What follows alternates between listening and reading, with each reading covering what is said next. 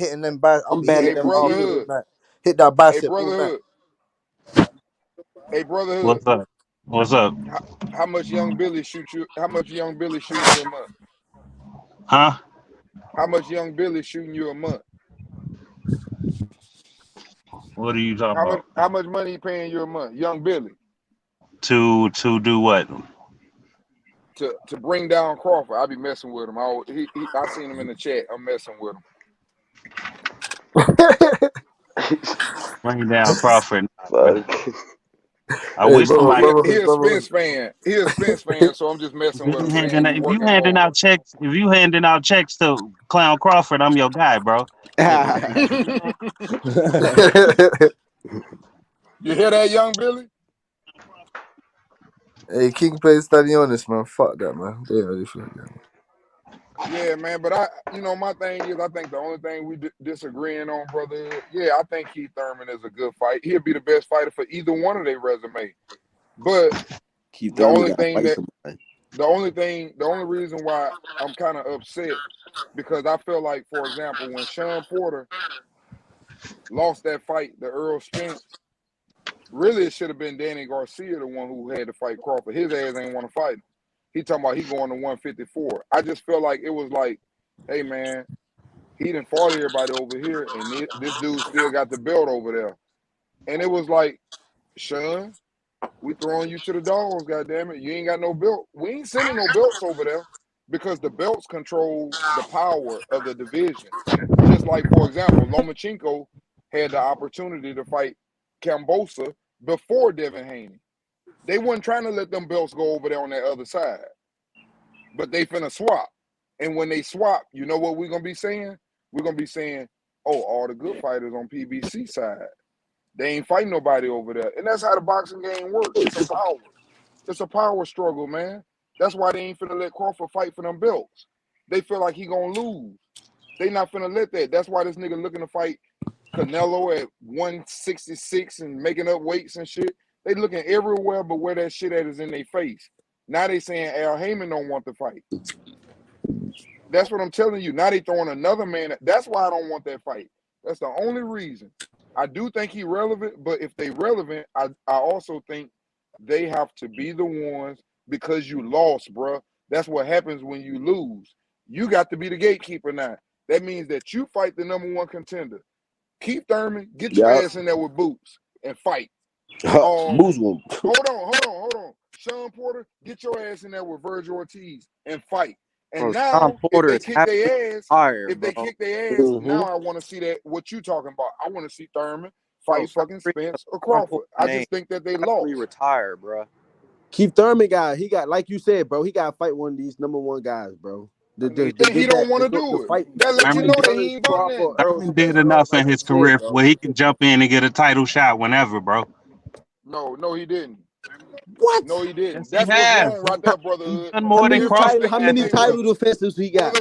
How many times Crawford unified like Thurman did? Brotherhood. That's what's killing the boxing game right there. Everybody think they Floyd Mayweather. These niggas ain't making no money like Floyd Mayweather. Stop it. They not. Stop it. And we got streaming now. So ain't nobody gonna pay you in no pay-per-view. You ain't no big hit. You ain't nobody. That's why they ain't even show the sales. You see, they ain't show them damn sales. They was talking about some 500 and all that, 500,000, Man, they ain't making 400,000. They shit ain't for show you Mayweather, that nigga. shit, did they?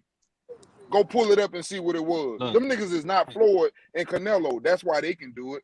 Everybody ain't Floyd and Canelo. Stop it. Oh, gee, look at it this way, bro. Please. Like, all right, Spence Crawford is the best fight. That's the fight everybody want. Gotcha. Yeah, but they're not Floyd and Canelo. Wait. Just let me finish. That's what everybody wants. Got you. Everybody agree. Now, after that fight, there's other fucking fights to be made.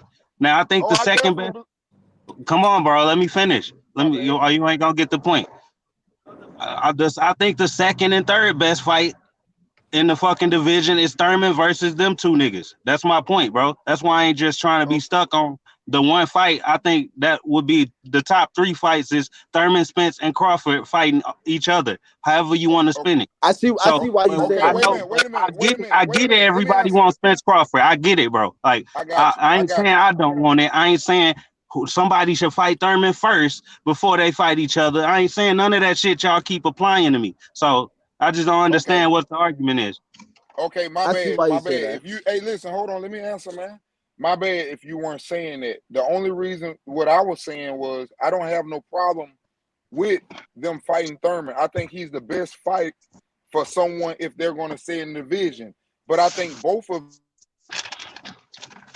have already made it very clear they're going to 154 after they unify the belts. Whichever one wins, what they're not going to do, and this is a common thing too. And you can now this is on you.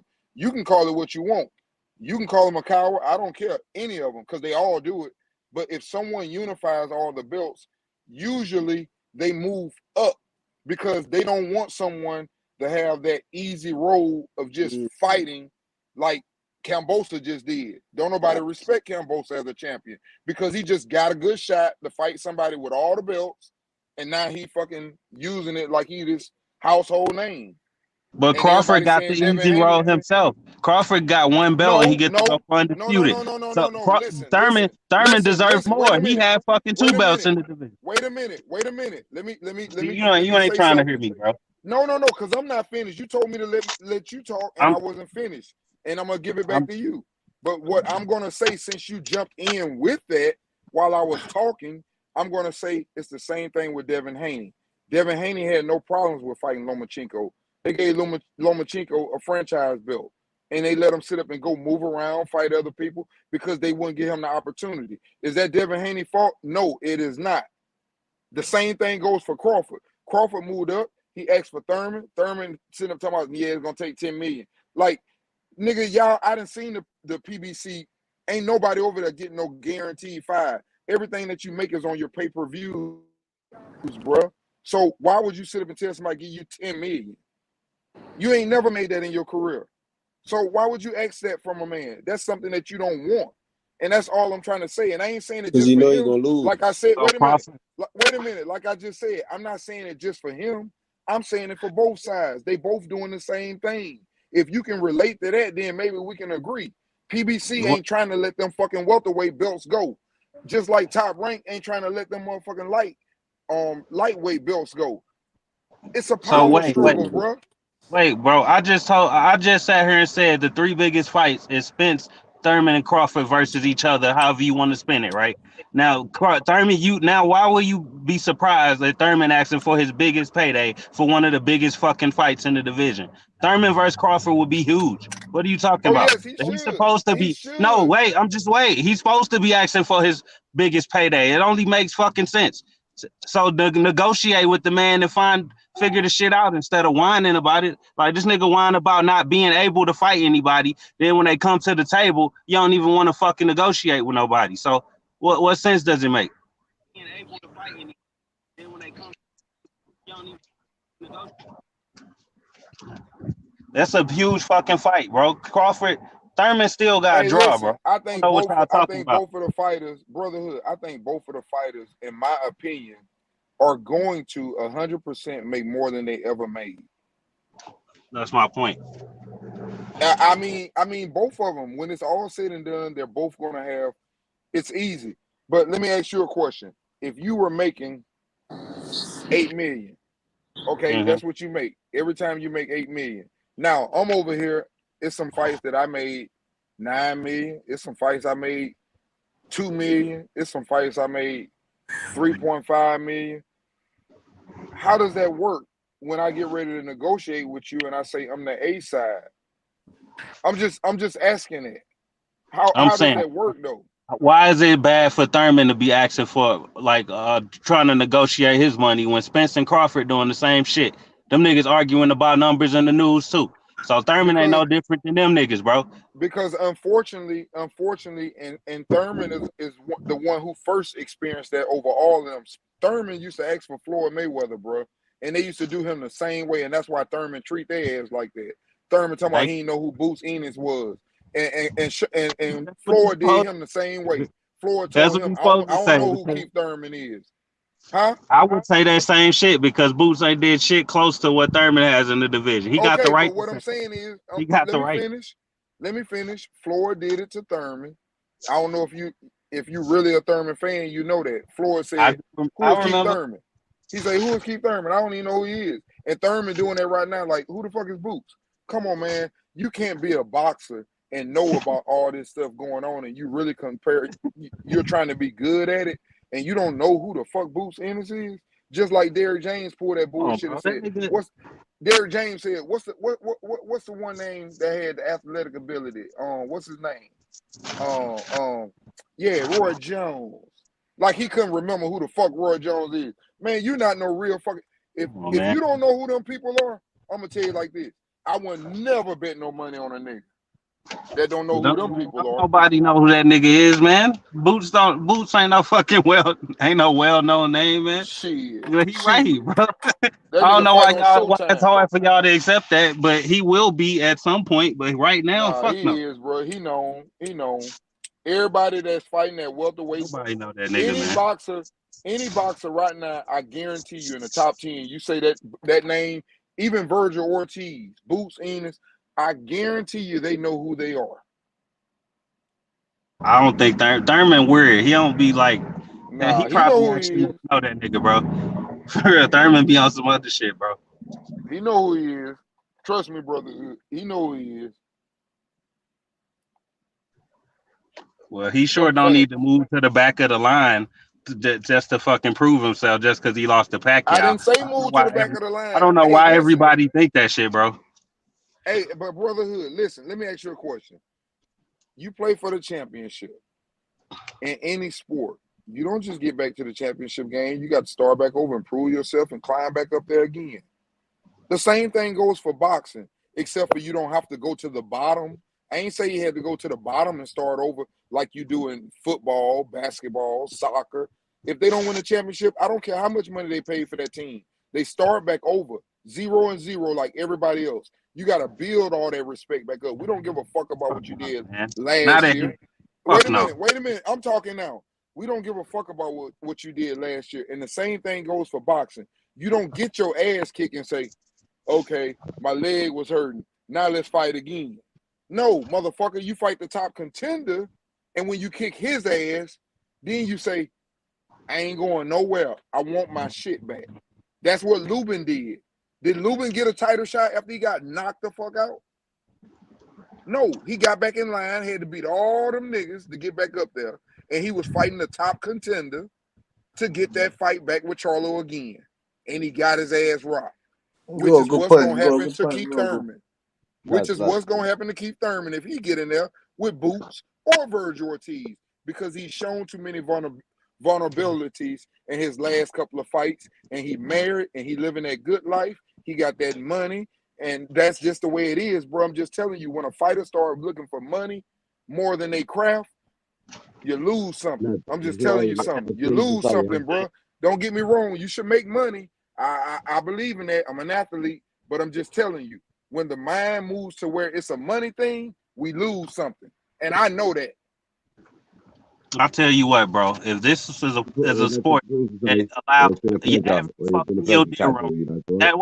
is a sport that allows Avni Yildirim, bro, to get a title shot after fighting nobody to fucking earn it. But Keith Thurman got to go through the gauntlet to earn a title shot. Fuck boxing. I will watch tennis. If that's what we're doing, I'll watch tennis. Because that's what the fuck is going on right now. That's like actually what's happening. It's all messed up. I agree with that. The boxing game messed up. I definitely agree with that. Definitely agree with the boxing game fucked up. Have a good evening, and I'm gonna jump on your panel tomorrow. Yeah. All right. Say no more, G. Big up to my boys in America. Yeah, sound boy. Yeah, you take care.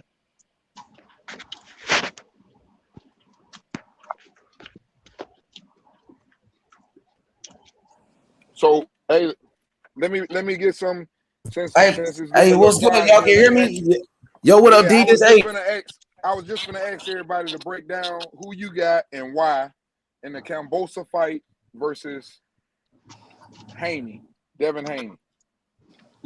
Who y'all got and why? I got Haney.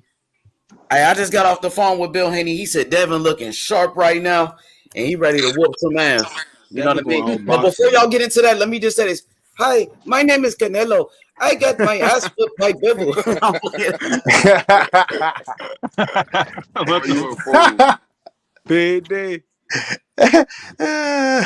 I think I won majority of the rounds. No, you fucking didn't. Cinco di Bivol, motherfucker. Cinco di Bivol. Cinco di Bivol. Fucking kick his ass.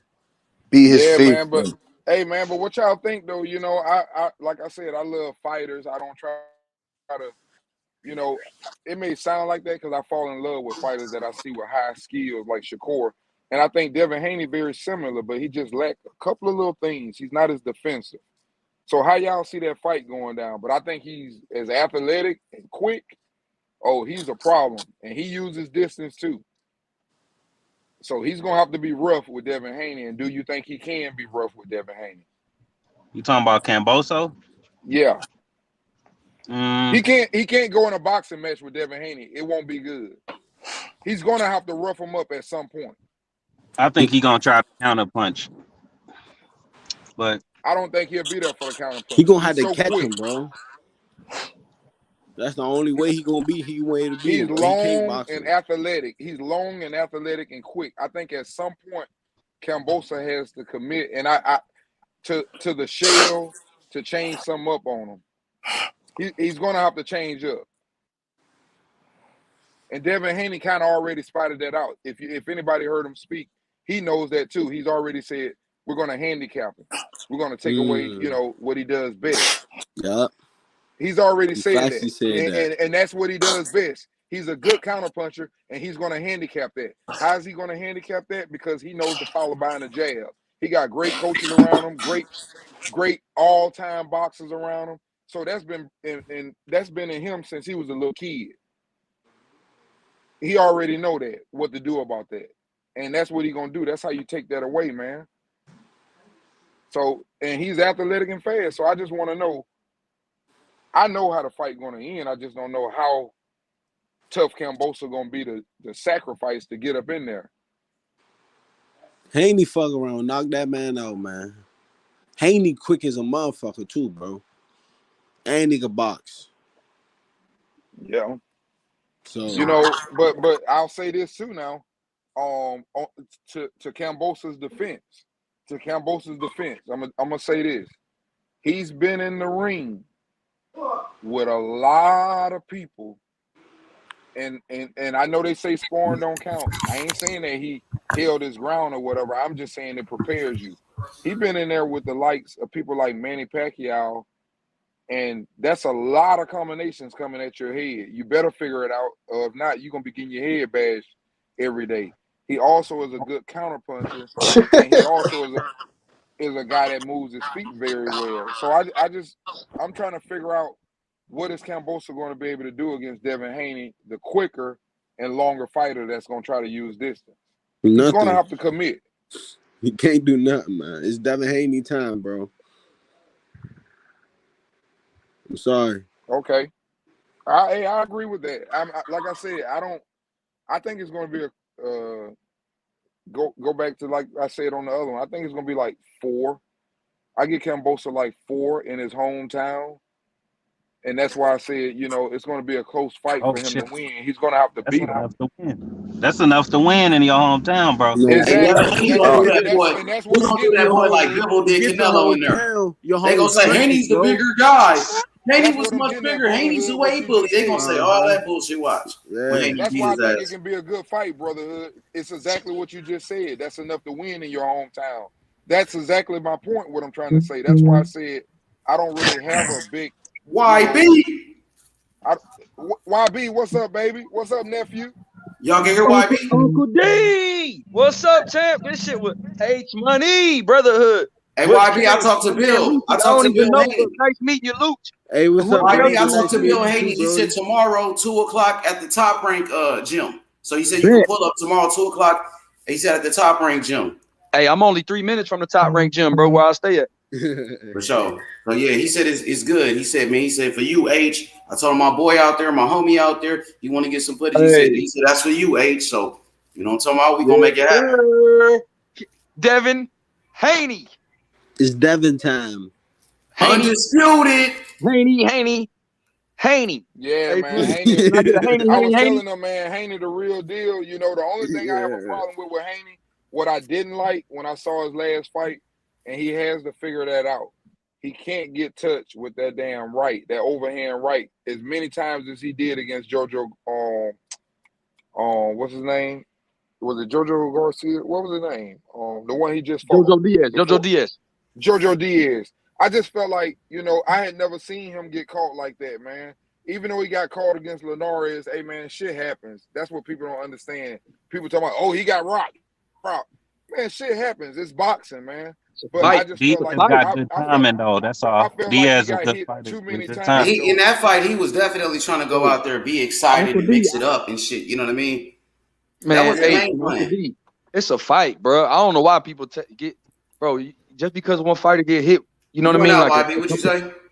I said, just because a fighter get hit a couple times, bro, it's a fight. I mean, I don't know what That's people. right. I You're don't gonna know what get people hit. expect. I don't know what people expect.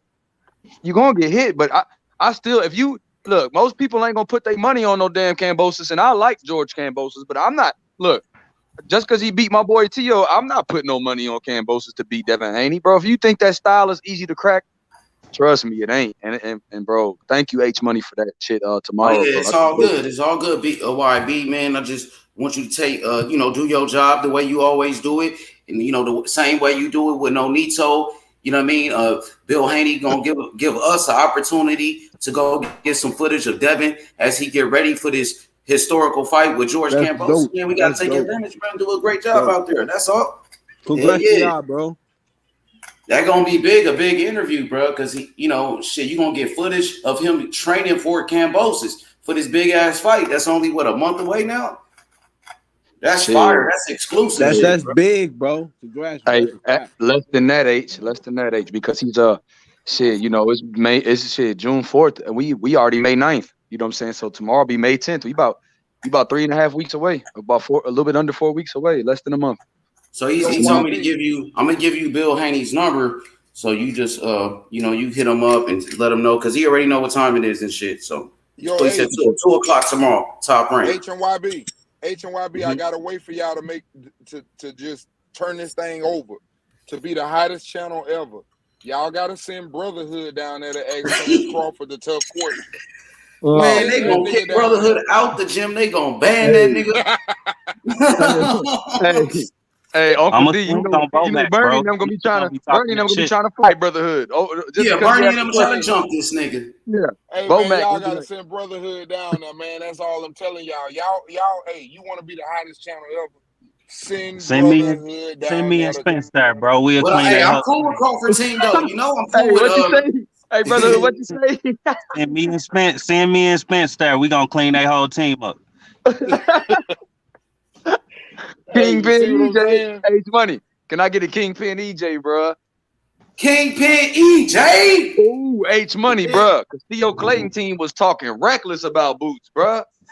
Oh my God, they was because they was at the gym. Sugar Hill Stewart was at the gym. Tyson Fury's trainer was there, bro. But they was talking reckless today. With Nonito and them, they was in the same gym with Nonito. Yeah, they was there. Yep. He was working out just to be there. I was like, bro, who you trying? He was like, nah, I'm just here working out. Which one they be at the Capetillo gym? Nah, they at their own. They ran out of space. They ran out of space and it's called DLX. Okay. That's a nice little spot, bro. It's like you can rent space. It's not your own gym, but it's like 10 bags in there. You got the ring. So they just bring their whole team. And I guess a lot of the trainers and stuff use it when they don't feel like being bothered. So yeah. And I went by Caleb Plant's gym. He not there. I was trying to see Caleb Plant today, see what he thought about Canelo. Bivol and also Benavidez. Fighting 2 weeks from now. Canelo. Yeah. What you call him, Cole? What you call him, Uncle D? I can't understand I name. call him Canelo. Oh man, Uncle They've D. been making a lot of excuses, YB. You said what? Them fanboys making so many damn excuses for Canelo, nigga, and we ain't having that shit, bro. Yeah, man. A loss is a loss. Took an L, bro. A loss is a loss, but I think Canelo be back, man. He's still a great fighter. He's still a great fighter. We give him that, but them excuses. Oh, he won the fight. He ain't win no 5 rounds either. I said that on the reaction age. I didn't think he won. Yeah, you gave him 3 at the most, I think. I gave him 3. I gave him 3. H Money. I ain't gonna lie. Generous. Yeah, I ain't gonna lie. And then you know what? Shit, bro. What you call it out here too? I'm trying to visit Salah's gym because I heard Ramirez is fighting your boy Abraham Nova on Beterbiev's undercard. And did y'all see that Xander Zayas and Berlanga back June 11th? See, they gonna I seen it. Yeah, they gonna keep doing this Puerto Rican theme H Money with Zayas putting him as the co-main, and he gonna end up taking Berlanga's shine because Berlanga. When they fighting in September, YB? They fighting in September. June 11th. June 11th. Oh, okay. And then your boy better be if is fighting June 18th. But they got Nova and Robesi, who, you know, that's a Salaz fighter, man. They got a mean undercard. They got Troy Isley. They have man, they got a lot of Olympians on that card. You got your boy Shushu back, Shushu Carrington. Yeah, that card is deep. Top Rank got talent. They got a lot of yeah. talent. Hey, That's what I'm saying, man. When them guys young, y'all talk about them guys. Hey, y'all talk about them guys, but it's almost like you got to understand when you're young. Like a lot of you guys right now, you know, I support you guys. You guys are entrepreneurs, and I respect that. That's why I love to get on here with y'all, and I hope y'all blow up. I hope y'all be the biggest damn thing, you know, in boxing. I really mean that. I don't give a damn. I don't even have no channel. I do this shit just to have fun and to add, you know, the humor and, you know, go back and forth with brotherhood and everybody on shit. You know, it's not that serious for me, but you know, I want to see you guys take this shit to another level, bro. That's real talk, and Hey, y'all you gonna doing see, it, man. man. You got Tomorrow, YB gonna be in there with Devin Haney, future undisputed champion, the youngest undisputed in the history of boxing, bro. Hey, YB, and don't even worry about the past. Like, you know, when we went back and forth sometimes with Bill, don't worry about that. Don't even bring it up. You feel me? This we moving forward. You feel me? Hey Bill, I give you some. Hey Billy, young Bill, I give you some. Let me see what Billy got to say real quick. What'd you say, YB? My bad. You heard what I said?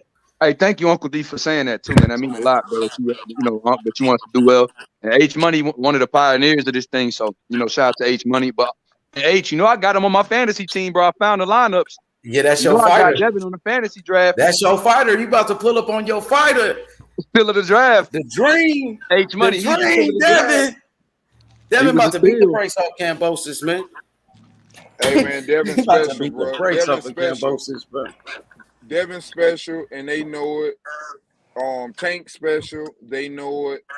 And you know, when you got fighters like that, and you got that inside sight right now, he trying to grow his trend just like you know you trying to grow yours. So you know he want them platforms, and I love that about him too, because he putting Devin out there, man. He pretty much forced that Devin fight between having people like Aki TV, you know. I watch all y'all, man. I watch everybody, but y'all just got this little open little thing, you know, and it's like, hey, we get on here and talk sports. And I'm a sports person, so I'm gonna always be on here to enjoy y'all, man. But hey, I really mean that, man. Y'all got it going on. You know, keep blowing up, bro. And I don't even want nothing. I just want to just help you. I want to see you grow. Hey, you know, we kind of cool with your boy Crawford and them too now, Bomac. Because it was a fighter that I was promoting, my boy Lolo. He was only 16 years old. He turned professional. And we sent them over there with Terrence Crawford and Bomac. And Bomac is his trainer now. So, you know what I mean? I'm cool with Bomac. I got Bomac number. I sent one of my fighters over there to him. So, yeah, we can get in touch with Bomac call, easy. Let me tell you something. This is what I do. This is what I do as a person. This is how I feel. I know a lot of people in my life. But this is what I ask you for. I ask you for tickets. If you know Bomac, them niggas need to be giving me free tickets to come to the fight, because I'm the real nigga that's sitting up in here and protecting. Nigga up here, just like that nigga up there in that top right hand corner is the nigga that hate that nigga. You know, he gonna do everything. He gonna throw everything between the motherfucking lines he can to stop that fight from happening. This nigga trying to get Thurman to fight. He trying to get Thurman to fight Spencer Crawford. Hey, I ain't hear that. Fuck Thurman. Hey, but brotherhood, that's his thing though. Brotherhood fuck with Thurman, Uncle D. Hey, but you know what, Uncle D, I'm gonna start calling you. Hey, I'm gonna start calling you Uncle Omaha, because you ain't from Pensacola no more. I'm in Florida too. You relocated to Omaha in your mindset, because you Uncle Omaha. Hey man, I just call it how it is. Like I told him, man, I fall in love with people that show me that they can fight in different styles. They show me they can fight forward. They can fight when they get that aggressive dude like Pitbull, like what Tank did. They show me they can adjust, bro. You in love. Love is blind. Love is blind. I love fighters that can adjust. Love is blind. I'm not in love with Canelo because Canelo been getting beat. Canelo been getting beat by the jab. He been getting beat by the jab, bro. I'm not impressed with that. Just like the bullet fighters, I'm not impressed with that. Motherfuckers, I know that style. Put your gloves up and hit a motherfucker. You gonna be impressed when Smith run right through that boy. I bet you will. That's what you banking on, what I just said. I know the bullies that punch hard, that, you know, go in there and do all this and that, whatever, and I know what happens to them. just like Hey, Kovalov. Go on to be great fighter. Yo, what up, Kovalov was a YB? bully until he Fighters. ran in What's there up with with never it? mind. Andre They talking. Ward. They still talking. I'll tell you in a minute. I hear Thought you. that I hear Andre you, Roger. Ward knew what the fuck he was doing. And then he found out he knew what he was doing, and he got in there again, and he got slaughtered. No, Kovalev That's why whooped it his won't be ass no in that rematch. first fight. That's a bad example. And to let you know, young Billy, I done Danny already told Drew. him, and you can hold me to this too. I told him that the one-leg motherfucking Benavidez gonna do better than what Spence did. Spence Show won't make it more. to round 12. My man Anthony Evans. YB, hold him too. He said Hold Benavidez me gonna to do that. better Did than you hear what I just said? Did you? Let me repeat it. Hold me to this. Everybody at the panel, just like y'all held me to Valdez win but one round, and he ain't win one round, motherfucker. Listen, hold me to this too. Uncle D, boy, he was mad at the scorecards. Hey, he said, "How they gave him 3 rounds?" Uncle D got on my mother. He said, hold me to this one too. I'm telling you, Benavidez, people were saying he was in the fight all the way up to round 7. And then he got stopped in round 12. And he said he fought a one-leg fighter. And I told him that one-leg motherfucking fighter is going to do better than what your motherfucking favorite fighter did. Remember and hold me to that. Benavidez gonna do better than Spence. Nah, that shit dead, bro. Wait a minute. Sean Porter did not do better than that one-leg fighter. Hey, and I'm going to tell you another one. Brooke did not do better than that one-leg fighter. Uncle D disrespectful. So don't tell me about that one-leg fighter until y'all send us some over here that can do better with 2 legs. Hey, YB, since Canelo lost, Terrence Crawford has been upgraded to the #1 pound for pound right now, bro. He should be. Hey, H Money, yo. That boy Raees Salim was on Stephen Fulton neck today. He said, man, he said we were supposed to fight we was already supposed to fight already. I'm about to upload that interview too. He said, I'm gonna interview that exclusive with Raees Salim because he's fighting on Charlo's undercard here in Houston, June 18th. He the co-main. On that Charlo Selecki, but he was like Fulton, MJ. Nobody want to give me a shot, bro. He said the politics. He said I was MJ's mandatory for 4 years, or no, for 2 years. And then he said I've been trying to fight Fulton for over a year or 2. And he said Al Heyman promised me Fulton next if he beat Roman. Yeah, he the boogeyman, bro. Raees Salim a dog. Hey, bro, him and Nonito, that shit was crazy. Raees Salim is the problem, and so is Nonito. That shit was insane. That shit was championship level fun. That shit was championship level work, H Money. 10 rounds, bro. That motherfucking Nonito sharp as a blade. Hey, wait till you pull up on Haney, nigga, tomorrow, nigga. I know Haney sharp. That boy looking sharp. Yeah, but Uncle D, bro, you disrespectful talking about Benavidez gonna do better than Spence. Nah, Hey, YB. Listen, man. I call this shit how it is. My name on here. Hey, Y'all been Uncle saying D, detail. Spence might stop you, boy, bud, in like round 11 or 12. Uncle D, and they call me Detail. No, say the whole name. Detail the truth. Detail the truth. See, you got Spence's nickname in your name, OD. I'm not kissing nobody's ass. I don't care about none of them niggas. I ain't kissing none of their ass. I ain't kissing no ass. I'm gonna call it how it is. That's what we need. I'm gonna call it how it is. David, man, tell me how it is, Nah, Come bro. on, Hey, no soft spot. He said, H Money, let me get it. Don't cry. Wipe your eyes. Oh, yeah, when them Canelo fanboys was bitching and crying when he got whooped. Yeah, hey, them excuses, like, I fuck with Canelo, but all those goddamn excuses being delusional, you won the fight. Now, you got your ass whooped, and you know you got your ass whooped. Canelo was raising his hands after the fight, hoping on a robbery. Hoping that he was going to win by robbery again. I like Canelo, bro. You don't do no shit like that, man. No soft spot. Shout out to No Soft Spot. But when Wilder made excuses, they said, "Oh, we don't like Wilder because Wilder made excuses." Canelo did the same shit as Wilder, the same thing as Tio, but everybody jumped on Tio. Everybody. But Canelo can do the same thing, make excuses, and he get a pass. But there's no Wilder under the bus, no Tio under the bus. You know what I mean? That shit ain't cool, bro. That shit fucked up. Don't cry, dry your eye. Here comes your mother with those that two shit little guys. crazy, My bro. mean mother stepped up, said to me, "Hi." I fuck with Canelo, but I don't like those goddamn excuses he made. I don't like that, bro. Bivol beat you fair and square. He outboxed you. He gave you a boxing lesson, bro. Either you're going to take the rematch or you're going to duck it. Point blank, period. And I want to hear shit about, oh, these guys need to fight each other. They need to do this and that. Nah, bro. H. Yeah, there's no more. I'm busy. No more of that all shit. these damn excuses. Yeah, no more. Man, hey, YB, I know Morrell would beat the fuck out of Canelo too. Beat the dog shit. He'll fuck around and stop Canelo for real. Keep it real. He ain't fucking with Bivol. He ain't going back over there. What he want a rematch for? He not going back over there, bro. So don't. Morrell got power shots. He lucky Bivol wasn't a power puncher because Bivol was cracking his ass. He hurt him a couple of times. Mm-hmm. Bro, I want Bivol. I want that rematch though, because I feel like if you really that warrior, that guy that we think you are, that guy that we was building up Canelo to be, you got to take that rematch. You got to. I told him that, Young B. I told him that. It's calm though. He ain't gonna win. Because he beat you handily. Look what Ali did. Ali got back in that ring. And you know, also Uncle D, he was, remember he kept saying if me and Floyd fight while I'm in my prime, it'll be different. Well, this the most decisive fight that you had on that Bivol that you lost since Floyd. And if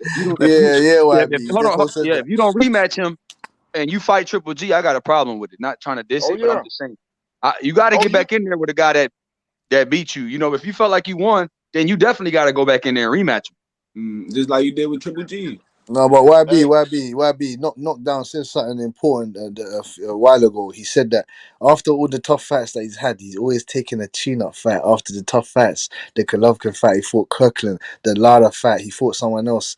This fight, he fought this person. No, he's not taking that Bivol rematch. No. After the Golovkin fight, remember he was on suspension, so he didn't fight. He remember he didn't fight for 6 months, and Golovkin fought Vanez, but he went straight into the Golovkin rematch. After that, he didn't go. After he fought Triple G, they signed a rematch right away, and then that's when the Computer stuff happened. And then he had 6 months suspension. Then he went into the fight. Golovkin fought Vanez to stay busy while Canelo was on suspension. Well, then who did Canelo fight after? Who did he fight after the second Golovkin fight? Who did he fight after? I don't know. I gotta look at post Lennox Lewis. But he went straight into that fight. He went straight into that fight. After that, didn't he? I forgot who he fought. I don't know who he fought. I'm sorry, but can you go back to that? I'm saying, look, man. That chat that said that Lennox Lewis, he took his revenge fight, and that's what I'm saying. Okay, you got a question right here, though. Let me ask what about this question? He said, ask Uncle D if he knows Alfred Smith from Pensacola. Oh, he wanted to ask you that. No, I do not. I don't. Where should I know him from? From what? And what's the other one you wanted to see? I wanted to see the one about Lennox Lewis revenge fight because I wanted to touch on that, what they sent you. Lennox Lewis is a perfect example of a revenge fight. Lennox Lewis ran in there against what's his name and got knocked out. Rockman. He got Rockman. And see, he got right back in that fucking ring and knocked his ass back out. That's what I call a fighter. Yeah. See, that's the difference. Yeah, Canelo Alvarez is not doing that to that man, boy. Rackman don't have the skills of Bivol. Rackman don't have the skills of Bivol. Listen to me, man. I ain't saying nothing wrong with him. I'm just saying everybody ain't built like that. When y'all said Castillo beat Floyd say run that shit back. When y'all said Madonna, he beat him, run that shit back. He wanted to prove his point to y'all. Some people don't have that type of personality, and you got to understand that. This is boxing, man. Davis just told you he ain't never picked a motherfucking fight. I can pick my fights and fucking be 40-0. What's the difference between what Jake Paul doing and they doing? That's what I want to know. Hey, YB, what you think about Canelo winning this rematch at 168? Not wanting to fight. That's what I think. He don't Canelo said no. Canelo is the one that said he feel more comfortable at 168, even though, the day before the fight, he said he could fight at any weight class against anybody. I could use Canelo words against this nigga. Well, he showed us Saturday that he don't feel real comfortable at 175. We know that. He talking about he more comfortable at 168, but just the day before you were saying you could fight at any weight class against anybody, including Usyk, the heavyweight champion. Well, 175 ain't comfortable. Ain't no excuses for Canelo around here, nigga. I held Deontay Wilder accountable. The same thing with my own fucking favorite fighter, Devin Haney and Bill Haney. You think I ain't gonna hold Canelo accountable? Nigga, cook the fuck out of Canelo around here. Hey man, that's who you gotta have on here with me. I gotta get on here with Devin Haney and his pops. Them some real ones there, and I love how they go about business, man. I love how they go about business. They get it. They get it. If you go back and look at the Oscar Valdez fight, when Canelo walked through there, you know, they standing. They waiting on him to come. Hey man, let me get a picture. Hey, they know what they doing. They ain't shame about what they doing. They doing it the hard way. And that's what boxing is about, man. I respect even if Canelo gets a rematch, AD, even if Canelo gets the rematch, it rematches him at 168, and if he beat him at 168, you ain't gonna get no credit for draining that man and taking him to a fucking catch weight after he whipped your ass. Fuck that. He said it would go to 168 if it's for all the belts, all the belts. You know what? Canelo want to fight at 168 because he said he's more comfortable there. Bivol's the champion at 175. You know what I'm saying? So he don't get no respect if he try to fight Bivol at 168. I don't give a fuck. Here's the thing though. It's bad all around for him because number one, like you just said, you couldn't beat him where you thought you could beat him at. And you never proved that. If he goes down to 168 and you win, so what? The man is drained. It's a no-win situation. That shit ain't gonna happen, man. Trust me, that's just smoke and mirrors, man. He ain't gonna rematch that's him. smoke and mirrors, man. It's smoke and mirrors. No, that's what I'm saying. He's not going to rematch him. Right here. We got the poll in the chat. Who wins the rematch? Bivol or Canelo? 73% of the people said Bivol. Only 27% saying Canelo.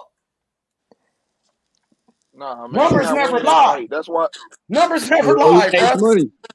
I'm one of the 27% that pick Canelo. Be honest. Hey, and I pick Canelo. He gonna what do you actually think is gonna win the rematch, YB? I don't count him out. What do you think? Hey, YB. I always told you, listen, I pick Canelo. Let me say that so y'all don't think that I'm somebody that's just against him. I pick Canelo to win because I did not know if Bivol was a dude that would fold when he started hitting him on his arms and say, oh, this motherfucker can punch. And that's what I be trying to tell y'all. The same thing about Spence. There's a difference between fighting on the inside versus fighting on a person that is not afraid of you, that really believes they can win and gonna throw punches with you. That's when we find out how great you are. That's why that Spence and Crawford fight is so fucking great because they both are alpha males, man. We don't know what's gonna happen. Is Spence gonna hit Crawford and Crawford gonna turn into a bitch and start running? Is Crawford gonna fucking catch his ass? That's exactly what's gonna happen. That's exactly what's gonna happen. Is Crawford gonna catch? Listen, is Crawford gonna catch Spence when he running in, trying to throw some fucking bullet, some shots, and get what's the word I'm looking for? Get dazed, and then Crawford just fucking go crazy on him and just get the fight stopped. You don't know what's gonna happen. Fact. But one thing I do know, I done seen Spence get hit. I done seen Crawford get hit. They love to bring up Kavaliauskas hitting him and knocking him down. What I saw was a person that got hit and a person grabbed. He grabbed to not get hit again. He grabbed. So that means that he's in his senses. Now, I done seen Spence get hit with a good shot and do some shit like, what the fuck is going on? Nigga, I dropped some money in the club. I seen Sean Porter get hit and look at the back. Somebody threw something in the ring. Dropped. Hey, listen, hold on. I seen Porter get hit with that same shot I'm telling you about that's going to cause Spence the problem. The same shot that almost knocked Kell Brook out the ring. I seen the same shot hit Sean Porter. And if you don't believe me, go back and look at it. I think it's in either round 6 or 7. He hit him, and Sean Porter looked down at the mat like somebody threw something in the ring, like where that shit came from. And you know what that is? Because I'm a basketball player. It's like when you tear your Achilles. When I tore my Achilles, I looked back at the stands. I was at practice. I was like, who the fuck threw that? because you hear it pop. And that's what he felt in his motherfucking face. Who the fuck threw that? And he looked down at the mat. And if you ever bring the motherfucker on, I ask him. And I bet y'all know what the fuck I'm talking about. He looked at the mat when he hit that nigga with that shit. Can I get a Kingpin EJ? Yes, sir. Kingpin EJ. You can get it. Hey, YB, what you thought about Canelo after the fight partying? Did you see the video when he was singing and he was drunk and shit after the fight? Yeah, I saw it. I ain't look. Yeah, I saw that shit. Now, so when Earl Spence is drinking and shit, everybody got a problem with Charlo when he drinking, but it's okay when Canelo get drunk after he got his ass whooped. I see they thinking it choosy. You gotta realize that. Shit, what was Canelo's ring walk sponsored by? By who? Henny. I forgot. Oh, was it Hennessy? Hennessy. Never stop. Never settle. Yeah, bro. So we know. What the fuck is that, fam? That's what I'm saying. Canelo, man, I think Canelo has achieved so much in the sport. I don't know if he's like, I don't know if he feels like, he done so much where it kind of got to his head. Is it boxing? Is it boxing no life no more or what? Like, that's what I'm saying. Is it boxing Shit, no, he wasn't cutting no corners. It's just Bivol was a big, strong, great fighter. Like Bivol's a bad motherfucker. Bivol just better than him, bro. I don't think he cut no corners. I just think Bivol wasn't allowing him to. Bivol wasn't allowing himself.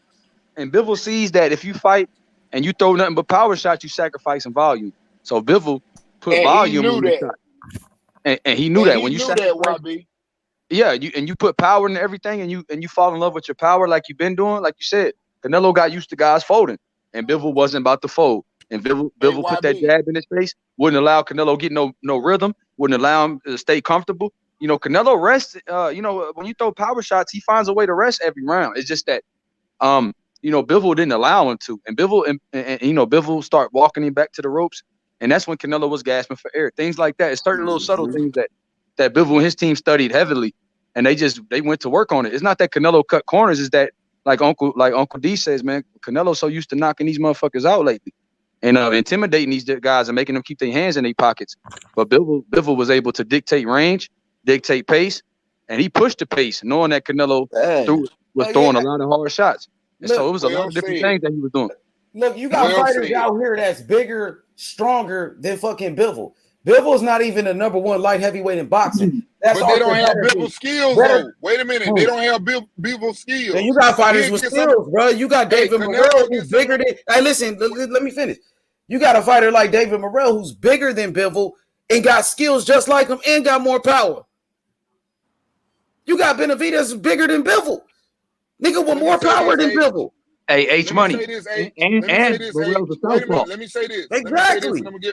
I'm gonna give it right back to you, H. But let me say this: make no mistakes about Canelo will whoop some of the motherfuckers' ass at 175 because they are not a moving target and they don't fight behind their jab. Styles make fights. Bivol is just not somebody for Canelo. Get the fuck away from him. He ain't the one to fuck with. Hey, look at this comment right here from Jimbo. I want y'all to look at this comment real quick from Jimbo. He said, H, can we talk about the silk Dolce Gabbana pajamas Canelo was wearing? They look tight and might have cut off the blood flow to Canelo's brain. That's why Canelo was gassed out, because of his oxygen. Come on, man. You see this shit, YB? That's the shit that I'm talking about, bro. Come on, man. What the fuck? Hey, I believe you got these dudes doing that. They can't be. They are serious, bro. They can't be serious, bro. Bro, this shit is crazy. What you say, YB? I said them shits was tight. Hey, bro. But what the fuck, Jimbo? Hey, Jimbo a big Canelo fan though, bro. Jimbo just poking and trolling. That's Jimbo. Canelo tough, man. He a good fighter, but y'all got to. I remember the Wilder fans did the same thing, and they made a whole big deal about Wilder. They still talking about Wilder 3 years after. Mm-hmm. Yeah, man. We got to give credit where credit due, man. He a good fighter. I'm just saying that there's a style. Hey, you know what? There are teams that win in the Super Bowl. Let me give you an example. All them great years of New England, right? All those great years. Y'all do realize the Miami Dolphins always kick their ass, right? Styles, man. It's Styles. I know we comparing football to boxing, but it's the same thing. It's styles. It's some people have a chin and a toughness. There are people that can box their ass off with no chin. It's styles. Bivol is not that dude to fuck with. He ain't fucking with that dude no more. He know that. He ain't fucking with him no more. Stop talking about it. Rematch. He ain't studying that fucking rematch. He done already called him and told him, hey man, you're a good fighter, this and that, whatever. I'm gonna fight fat ass, old ass Triple G or whatever. Because I ain't fucking with Andrade. I ain't finna fuck with no motherfucking Benavidez because he'll take all my Mexican fans. So I ain't fucking with him either. He going to Triple G. Now who wanna bet that? Ain't nowhere else to fight. It ain't That's though. why he got drunk after the fucking fight. That shit is over with. To go fight a All you washed up Triple motherfuckers G, that's the been fooled. 40-year-old Triple G, the fight that nobody wants to see. Hey, all you motherfuckers that done been fooled, that shit is over with. The run is over with. If he does that shit and duck out this rematch and he got a rematch clause, nigga gonna cook the shit out of Canelo. No, I ain't gonna lie. they ain't. And if he go fight a 40-year-old Triple G after that, He ain't got no other choice but to fight Bivol. You got a choice, bro. He can pick and choose whoever the fuck he want to fight. Hey, you know, today on ESPN, First Take, Stephen A. Smith was talking about Canelo fighting Benavidez today. Ain't no old ass Triple G. Nobody give a fuck about that. No fucking Triple G, man. He washed up, man. No Triple G lost to Derevyanchenko. All Canelo can do right now is mess his legacy up. That's my personal opinion. Nigga, Stephen A. Smith, everybody calling this nigga out in front of the world, nigga. I live in Pensacola, bro. I live in Pensacola. I watched Roy damage his career, and people think they know Roy because they see him get knocked out and shit. So and then when somebody really want to fight you, AD, when somebody really wanted to fight him, Demetrius Andrade, or what he say? I'll never fight you. You're a horrible fighter. Even though Demetrius Andrade he a 3-time world champion, nigga, and a fucking Olympian, undefeated. How the fuck is he a horrible fighter? Exactly, because he's not a horrible fighter. But Canelo was good in the past for saying shit like that. And when Mike Tyson, he told Canelo, go fight Benavidez, I want to see it. He said, I don't give a fuck what Mike Tyson thinks. And everybody was okay with it. Nobody hold a Canelo accountable. And that's why I got to appreciate brothers like Bang on YB channel, who was speaking the truth, nigga. You know what I'm saying? And now all of that shit starting to come to the light. You starting to see this shit. And I'm not saying, I know Canelo is a.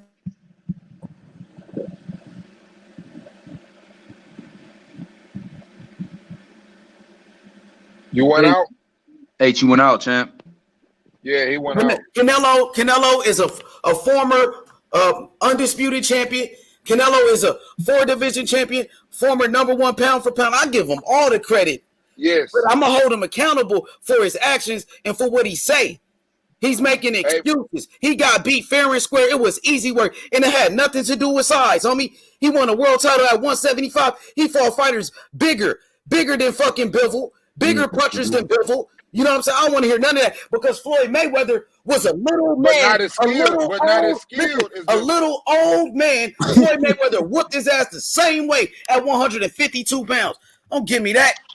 And Lara wasn't at 175. Lara just had different style. Lara just had the style. Lara beat him at 154. Lara just had the style. And they robbed our Cuban brother just like that, bro. Lara had that style, bro. It's just certain styles, but Lara. Shout out to all the Cuban fighters from Detail the Truth. They get it the worst, man. I'm just telling you, they get it the worst. Hey, Uncle D, and then like you said, Lara, man, he's been a difficult style for everybody. Even Jared Hurd at the end of his career. Beat Paul Williams. He beat Paul Williams. Beat Canelo. He beat. Hey, listen. Arguably, even though he got knocked down, he beat Jared Hurd. Jared Hurd. That's what I said. Hey, he gave Jared Hurd all he could handle. If he wasn't Cuban, hey, and even Castano, he gave Castano a tough fight. Yeah, hey, that man could be undefeated. That's what I'm trying to tell y'all. It's fighters out here. We're not recognizing them, how good they are, and that's what I'm on here for. I'm gonna talk about them motherfuckers that can fight. Yeah, Lara is a motherfucking fighter. He was a special fighter. He was a special fighter, bro. Lara. And he old, and don't nobody want to fight him now. Yeah. And he old. Yeah, he is. Yeah, that's true. Ooh. He don't duck none of them dudes, the up and coming challenges. He don't duck that. What about the welterweight division? nah, I lost to the champion. I'm gonna wait till I get another champion shot. I'm not fucking with Boots. I'm not fucking with Virgil Ortiz. You heard Sean Porter. Sean Porter said I would never get in the ring with Boots in it. Yeah, he did. Who else said that? Somebody else said he ain't finna get no name off me. Keith Thurman. See, they running from that shit. Mm-hmm. That's the difference. Oh shit, God damn. Laura fight them motherfuckers. You hear that, brotherhood? Laura fight them motherfuckers. Who would be Castano if he ain't beat Laura or if he ain't get that draw? Hey, that was a close fight though. I didn't think. Yeah. He fought Castano. He fought all them boys, man. Terrell Gausha beat the dog shit out of Terrell Gausha. Yep. That's what I'm saying. He fight them. Lawler's best fight to me, shit, with most action packed was Alfredo Angulo and Jared Hurd. Those were the two best, most entertaining fights I ever seen. And that motherfucker showed, people say he got that run style. That motherfucker didn't show that against Alfredo Angulo or Jared Hurd. That motherfucker bit down in them fights. Shout out to Erislandy Laura, man. Like you said, shout out to the Cuban fighters. But yeah, man, I'm excited about this Boots fight coming up because Castillo Clayton team, man, they said, man, you gonna be wrong. I said Boots ain't nothing to play with. They said we know who you picking, but we gonna whoop him, bro. He been ducking us. They said he swerved us twice. I said, oh shit. I got a question for my man Brotherhood. Who do you think? I'm gonna show you how much I love Thurman, and I'm gonna tell you, I guarantee you, we got different opinions. Who do you think Thurman's toughest fight was? Hey, Brotherhood, you there, Brotherhood? He on mute right now. Oh, okay. Well, I was gonna say a lot of people wouldn't agree with me. I think he was Keith Thurman's toughest fight. I also think he was Tim Bradley's toughest fight. Diego Chavez. Chavez. If y'all go back and watch it, then y'all let me know what you think. Another Argentinian, Diego Chavez. Yep, another Argentinian. Another Argentinian. That's why I say I don't get caught up on no names, bro. I look at what's happening in that ring, who is challenging you, who's not afraid of you, and what do you do? Yep. Hey, yep. That was an underrated fight right there.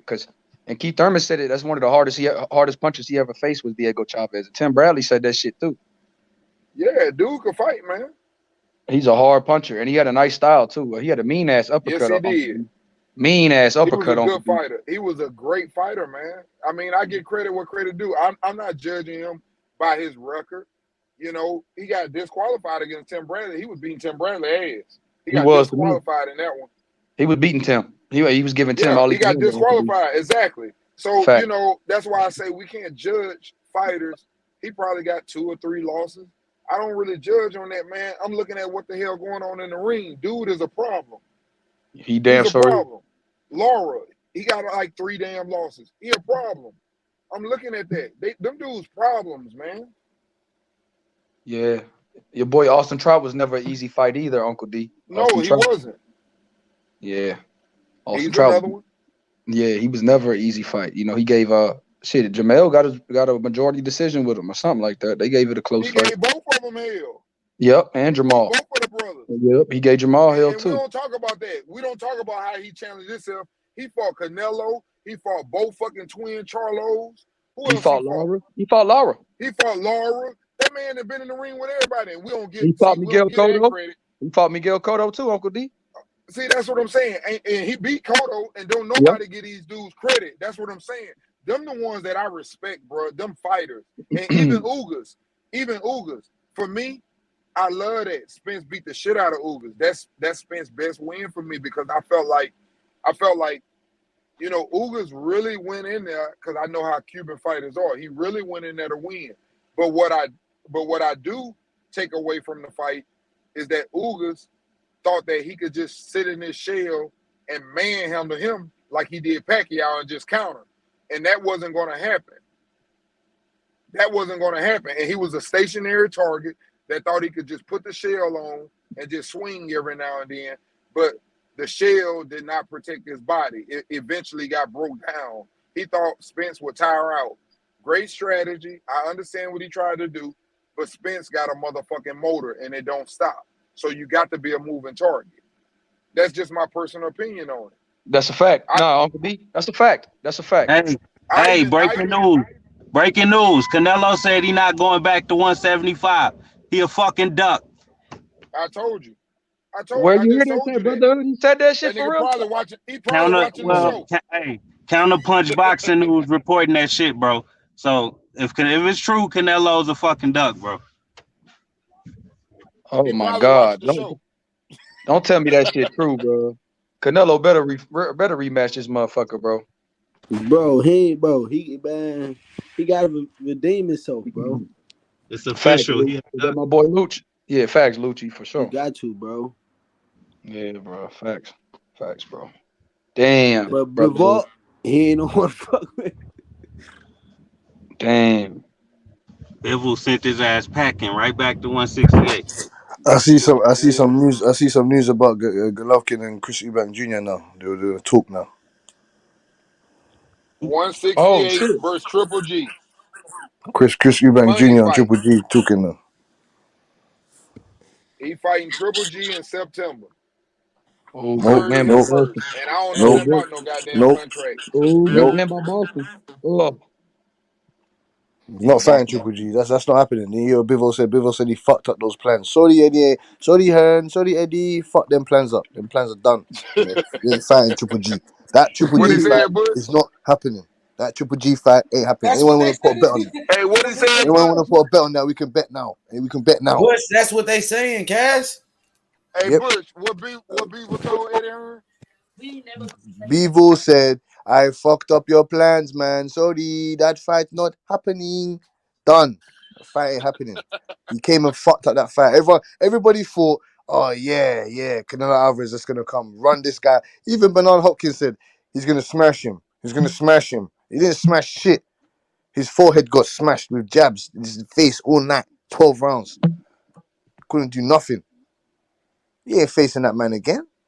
Hey, man, when you move up like that, man, some fighters, when they move up, they need to, adjust their body weight, to fighting that weight. And they usually say, hey, man, let me get a top 10 fighter, but not the best, to find my, to see where I'm at, fighting these big guys. The ones who want to be great, and that's what they're saying about Canelo, they go up and they fight for a belt. But what I'm telling them is, all of the greats try that because that's what they're searching for. They want to be great. They don't want to be no normal fighter.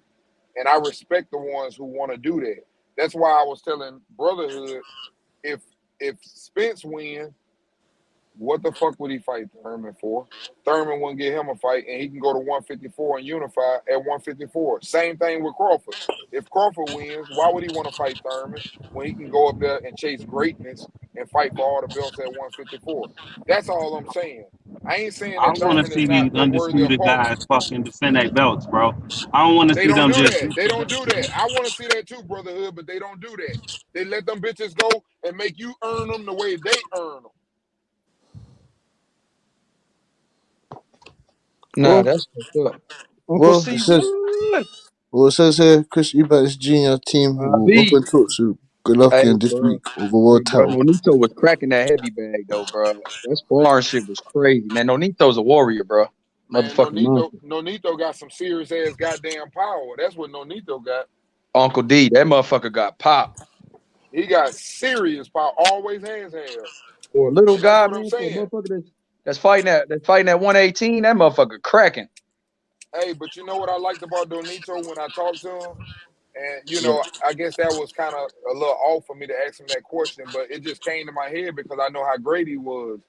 And I brung up when he fought what's his name? Rigondeaux. Rigondeaux. Yeah, I asked him And too, and man. and and and, and he said and he admitted it. And that's what I'm Hey, trying to Cash, hit say. that mute. Hit that mute, Cash. Go ahead. And that's what I'm trying to say. He admitted it. He said, when I fought, I wanted to use my power on him. He knew he had that power. And Rigondeaux was a moving target. And his whole thing was, I'm just going to like touch him between his punches while he trying to load up. And his impatience caused him to fight. But he learned from that. That's what I'm trying to say. Some fighters have an ability that they can regroup and do different things. They got levels. They realize that, hey, man, this was not the right fight for me. I can do another thing. I haven't seen that, and I'm not taking away from Canelo. What he did is great, unifying a division. But what I'm saying is there is a style that is giving him problems. And it ain't just him, because Roy had the same problem. That's why both of them were from Florida when what's his name was chasing him. Was chasing Roy the whole time. Golly, what's his name? Did the Rocky movie. Come on now. I'm losing my thought. I'm old like that. What's his name? I know y'all know what I'm talking about. The one that knocked him out. The first one. When he went up and came Antonio back down. Tarver. Antonio Tarver from Antonio Florida too. Tarver. There we go. There we go. Antonio Tarver, for example. Antonio Tarver couldn't beat Bernard Hopkins. Bernard Hopkins made him look like a goddamn fool. Roy made Bernard look like a fool. It's styles, man. But he had never fought nobody that tall and that long that could use his distance. It's different. That's all I'm saying. You have to be able to adjust. You got levels. I see that when I watch Shakur.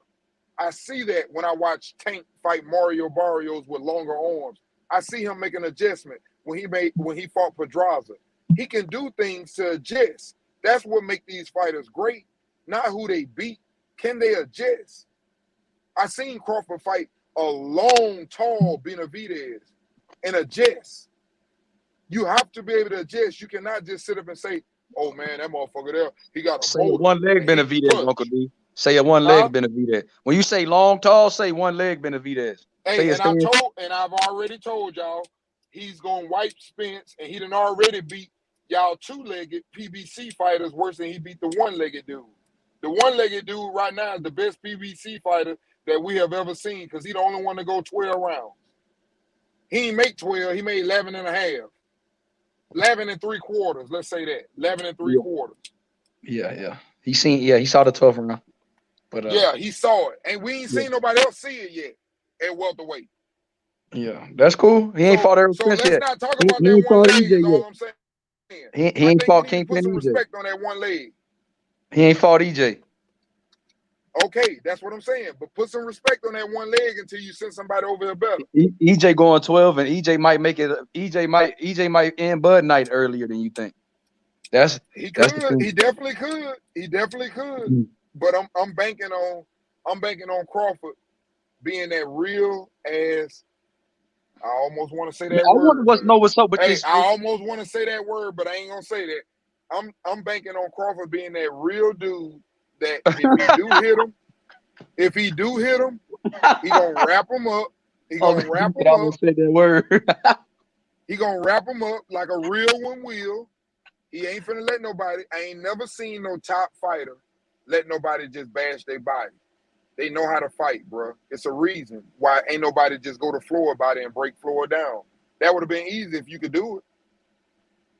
It would have been easy if you could have broke Shakur down, just like Valdez thought. Yeah, he's never been in there with one like me. Yeah, I'm gonna make it very difficult, you know. Hey, I'm gonna give the people all Floyd to the body. What you None of that shit mean nothing. None of that shit mean nothing until you can do it. You got to be able to do it. And it's different when people are not afraid of you. Ask Canelo. He just found out. Hey. Somebody ain't afraid of you and they can box. It's a different match. Hey, Unc, I think people are intimidated by Crawford too, Uncle D. I think people are nervous and fearful of his power because of what he's been doing to guys. I really do. I think Porter fought him with a little fear in his heart. You know what I mean? Porter had a lot of respect for Terrence Crawford because he know what he can do. And that's what I'm trying to say. Y'all talk about how hard Spence punched, but Porter attacked that motherfucker the whole fight. Why didn't he do Crawford like that? Because there's a price to pay coming your ass in there like that. And when he lost it and he resorted to who he was, he got stopped. You will Porter eventually also said that Crawford wasn't the biggest puncher. Match, wait a minute, let me finish. In a boxing match, I'm a firm believer that a boxer will resort to who he is at some time in that fight.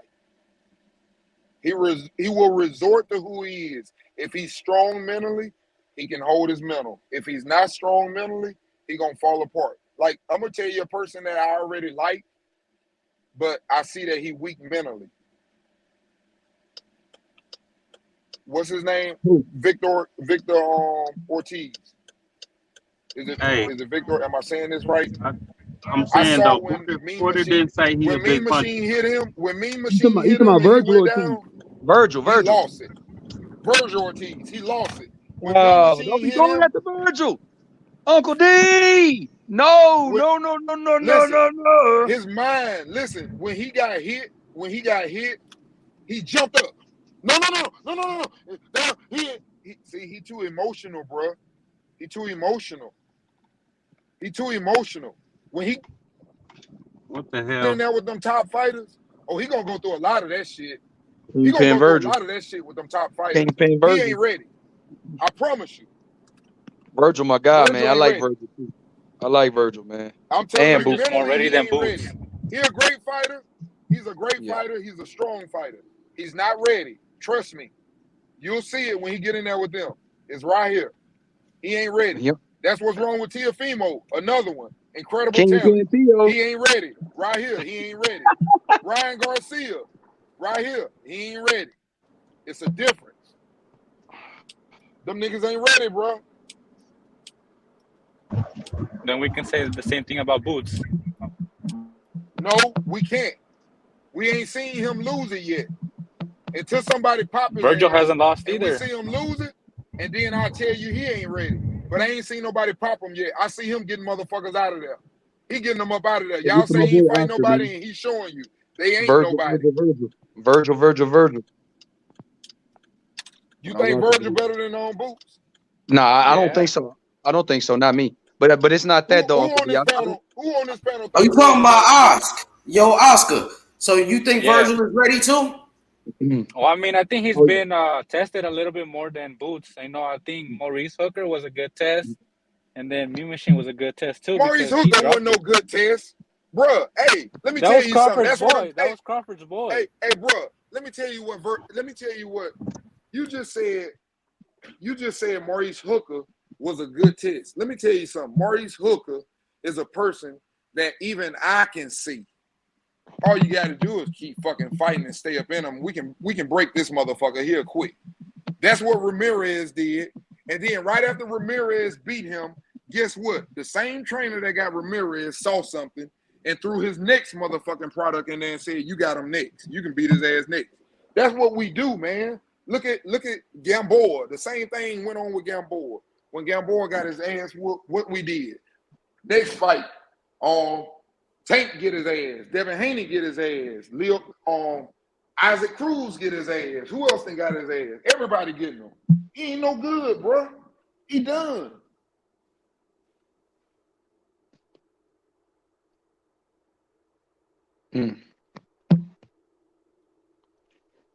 Uncle D. Well, I feel like Boots and Virgil, they both been in there with some good competition. It's almost equal. Like Virgil beat Maurice Hooker, who was a champion at 140. Boots beat Sergey Lipinets, who was a champion at 140. Maurice Hooker was already knocked out by Jose Ramirez. Lipinets never was stopped, and Boots got to him. Then you had Virgil fight Mean Machine. Mean Machine was already knocked out by Crawford. Mean Machine never was a champion. He was a contender. And we seen Boots in there with Thomas Delorme, right? And we seen Virgil in there with what's his name? Mauricio Herrera at 140. Yeah, Even though he was washed up at that time, he was older. Virgil was the first person to knock him out. I think Virgil is ready for some of those guys. I don't know if he's ready for Spence or Crawford. He might not be ready for them, but I think Virgil can beat Danny Garcia. I think Virgil can beat guys like Keith Thurman right now, maybe. That's what I think. I think Virgil's a hell of a fighter. I think Boots is a hell of a fighter. It depends on which one you like more. Some people might like Virgil. Some people might like Boots. You know what I mean? Yo, H, you left some people off on Boots' list, though. Boots. Okay. Boots. He whooped Delorme. He whooped Van Haren. He whooped Sergey Lipinets. Hey, yeah, I said Lipinets, and I said Lipinets, and I said Delorme. Yeah, Delorme, right? Yeah, he was a champion. Yeah, I said him. I said him because Delorme fought Terrence Crawford and he fought Stanley Jonas. He won 12 rounds with Stanionis, and Boots knocked him DeLorme out in wasn't no fucking one fucking round. champion ever. He was never a champion. Who But was? still, he was a contender, just like Mean Machine. That's what I'm saying. Mean Machine never was a champion either. But Mean Machine was younger. DeLorme just won 12 rounds with Thomas DeLorme won 12 rounds with Stanionis. 12 rounds. He was winning rounds in there too. He was competitive. Yeah, that's And something. then the next fight, Boots stopped him. Complete bum or nothing. Now they both good fighters, to be honest. And they both are young fighters. Hey man, let them dudes get their opportunity though. Don't sit here and let these dudes sit around and they can't get no fight, and before you know it, it's 2026 and they finally getting their title shots and shit. You know, that's all I'm saying. Don't do them dudes like that, man. And then Well, they gotta wait their turn, to be honest, because you got Terrence Crawford and Earl Spence Jr. They trying to fight each other for undisputed. They not looking down. And that's why when they fight each other, they have to leave the division. Let Facts. the young guys, That's exactly what they're gonna do. We know that's what they're gonna do. Let the young guys have their time, and that's what Exactly they're supposed to do. And that's why I said Thurman is irrelevant now. That's all I'm saying. Thurman got to get in the fire, man. That's all I'm saying. I understand. Thurman ain't trying to mix it up, bro.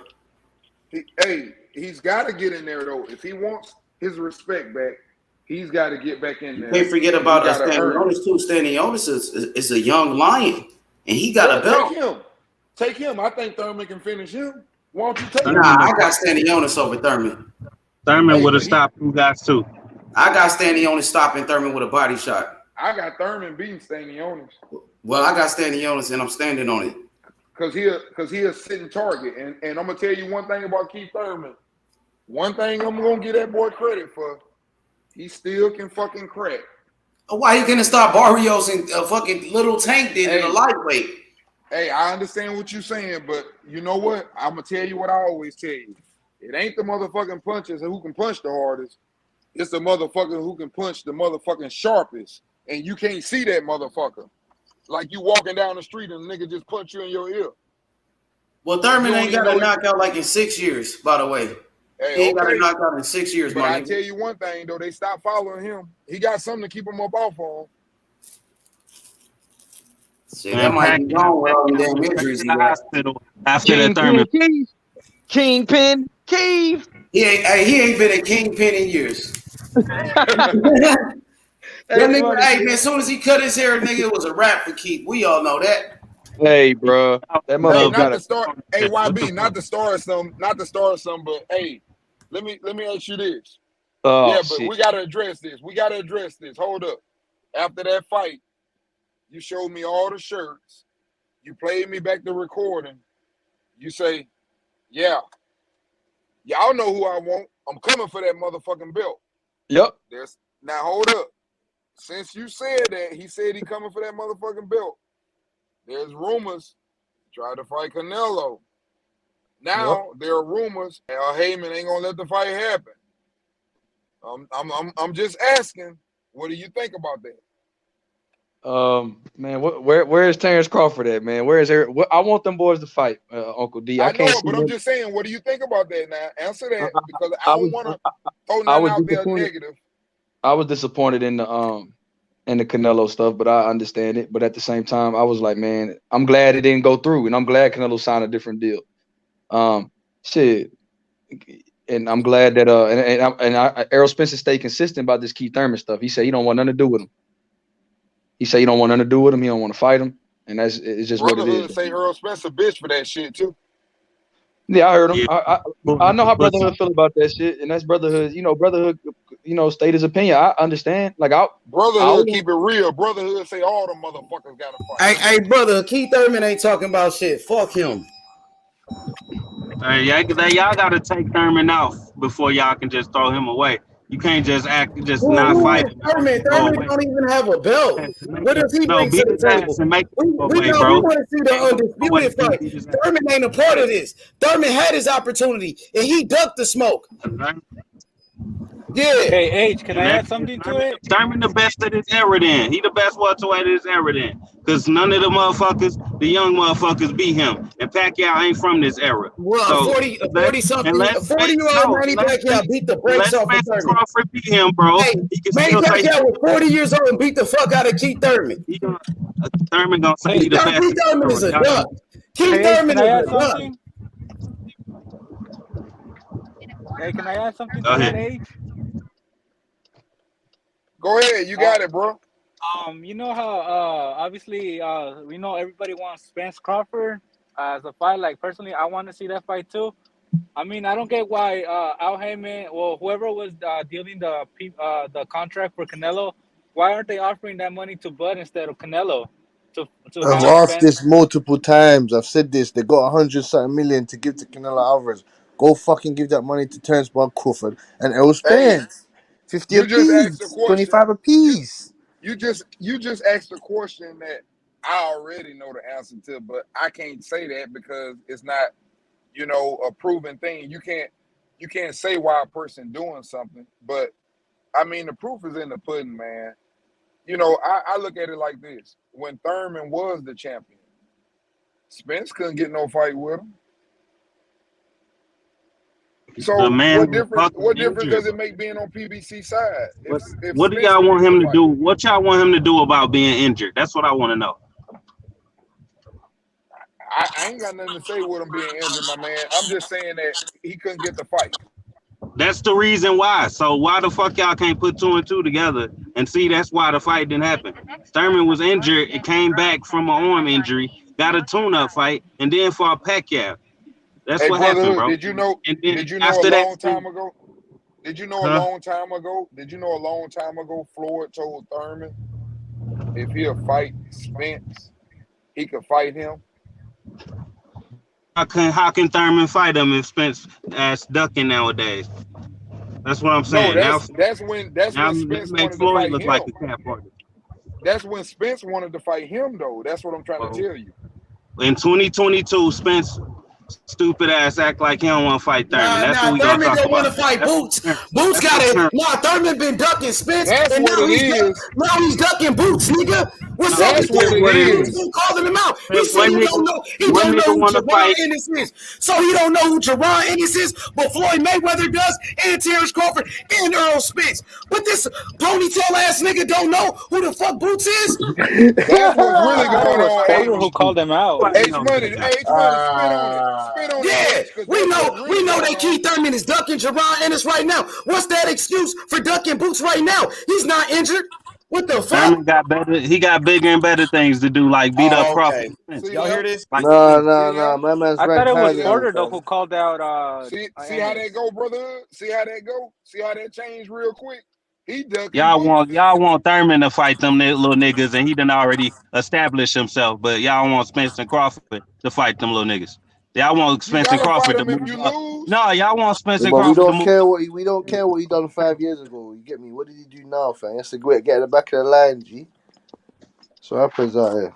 Hey man, when you You lose, don't eat man, your that's food. You what you don't eat gotta your do. food. You Your gotta food fight getting them took. young lions. You don't eat your You gotta food. Yeah, you fight don't them eat your young food. The young lions, or lions you gonna gotta come have an grab that food, excuse. cause Look, when you lose, you better have an excuse like the rest of them did. Danny Garcia say, "Oh nah, man, I'm going to 154, man. I ain't fighting down there no more. I ain't fucking with them niggas." Sean Porter, "Oh, I'm retired." Keith Thurman, I need a tune-up fight before I fight yeah. him. Well, why does it? Hey, brotherhood. Hey, Man, brotherhood. get Why does out he of here need a with that tune up? bullshit. Why does he Get need a out of here tune with up that fight? Why does he bullshit. need a tune up fight? Ain't nobody finna wait on him. Who the fuck he is? Why does he need a tune up fight? I thought it was Porter though, the one that called out Ennis because he said he was overrated. No, No, no. no, no. Porter. Why does Hey, Keith hey, hold Thurman need a on. tune up fight?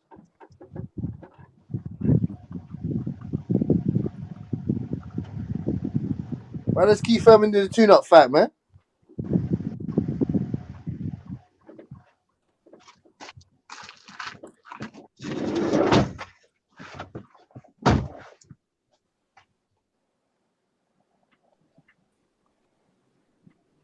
Man, can't hear Y'all you. done hating on.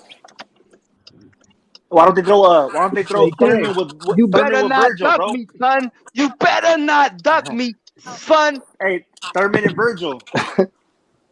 Let's go. Set that shit up. No, that's happening, man. Hey, Come on, man. bro, you trying to get Thurman knocked the fuck out, ain't it, bro? Thurman You is trying to stupid. serve him up to the homies. You Hell, trying to serve him up serve to him the up. homies. Hey, That's brotherhood. Why does he need a tune-up? Why does he need a tune-up? Why everybody need to tune up? Bivol just had to tune up last week. No, actually, why does Keith Thurman need a tune-up? He Devin. fight Bud Crawford. Because he keep stay injured. That's why, bro. You keep telling y'all niggas he's hurt, bro. What else? Huh? What he supposed to do? Didn't he break So, his fucking hand again in the Barrios fight? no, man, he's good. He's good. I thought something happened to him in that fight. No, he's good, man. He's good. He doesn't need a tune-up fight, man. Why does he need a tune-up? Why don't you just go and fight Bud Crawford right now? He just had a Crawford tune-up with need to Barrios. resign the contract. That was the tune-up. Hey, he don't want to fight Bud Crawford right now, but he should go fight Boots or go fight Virgil. Then he passes them. Then you know what I mean. Let's go that route first. Yeah, man, go that route before something dangerous happens to him, fam. What is those fights gonna do for him? Get him knocked the fuck It's out. gonna establish it. It's gonna establish him in the division, isn't it? Again. This motherfucker been a unified champion, and y'all want him to go back to prospect level and shit. Yeah, Y'all that was crazy. half a decade ago. That was half a decade ago, man. No, it That's wasn't. how Canelo was, though, right? Everybody wants him to go backwards. So the same shit in a sense, right? I said he should Yeah, I fight don't know. Beterbiev next. There you go. You want Canelo Alvarez to get killed, fam? maybe not. I don't know. You want to put in a mess, a casket, bro. Hey, bro. Hey, Man. YB, did you see what I sent you? Clarissa Shields? I'm a Clarissa Shields fan now, Yeah, bro. bro. Talk about it. Talk about it. What Clarissa Hell Shields say? yeah. Cash, hit that mute. Hit that mute, man. Hey, Clarissa Shields was defending Canelo, saying he's a champion and keep the same energy. I gotta read it all again, but she was basically defending Canelo, saying that you know, she's on Team Canelo in a sense. Let me read this shit back. Let me look at it real quick. I'll get the right facts. What's going on, y'all? You gotta stay at 168. That's what you gotta do. I don't know, fam. Yeah, Canelo already announced she was that he's saying, ducking Bivol in yeah, the he dared to rematch, be so great. he gonna go back to 168 and fight David. Bro, he been fought at 175. Why people trying to baby this dude like he never fought at that weight class? The same dude that said he was gonna move up to heavyweight to go fight Usyk and do all of this and that. Where's the same energy for my nigga Wilder when they did my nigga Wilder like that, my nigga? That's all I want to know, my nigga. 2 years straight up about Deontay Wilder, right, brotherhood? 2 years straight, right? Ain't that right, Cassidy? Yeah, they done him in, man. They done him in, man. You get me? Nobody had a problem with that. Everybody was laughing about it. Yeah, Right? they're making memes. It was They're funny making when it was memes of that. Wilder, though. They're Right? making memes of that. Where the Canelo memes, man? I need to see some Canelo memes, man. They done some Wilder memes. Where the Canelo memes? They need to make his head into tomato or something, man. I don't know, man. Nah, He was it's all cool, drunk. man. It just show people true colors. Damn. What you guys were talking about? Ponytail. Where you guys are? Keith Thurman, one time Thurman, sometimes Thurman. Thurman is ass, man. Thurman is ass cheeks, bro. He can't fuck with Errol Spence or Bo, bro. Hey, Boots a knockout Thurman. When they asked Thurman about fighting Boots, he said, "Who is that guy?" He did the same thing to Earl Spence. Who don't know They Boots, asked him bro? about fighting Earl. He said, "I don't know who they are." Who don't Fucking know joker. Boots? He don't want that money. Who the fuck is he gonna fight next? That's what I want to know. What the fuck is he gonna do? He might try to go fight Stanionis, though. To be honest, he might fuck around and think he could beat Stanionis. Stanionis gonna put them paws on his ass, man. Stanionis will beat the fuck out of Thurman. Fuck yeah, bro. I got Stan. I'm putting my money on Stan. And he gonna be the underdog probably too, right? It has to be a title eliminator on that fight, that same night. You know, whenever Errol Spence and Crawford fight, it probably has to be a title eliminator to find the next challenger. Because To be honest with you, I don't think that fight's gonna go to the distance, brothers. I mean, somehow somebody's gonna go down, bro. If it's gonna be a man down or Bud, I'm not sure. I like Errol Spence all the way, but in this fight, I gotta say, I think Bud is gonna pull it out, bro. He's gonna come out and do his thing. But shit, if the fight ends up in knockout, uh, somehow it has to be a title eliminator, before that fight to bring the next challenger, because it's gonna be an undisputed. It's gonna be an undisputed. So somebody's gonna have all the belts, so there's gonna be no way around. So if it's a clear fight, a one-side fight, which I doubt it, but if not, if it's an exciting fight, then we have to see probably a trilogy. Like maybe another fighter or something. Because we need some smoke, brother. I mean, we need like Tommy Hearns, freaking Sugar Ray on this era. We need some of that shit nowadays, because fuck, the boxing business needs some smoke like that. Terrence Crawford is the best fighter in the world right now. Facts. He's the best fighter in the world, bro. No doubt. And guess what? If he lose, we ain't gonna make no excuses about how he went up in a weight class. Nah, hell nah. And you know what, Uncle D? We're gonna take it like a man over here. We're gonna take it like a man. Yeah. This is what Donito said last night. He said it's hard as hell to be undisputed. Sometimes we take that shit for granted. We go for champ here and champ over there. But shit, when you're undisputed, you're undisputed. Crawford, was undisputed on the lower division. Now he's gonna go up and is gonna have a chance to be undisputed again on another weight division. And a chance after that if he wins. Yeah, Terrence Crawford is the best fighter in the world, bro. He probably been the best fighter. You know what I mean? He might have been the best fighter the last couple of years, but they were saying it was Canelo or Lomachenko. Now, quick question. Get the fights, man. That's what I'm saying. He couldn't get the quick fights, question. I think I'm going too fast, but quick question: If Terrence Bud beats Errol Spence by whatever instance, but he beats Errol Spence, do you think Crawford has the body to move up in weight to prove himself on super welterweight? Yes. You know why? It's not about his weight. It's about he has enough power and boxing skills to fight at that level. And yes, he does. Right. I'm telling you something that real boxers understand. Roy said this a long time ago when Crawford was at 140. He said if he moved up to 147, it would be a problem for anybody because he knows how to throw a punch. He has a very high boxing skill level. And that's something that we take for granted. You have to understand, man, there are boxers like Tank is a perfect example of that. That wasn't an easy fight when Tank went up there and fought Mario Barrios. He was very, very tall and he was long. And no one gives him credit for them type of fights because oh shit, what the fuck he fight Mario Barrios for? The real champion is fucking Josh Taylor. The fuck he fighting for that little play belt for? But it's still a hell of a challenge. Not because Mario Barrios is the household name. He's an undefeated fucking fighter. That's what it's about. He's fighting an undefeated fighter that's big and long. And he got him up out of there. Something that Keith Thurman couldn't do. So he came from 135 and did, well, actually 130. That's because he fought Thurman leftovers, just like Spence. No, Thurman actually fought his leftovers and couldn't knock him out. Thurman fought y'all. Them niggas fought Thurman leftovers and think they gonna skip over. No. I think y'all gonna skip over Thurman after fighting his leftovers and making your legacy off of his fucking scraps. Off of his scraps.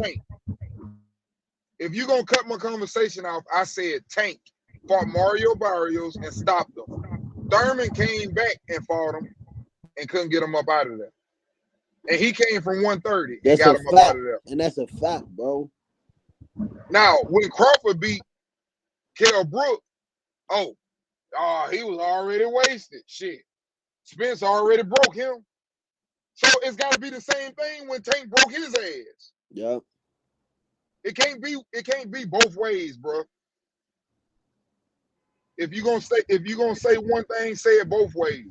Same No, thing I with don't gotta. Canelo. I don't have to mention all that other shit I every bash, time I I mention bash Spence Canelo and and I bash Crawford. the rest of them. No, I'm a I don't bash have Spence. to. I'm a bash all of them. Nah, If they fuck that. ain't I no don't gotta man of their mention word, 100 other boxers just because we talking about Spence and Crawford fighting leftovers. We talking about them, not 100 other boxers and they situations.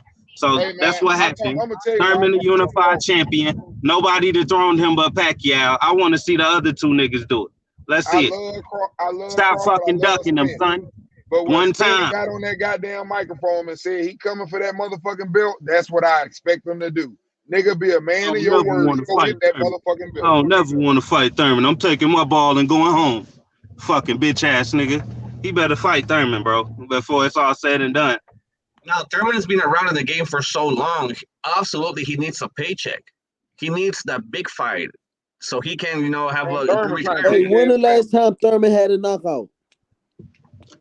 Who cares? When the last time Bivol had one? We talking about. We ain't talking about Bivol. We talking about Earl Spence and Terrence Crawford. When I'm last just time saying, Terrence Crawford had a lose knockout? without the knockout. That's all I'm saying. He just had a That knockout his shit last fight. irrelevant. Thurman can box. He don't gotta rely on his power. Bro, Terrence will box the shit out Hey, and Thurman, he bro. can do that, brotherhood. Well, I let's give see you it that. then. Let's fucking see it. If you think that will happen, then why you ain't begging for the fight? Why y'all That's it. niggas are so against the fight? If y'all so sure he'll whoop his ass, I think That y'all shit don't. scared he gonna That fuck shit up ain't. the That shit fight. ain't no. I ain't interested in that Because shit. Thurman is irrelevant. I ain't interested Y'all in that niggas shit, scared. bro. Thurman scares y'all. Y'all so fucking fixed on that one fight. Y'all scared this light skinned nigga gonna fuck it all up Thurman for is y'all. irrelevant, bro. Stop it. He's Look at irrelevant. my man. Look at my man Turn. The ponytail ain't weighing him down no more. He light on his feet. Come on, bro. Crawford scared of that nigga, bro. It happened like freaking Samson. He cut his hair and freaking he got all the blow gun. Don't hit me with that Samson shit. I heard it before. Man, Thurman a good I fighter, just want to see man. it. He just passed his prime. Oh Yeah, yeah, Thurman ain't on their level, He man. had some I injuries. show He had me. some injuries. He Oh, had some show me accidents. he passed his prime, bro. That's all I'm asking. Show me. Hey, D, I just heard the news, man. I'm not surprised, bro. What happened? Canelo's told Max Kellerman, I'm not ever going back to 75. I'm staying at 68. I told you. I told y'all. Told Max I Kellerman, just bro. said that. I just told y'all there's nowhere to go. He don't want to fight him no more. He probably already called him. He probably told him before he got out the ring, hey man, I ain't fucking with you no more. Don't even worry about that rematch. We good. I think he told him that before he even left the ring. We good, bro. Hey, you the real deal, bro. We good. No matter what you hear, no matter what I might say in this press conference, don't worry about it. I'm bullshitting. Exactly. He probably told him that shit in the ring when he got out of there. He said, look, I ain't never fucking with you no more. You the real deal. You ain't like them other motherfuckers. I ain't fucking with you. I'll take my ass back down there where I belong. And the problem is, when he go back down there, it's going to be pressure for him to fight Benavidez. That's why I'm telling y'all, the Triple G fight, y'all talking about he ain't going to get it? Shit. That's the only fight. That's the But he only got to fight go that to would. 160 for that, right? Because Triple G got 2 belts there. No, Hey, you got to remember no, something, brother. He's listen. When you the money man, to when that you fight. the money That's man, part of the contract. He's contractually obligated to that fight. Yeah. Okay. he getting that fight, bro. Because he ain't fucking with Bivol. I promise you that. And like I said, I picked him to win. But he ain't fucking with him no more. Hey, He wait found a out he minute. a real one. We taking this wrong. He said he's not going back to 175, but he's still trying to pull Bivol to 168. We forgot about that shit. Okay, So, but what does that mean? Bivol gonna come. What does that really mean? Bivol come and go take that shit. Hey, you know what? I'm gonna say this. I'm gonna say this, brotherhood. You know what happened? Do you know what happened when Kell Brook beat Spence? You know what Kell Brook said? Fight me at 154. Same thing. What that mean? Ain't nobody finna chase you, man. You want to fight it, you don't. You said you could beat my ass. Ain't nobody finna go fight you again at 154. For what? You ain't got no belts. What I'm gonna fight you at 154 for? I do remember that shit, bro. Okay then. So you with me then. Don't like I say, don't be one sided. You know that. But you know this is different. This is way different because the bag is so much bigger. The bag is gonna be huge. You don't take the bag. Yeah, I hope Bivol. I hope Bivol don't take that fight at 168. That's some sucker shit. And if Bivol do it, he an idiot. I mean, the hardest thing is, well, will he make the weight? You know, because he was like super ripped. When was it 175? He was like super ripped. I He don't know. said he could make the weight. He said they asked him that in the interview. See, this is what you gotta ask. He This said is he what can you make gotta the ask weight. yourself. This is what you gotta ask yourself when people be saying, "Hey, if the money right, you know, I'll fight." Okay, can we all agree? Hey, look at Canelo face. Yo, where's getting all these pictures, bro? Hey, can we all agree to disagree? When somebody sit up, for example, and say, "Hey, man, you know, the money got to be right, this and that," and I'll fight that motherfucker. Okay, if the highest I ever made in my life was 5 million or 6 million, and somebody tell me the other dude gonna make 800 million, I'm a man, and they tell me I'm gonna make 10 million, I don't give a fuck about what he making. I ain't never made no 10 million. If I believe I can beat his ass, I'm gonna get in there and beat his ass for that 10 million. Example. Bivol just jumped in the motherfucking ring for 2 million and beat his ass. That's what I'm trying to tell you, bro. So if you gonna get more money, this is what I'm telling you. Crawford is You only Spence. talking sense though. You're not saying nothing prolific. You only talking common sense. If a motherfucker ain't made more than 2 million, right off his tail, what's he supposed to do? And Spence, while you talking over me, Crawford and Spence will get more money to fight each other than they ever got to fight any other welterweight. That's my fucking point. That's a fact. They would have both got more fighting Pacquiao. That's what I'm telling you. We all knew that. We all knew that.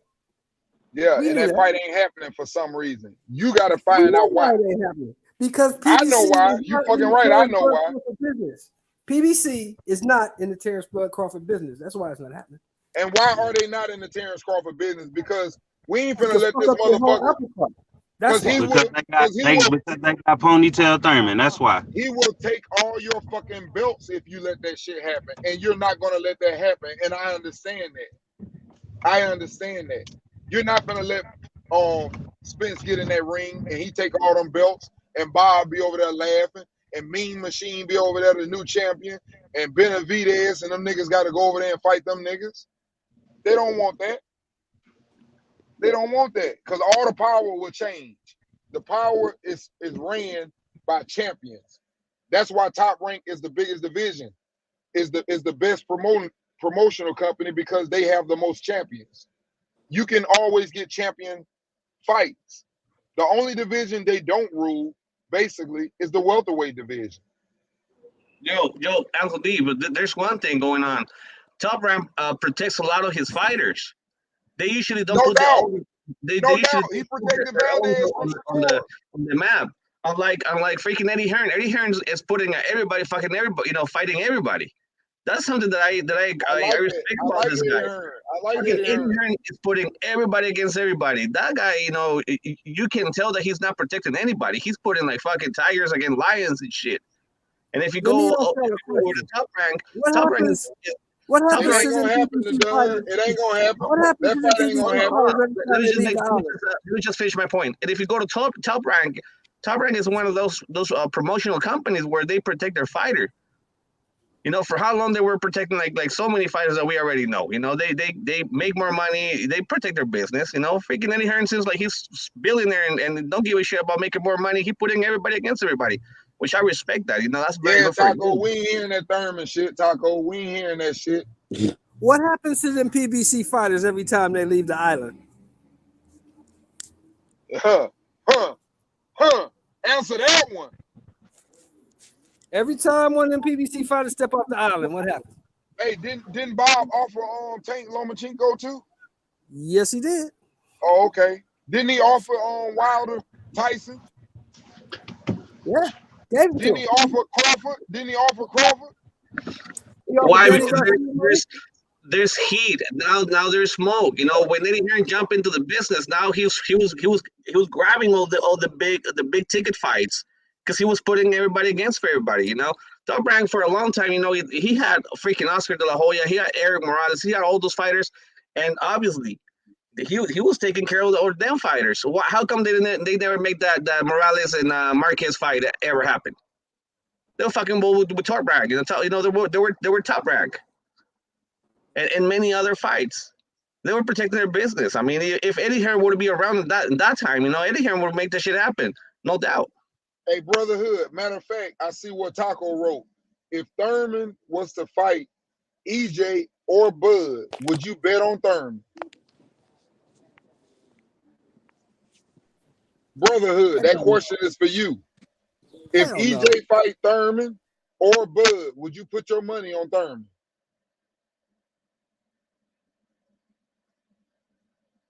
Can you hear me, Brotherhood? Okay, you gon' I feel you. You gonna plead the fifth on that one, huh? Okay, I got you. You said something to me? Yeah. What you say? Asked you this. Taco asked you this. Taco said, if Thurman gets the fight with Earl or Bud, would you put money on Thurman?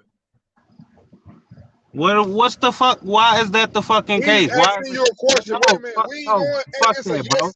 It's a yes or no question. Why is it all about who I'm picking and all this shit? I just want to see. I just want to see the best fight the best. I don't want to see the best fight the best. I ain't about no fucking betting and shit, bro. What the fuck? Okay, I just asked you a question though. You don't. You I'm can answer it. I'm saying that shit irrelevant, basically. But you can say no. I don't bet on fighters. That's all you had to say, bro. I don't even like that. I don't even like that question because that's like insinuating that I'm some Thurman fan. Y'all niggas be sneak dissing and shit, act like a nigga don't catch on to that shit. Get the fuck out of here, man. Ain't nobody. I ain't no Thurman fan. I just asked the question what they asked in the panel, bro. That's all I asked you. I know, but I'm talking to whoever asked me that shit. Now, you ain't have to ask me. You said Taco said it, right? Mm-hmm. Don't even ask me no silly shit like that. I'm not in the Thurman sweepstakes. It was for you. Just want to see good fights. The question was for you, and that's what we do on the panel. We ask the people the questions. They ask me all the time. I'm answering that shit, bro. Like, what are you saying? I'm answering it. You said Taco asked me a question. I'm answering it. I'm saying that shit irrelevant. I'm not a Thurman fanboy, so why even ask me that? That's my answer. So next, that's all I'm saying. Any more questions for Brotherhood? Right. Brotherhood go hard. So if you got some questions for him, y'all post them. He answers your shit. Might not be the way you like it, but he'll answer that motherfucker. Please don't ask me no silly shit like that. Niggas always talking about betting, bro. Like, no, I just want, it ain't about who I want to win or all of that shit y'all be talking about, bro. I just want to see these niggas all mix it up so I actually know who the best is. If it's one nigga that left out and didn't get fights with Spence and Crawford, how the fuck I'm supposed to know who the best in the division really was? Period. But y'all want to act like the nigga don't exist and just fucking skip over him. But I ain't about to act like that, bro. I'm a real boxing fan. I'm not a Spencer Crawford fan or a Thurman fan or whatever y'all niggas want to paint me as, bro. I think you might be finna get something from Taco. I see that link popped up. I know Taco probably got something to say. He probably be in here in a minute. If I know Taco, he gonna probably come on here. I'm just tired of fucking the niggas trying to find a bias and all this shit. Or find out who you a fanboy of. Nigga, I don't care about nothing, man. Three of them niggas, bro. Shouldn't nobody be no fanboy, man. You have favorite fighters. And I respect that, bro. Thurman is not a bad fighter to think that he's the best.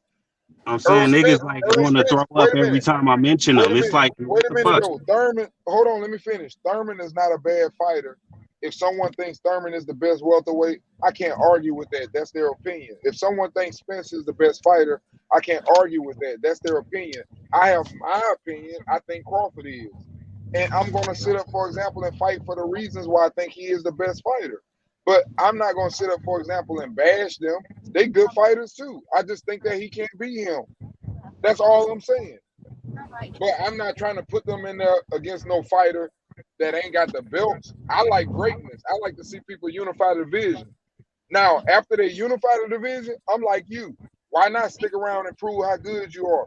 You can do that, and I respect that if they do that. But most fighters, I'm just saying, look at Josh Taylor. He got his ass kicked with them 4 belts, and they robbed that dude.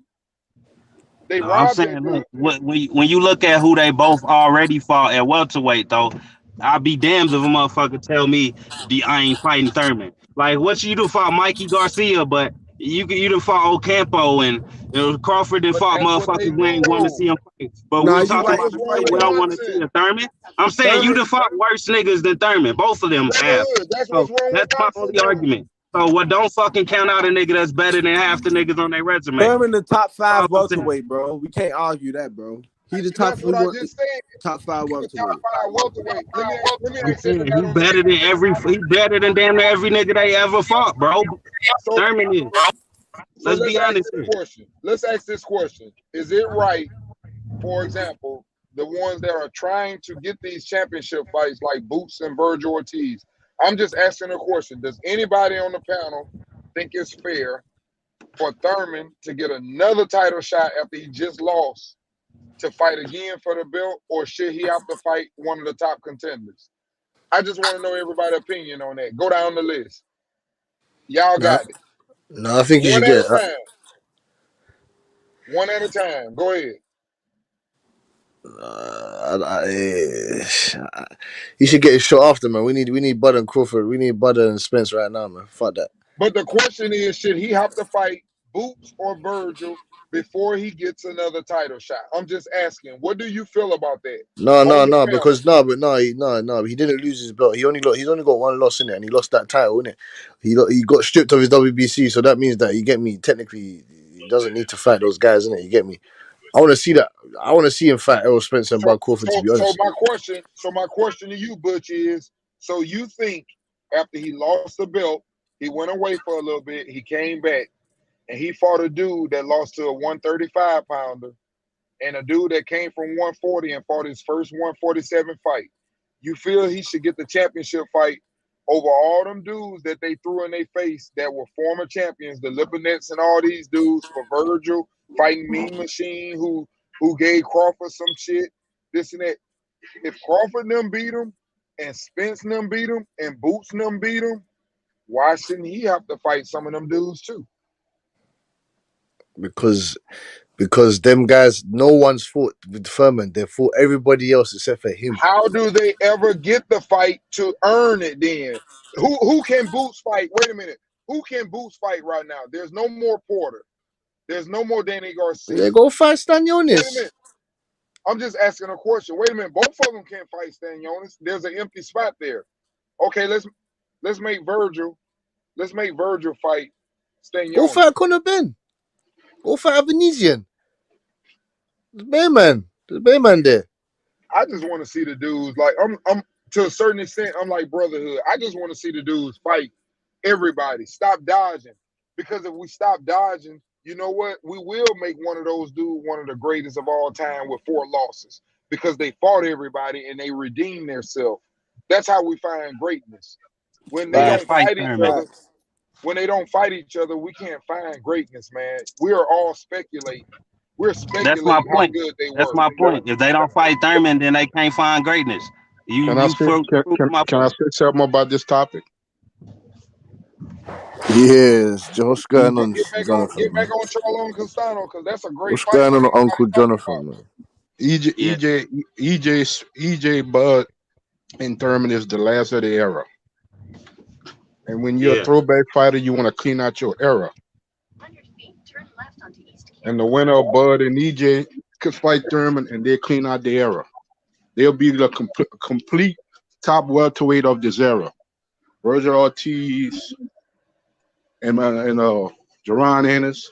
That's another They are era. the next. They are the I think next y'all wave of the welterweight division. y'all think Thurman is like Pacquiao and Mayweather, and he's not. That's what I'm trying to say. No, Hell he no. better than Crawford. He's the same age What as them. No, He it's just the fact that what I'm saying. Pacquiao and Mayweather are different. We need to understand that Pacquiao and Mayweather are different.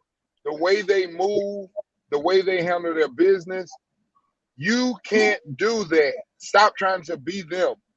Just like Canelo, you're not Canelo. You but can't the do what Canelo do. Canelo but is the fucking money man. You can't do what he does. There's no one in the sport of boxing that is a fucking Mayweather or a fucking Pacquiao. They different. They can sit up right now. Pacquiao can come back right now and sit up and say, I want to fight Spence and I want fucking 40 million. And you know what? He probably will get the fight over everybody. But they are not them.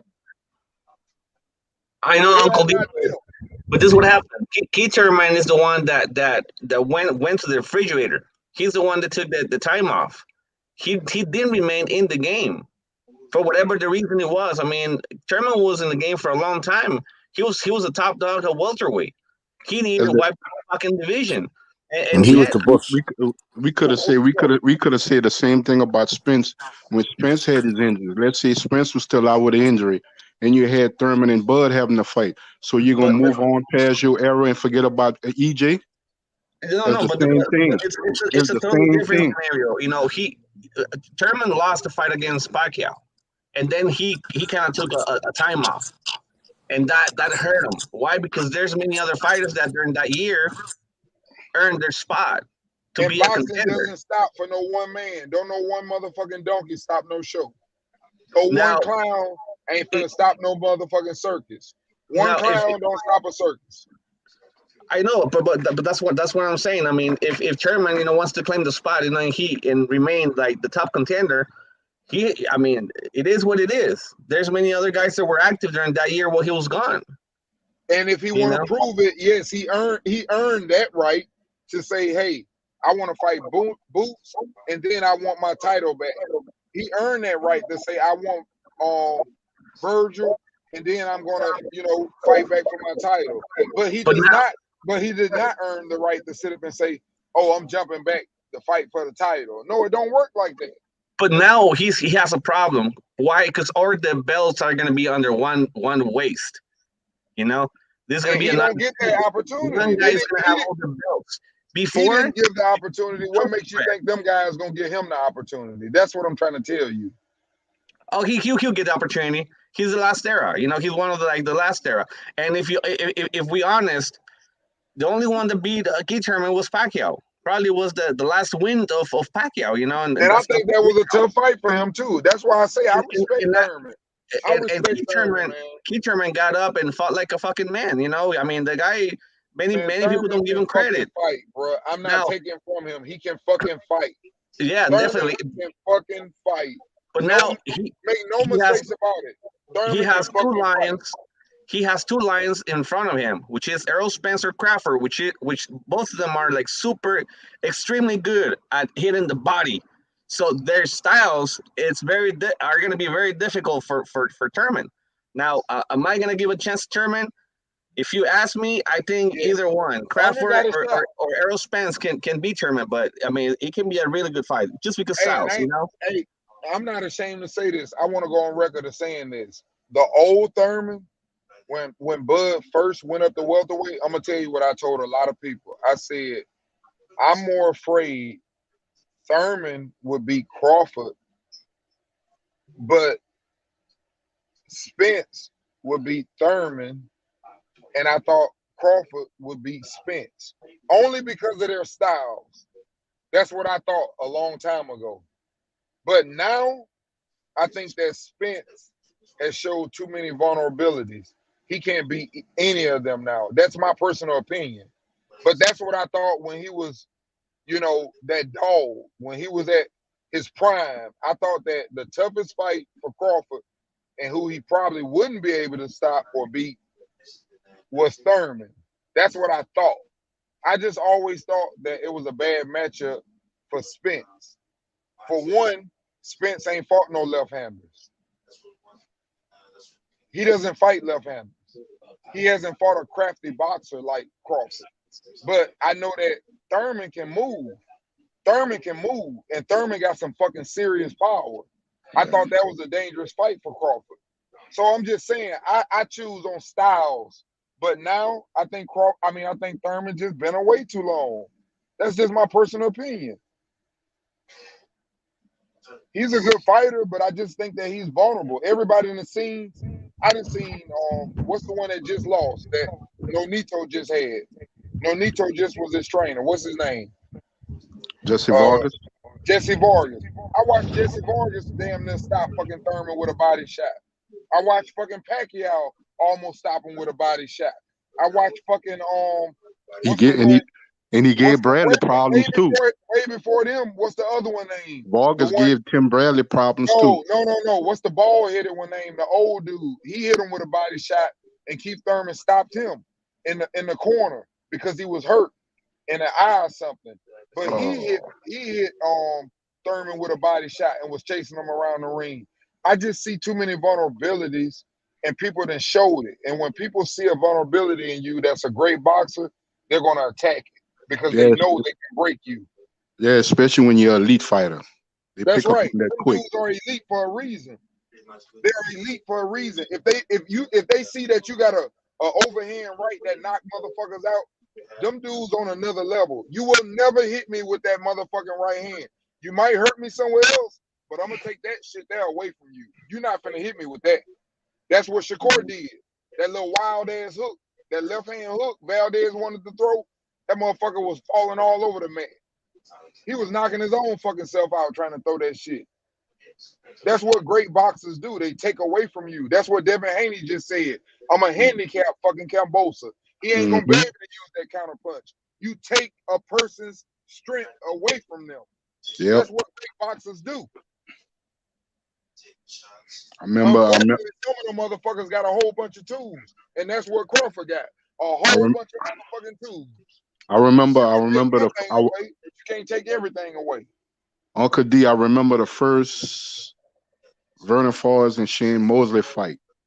And they asked Forrest after the fight, what did you see in Mosley? He said, well, I have a lot of experience with him from the amateurs. And he said, the one thing that I did know about Shane Mosley, he has great hand speed. And he said, when you the commentator said, well, how you control a fighter with quick hand speed? Jab. He said with an educated jab, and I was the longer fighter.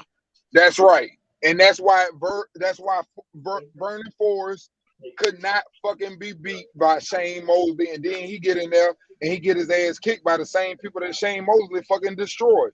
And that's what I'm saying. Styles. You know what he said, Uncle D? He said, as a professional, he said Shane Mosley still had amateur tendencies that I remember from the amateurs when we fought. He doesn't move his head that well. That's right. His head stay on the line for a right hand. And Vernon Forrest had a big right hand. And what do you keep hearing from Crawford camp? He ain't improved. He's still doing the same motherfucking thing. That's why they wanted him, because they see something. And I understand Mikey saw something too. But Mikey don't fucking throw between punches. Mikey doesn't move. Mikey ain't fucking left-handed and right-handed. It's a whole bunch of shit going on in there. I'm just telling you facts, bro. Well, the reason I asked is I was just curious. And I still give Thurman a chance because you know why? I ain't never seen no motherfucking hungry dude with fucking power and a motor like Thurman. So I give him a chance. I just feel like, for example, the way that he fight, he comes forward. And that is not a good thing against Crawford. The people that come forward get their ass knocked out. And I think Thurman. Why Sean Porter ain't running up? Ain't that how you fight? Ain't he a forward fighter? Ain't he a high volume fighter? Why he didn't have high volume? When his volume increased, he got his ass up out of there. Yeah, because early in the fight, Terrence touched him with something. Terrence touched him with something early in the fight that he didn't like. That's right. And that's what I'm telling you. You find out what a man is about. When another man stand up to your ass and he got a high level of boxing skills and he ain't gonna fold from you just punching on his motherfucking arms like Bivol. Bivol stood there. Go ahead, keep punching these arms. But I'm gonna punch you in your motherfucking chin every time you hit one. You know what we used to call people back in the day on Uncle D, like Terrence Crawford? Athletes. It was hard to deal with an athlete that was double jointed. He remind me of a double jointed athlete. And I say all the time, I say was Terrence Crawford. I'm not taking nothing away from other fighters. I say his greatest strength, he touches you and he hurts you with a blind punch. It's an awkward like a double jointed type of punch he hits you with and stuff like that. It don't look like he put much on it, but it does something to you mentally. Because they don't see it. They don't Yep. see it. That's the problem. The problem with punches are the ones you don't see. Yep. And another problem y'all gotta realize. I'll ask y'all a question. Do you think Sean Porter, his mobility and his speed is faster than Spence, or you think Spence is faster than Sean Porter? That's Well, a question for the panel. Who you think faster, Sean Porter or Spence? Because clearly, Porter was very slow compared to Crawford. That's what I look at in a fight. When he threw a punch, he was getting fucking pop. Every time he threw a punch, he was getting popped upside his fucking head. He's too fucking fast. He's too fucking fast, bro. And when you throw 2 punches and you get hit with 4, you know what you do? You put your fucking hands up. And when you put your hands up, you can't fight. That's what he's used to doing to people, because he's overwhelming them with power. I don't think he will be a stationary target. And once you feel that power, the same way people feel floor power, everybody game plan is Floyd too fucking little. I'm gonna get in there. That's what the ghost Guerrero. That's what Guerrero said. Yeah, he's talking. Yeah, I prayed to the Lord, this and that. When I see my wife come over cancer, this and that or whatever, hey, I'm gonna beat his ass. What his daddy said? Yeah, he got on that bike, didn't he? He got on that bike. Man, your son got his ass whooped. Yeah, and Robert Guerrero said after the fight, don't think that Mayweather don't have pop on his punches. Yeah, but he had slob and shit falling out of his mouth the whole motherfucking fight. Come on, man. Y'all got to put some respect on these dudes. That shit is hey, man, I'm a big dude. I fight. I ain't never lost a fight in my life. And I'm saying that shit on YouTube. Tell me, motherfucker, that tell me he whooped my ass. And I fought a lot. I ain't never fucking lost. Yo, Uncle D is going to be good you against Ruben Guerrero. Wait a minute, bro. But there's levels to that shit. He's 40 and 9 the street. I'm not finna get in the ring and fight that motherfucker because he got levels to that shit. When there's levels to that shit, understand it doesn't matter if you're a bigger man.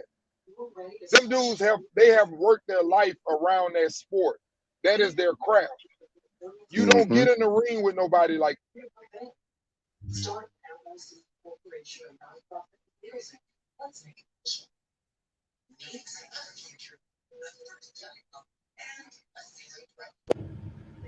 I read an article earlier today.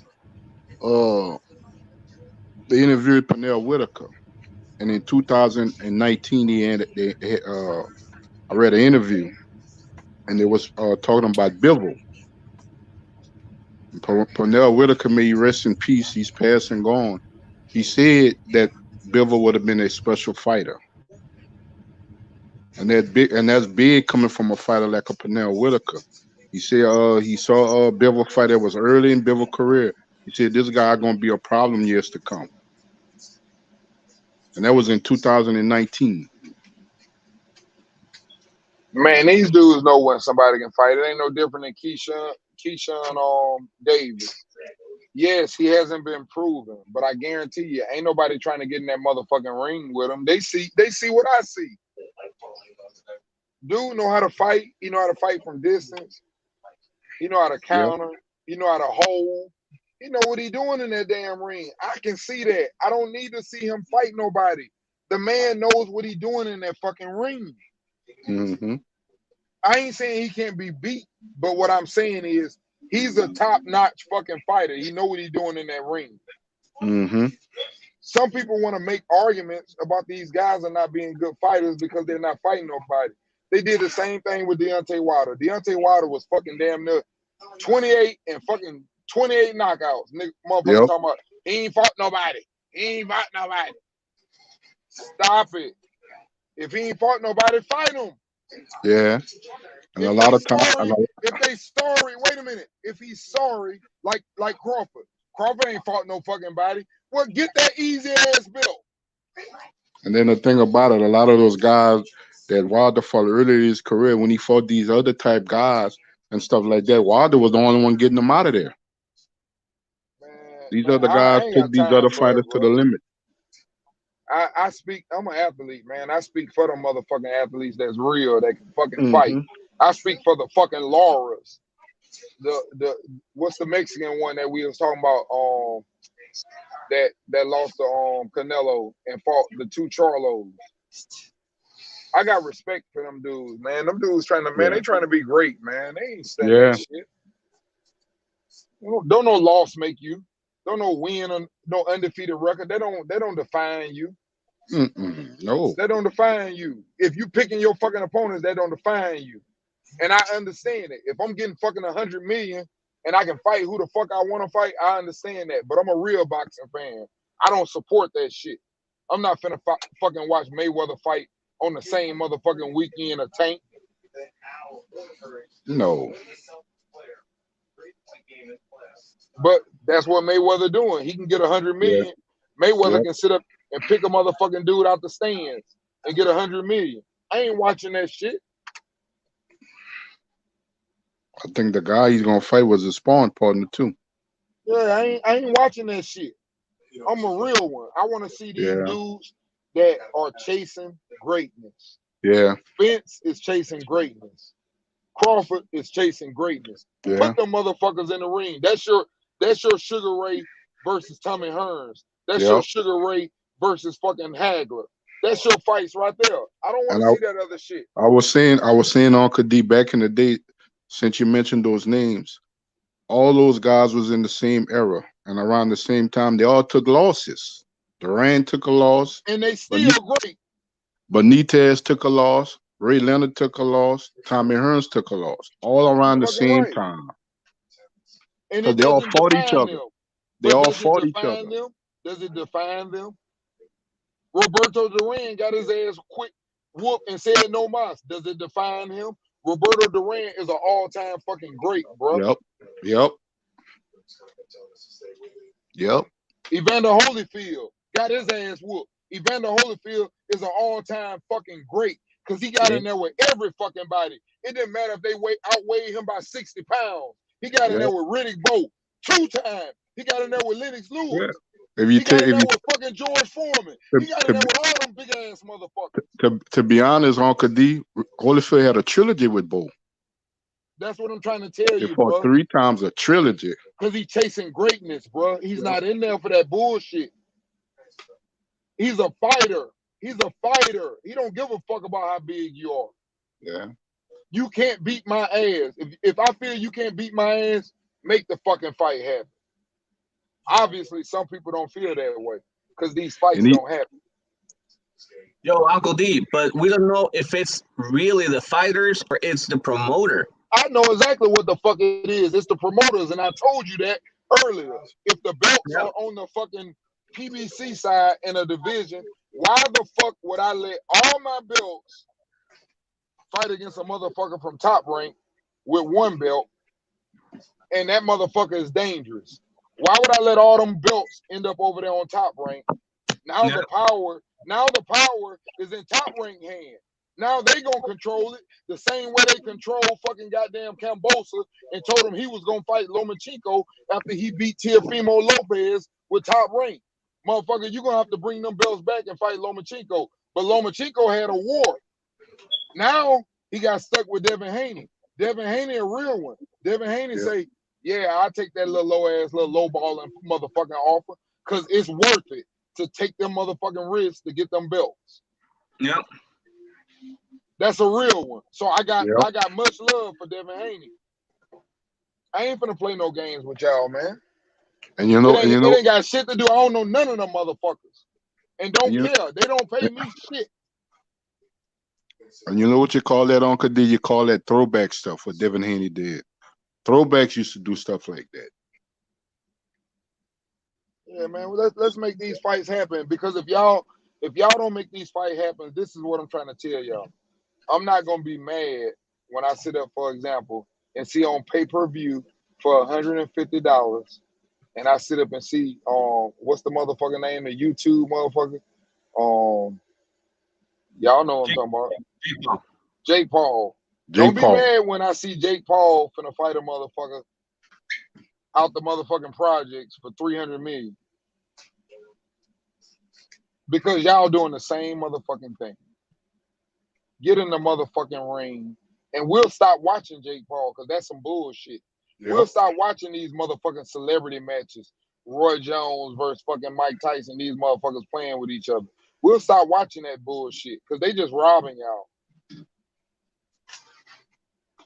I want to see these dudes fight the same way Roy jumped in that ring with motherfucking Bernard Hopkins. The same way Roy jumped in that motherfucking ring with James Toney. Yep. I want to see that shit. The same way Hagler jumped in that ring with Sugar Ray. Muhammad Ali jumped back in that ring after Ken Norton fucked him up. He jumped back in that ring. He jumped back in that ring after Joe Frazier broke his motherfucking jaw. These niggas ain't bought that motherfucking real life. Y'all just sitting up trying to protect the zero and handpick. Tank put the shit out there. Tank said, I ain't never picked my motherfucking fighter. They just tell me who I'm gonna fight. So if I'm a businessman and I got control of this shit, and I sit up and see two dudes, I say, man, that motherfucker punched like a horse and he can fucking fight his ass off. And I see another dude, I see, oh, this dude here, man, you punch that motherfucker here quick. Why the fuck would I schedule that motherfucking horse? I'm the promoter. I don't give a fuck what the people think. All I care about is my fucking fighter staying relevant. Yep. I don't care about none of y'all. The promotion is the fucking problem. That's what the problem is. It ain't the fighters. Because if you signed up for this shit, just like I signed up for basketball, I wouldn't have backed down from nobody. I don't give a fuck who you put. Jordan, I'm going to come in there and I'm going to battle his ass like he fucking an ordinary motherfucker. I think I'm just as good. The same thing goes with boxing. When you signed up for that shit, you signed up that I'm going to kick some motherfucker's ass. Do it. Simple. If not, your sport is finna die. Don't be mad when your sport die. That's true. I think that's one of the reasons why the UFC grew up that much. Exactly, because the UFC fucking fight. The UFC fucking fight. That's why it's gonna take over. And them guys, I'm gonna say this. Hey, Blue Blood. Hey, I'm sorry. I'm sorry, Jonathan. A Blue Blood cooking the fuck out of Canelo right now. I ain't gonna lie, like, man, all those damn excuses, bro. It's like must see TV. I just want to play the audio for y'all. Listen to this shit. I got one more receipt for y'all. Cause I don't know. Listen, man. Just leave Blue alone. Let me talk when I'm talking. Never mind all that other stuff. Trying to come in here and justify. Don't come in here and try to justify a situation that's unjustifiable. Oh shit. I got even more receipts. He killing the fuck out their ass. Receipts, people. I got more receipts, people. That shit is funny as shit. Canelo really done fucked up with this shit, dog. He fucked up bad, bro. I got more receipts. Man, I can go off on Canelo all motherfucking day. He fucked up so bad with this one, though, bro. It damn near ain't no coming back. And then after the fight, I'm done playing it, but after the fight, Canelo was drunk at a party, partying. After you got your ass whooped like that. It's over. Like yeah, Vince. The videos are out there. Hey, y'all say I look like Vince. It's over. Hey, look. Hey, listen. I'm talking about, brother, after the fight, after you got beat like that, like you would be mad, disappointed. Like, you know what I mean? I want to get my belts back. I want to get revenge. This motherfucker partying like it's nothing. I got a big payday, all drunk and shit. The face of boxing like that? I don't think so, bro. Nah, man, bro. This some other shit, bro. They destroying boxing, man. That's what I'm trying to tell y'all. Jake Paul is gonna eventually be fighting these guys. I promise y'all. I'm gonna tell you what's gonna happen. Listen, I'm gonna tell y'all right now. It's already locked in. He done already said in 3 years I could beat Canelo. I'm telling you right here. Canelo will fight Jake Paul. I promise you that. In less than 2 years, he said 3, but in less than 2 years, Jake Paul will fight Canelo, and that's going to tell y'all where boxing is at. Hey, you right, because you heard it here first. Canelo even said that. Canelo said that in the interview. I'm letting you know, but why wouldn't he? Yeah, because he said y'all that. supporting that bullshit. Make these motherfuckers fight, or don't fucking support them. Facts. Yep. Real. Don't be mad at Jake Paul. Jake Paul doing the same fucking thing Mayweather doing, Mike Tyson and Roy Jones doing, celebrity matches. It's the same fucking thing. Yeah. Stop fucking bashing them. Until you get in the ring with them motherfuckers and y'all fight, I'ma support them too. Yeah. It ain't no different than what the fuck y'all doing. Facts. He doing the same shit. I know it's pissing some people off. I know it's pissing some people off, but that's the way it is, man. Yeah, hey, but that's you the truth, signed up though. for that shit. I ain't finna box, bro. I tell my kids that shit because they play basketball, and I tell them, I say, hey, you don't work hard, man. Hey, you don't work hard. I would never throw them motherfuckers in the ring because I know they work ethic.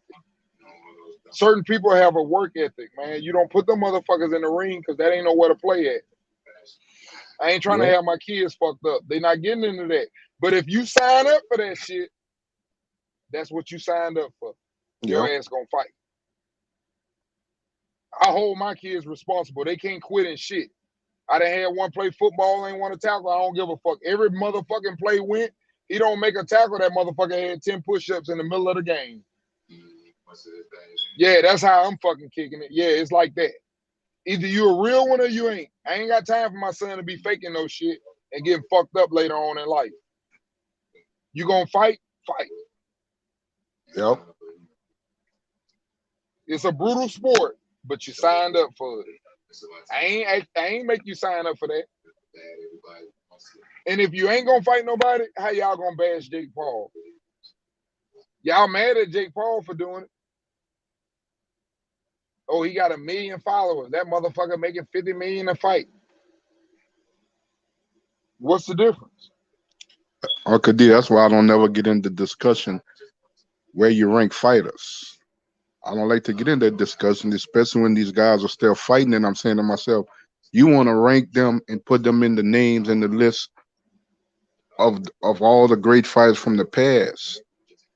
Just look at what they're doing right now in present times. I can't make no assessment, even after their career is over with. I look at who they got in the ring with, who they competed with. That's why I don't like to get involved with that discussion and stuff like that. And it'd be a whole hoorah. I'm just saying, it's the eye test, it's common sense. I'm not gonna start giving the title ATGs to current fighters, and I'm looking at it, and they got guys in and around them that they bypassing.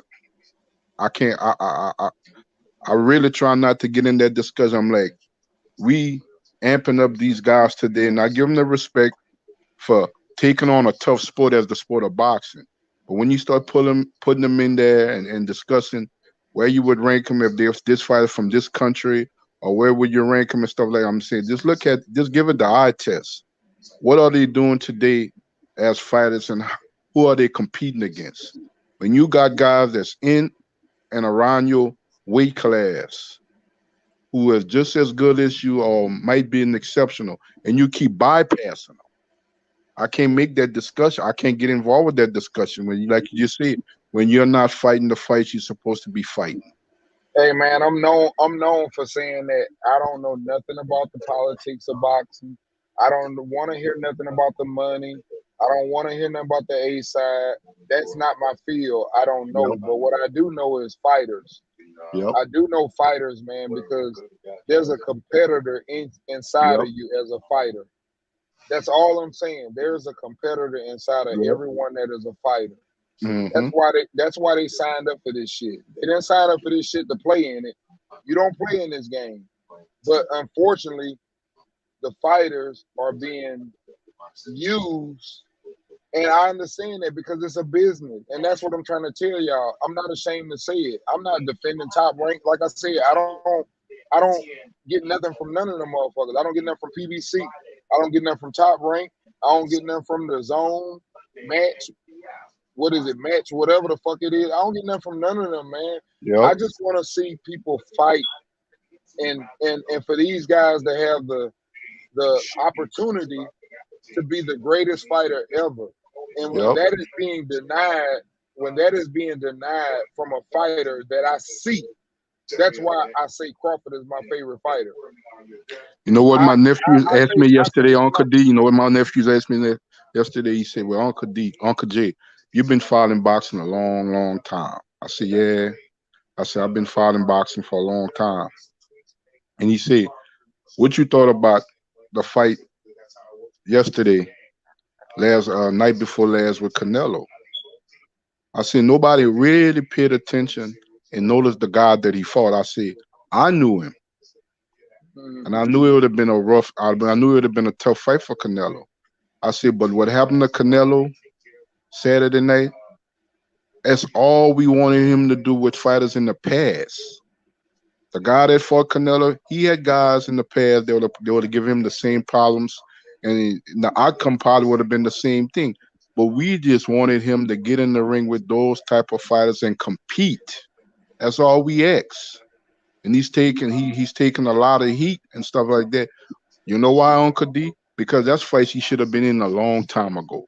Regardless of the weight class or how big the guy was, they had fights for him like that years ago that he should have been in. So losing a fight to Bivol Saturday night, if he'd have been in those fights like that in the past, like he was supposed to, he probably wouldn't be getting the same heat right now. That's all we saying. and to speak on that, man, I keep repeating this because I want people to understand I ain't perfect either because I picked Canelo. I didn't do my homework on Bivol. And I'm going to tell you why I picked Canelo. I picked Canelo because I knew Bivol was not a knockout artist. I knew that Canelo had a chin, and I knew that Joe Smith had rocked him, and he was on wobbly legs going to the corner. So I thought that maybe he was a guy that once he felt the power, he would break. Because I'm not saying this in no negative way, but a lot of European fighters like Kell Brook, Amir Khan, I've seen them broken. So I did not want to sit up and say that he was going to win. I also saw that he had a high boxing skill, and I said this on the channel. I said, even though I think that he can fight, if he can sustain the power of Canelo, he would get a good chance to win the fight, but he wouldn't win on a decision. So therefore, I chose Canelo. But when I watched the fight, I saw a guy that was not afraid. I saw a guy who stood in there and didn't matter about you hitting him. He was going to hit you back. That's what I'm saying. You find out who is a man. But to everybody else, listen, to everybody else that doesn't think that way, you know what we say who his greatest fighters are? We say, oh, he beat Triple G. He beat Laura. He beat all these guys. But you ran into a guy that wasn't afraid of you, that had a high boxing IQ, a big amateur background. He knew how to fight. He did not burn himself out in the early rounds. He didn't feel your power and think that I had to throw power back with you. He stayed calm, collective, and he stuck with the game plan, and he fucked them up. It's I remember levels to that shit. you made an analogy earlier about Roy and the situation with Tarver. Yes. That was kind of the same situation this past weekend because Bivol had been looking for that Canelo fight for the longest. Exactly. He was hungry for that fight, and he had been studying and he'd been watching Canelo for years. And he was like, if they make a mistake and match us up, I got the antidote. And you're speaking facts, man, and that's what I'm trying to say. That's why I give the edge. It's not about me liking Crawford more than Spence. He been hunting him since he was 140 when everybody said he was the boogeyman and no one would fight him. Crawford had no problem and said, I'll fight him. And he said, oh, you got to get a belt first. Then he got a belt. Yep. I'm going to clean my side of the street first. That's a person that's hunting you. He's hunting you. And that's when you find out how good a person is. Benavidez did the same thing to Crawford. He hunted Crawford. He said, you're too little. I'm going to walk you fucking down in your hometown. I'm going to show you. You ain't shit. Mm-hmm. That's a real fight. So the toughest fight for me, I don't give a fuck about the one leg. The toughest fight he ever had was a man that wanted him and that been hunting him. Yep. And that's what I'm trying to tell y'all. It ain't about these names. Stop this name shit. Y'all caught up in the wrong thing. Just like we saying Canelo is the best Mexican ever. Y'all caught up in the wrong thing. Let them motherfuckers fight. Benavidez is a bad motherfucker, but we ain't giving him the credit. And he can't get him in the ring. Nope. Facts, bro. You got to get them in the ring, man. Everybody ain't the same, bro. Yeah. You're right. You done fought a lot of people. You done punched some people when you was a little kid. You punched some motherfuckers and they go in their shell. What about that dude that you hit in the motherfucking stomach and said, "Oh yeah, come on." Yeah, your ass changed then, don't you? Yeah. You play no fucking games, man. It's the fighting game. Don't play no game. Mm-hmm. We'll find out if you're a man. You hit that motherfucker in the stomach and punch him in the eye, and that motherfucker just look at you and say, "Come on." Nah, your ass real? Mm-hmm. We'll find out. But see, you punch some motherfuckers in the eye and that's it. Yeah, the same thing with Shakur. Shakur had been eyeing Oscar Valdez. Hey man, them dudes, they know, bro.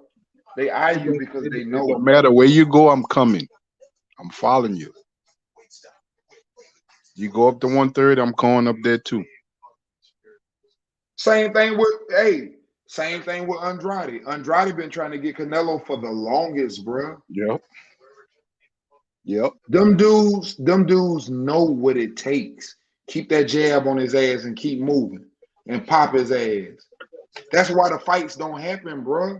Yep. It's styles. Yep. But see, that's why when they talk about Crawford, I'm gonna tell you something. Crawford doesn't have no like they say, he don't sell shit. He ain't got that power. You know what? When they threw that fucking mandatory, his ass had the fight machine. When they threw that motherfucking mandatory, he got to fight every last one of them dudes. He don't get to choose. Why them niggas was over there fighting for belts and playing patty pack with the belts or whatever the fuck they doing. Thurman and Spence can't fight for some reason, and they on the same side. Yep. He didn't have that opportunity, bro. He got to fucking fight whoever is the top contender that comes up. Virgil Ortiz could have got him. Yeah. Ortiz ain't want that work. That's what I'm trying to tell you. They talk a good game, but does he really want that work? You think Virgil can't send no contract and get that fight? Yeah. He don't want it. He don't want it. Crawford ain't turning shit down, but it's collar. He ain't gonna talk shit, but they can send it.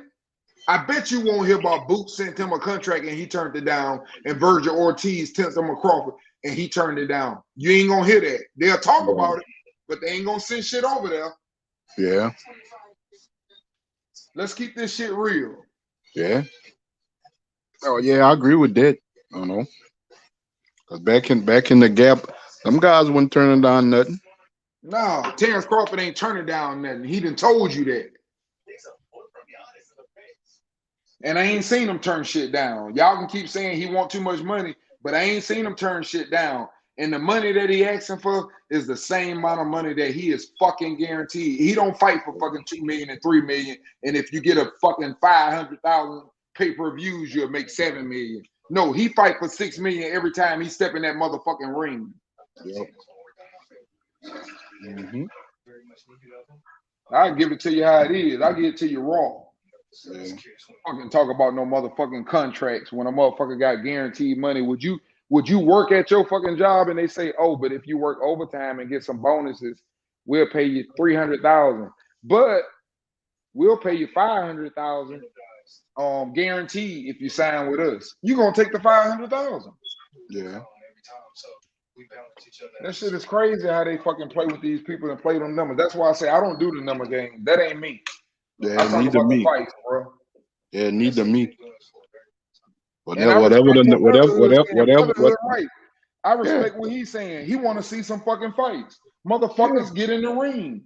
The only thing I disagree with him is I think Keith Thurman should prove himself to get back in line. It ain't the other boxers fight that you get an injury. You're not taking care of yourself. You driving in the car. You know, that's not their fault. When Spence get in an accident, it's not their fault. Because if I was over fucking boxing, I'll tell you right now, I'll fuck boxing up.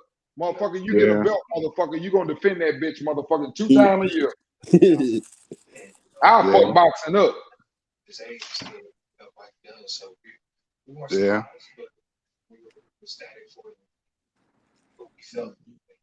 You want to box? Hey man, you signed up for that shit. Let's go. Yeah, let's go. Yeah. Yeah, let's go. Yeah, man, but we killing the Spence and Crawford thing. Let's get back on. Canelo got his ass whooped. Let's talk about Cinco de Bivol. That's the new day. Then he lost on Cinco de Mayo, man. You heard what I just said? That's not called Cinco de Mayo no more. It's called Cinco de Bivol. Yep. Let's talk about that. Yeah. Cinco de Bivol. No bullshit. That's what Floyd prided himself on, beating Yeah, their ass Cinco on de these Mayweather. motherfucking days. Yep. Come on, man. It's shit to that shit, man. Them dudes, they earn their respect to make that money like that. But these dudes haven't done it. And I'm not gonna give them that shit yet. Earn it. Yep.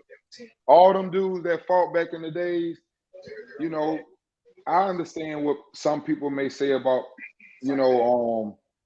Floyd, but Pretty Boy did everything in the motherfucking book to earn that shit. Once he earned it, shit, a motherfucker be talking about fighting Floyd be like, nah, I'm gonna go up there and fight him at 152 at a catch weight.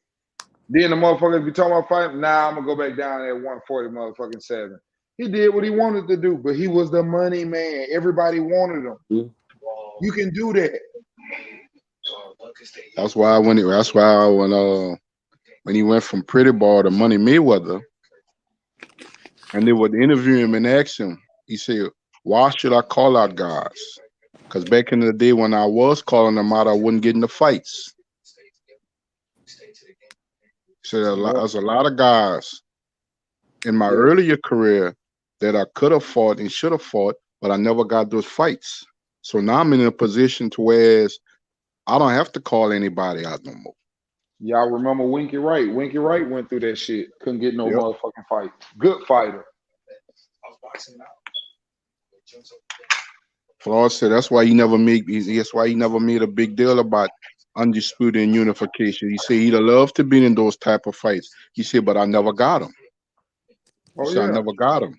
So that's why I didn't waste my time thinking on it. I never got him when I wanted to get him. I never got those fights. No doubt. And he said, I wouldn't have bought, at that time, I wouldn't have bought messing around and paying all these different sanctioning fees.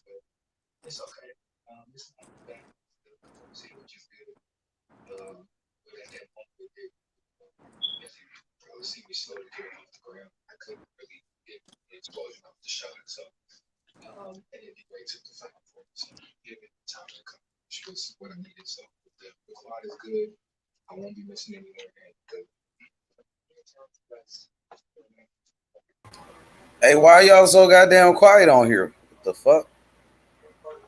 I guess there's no more to say about Canelo each.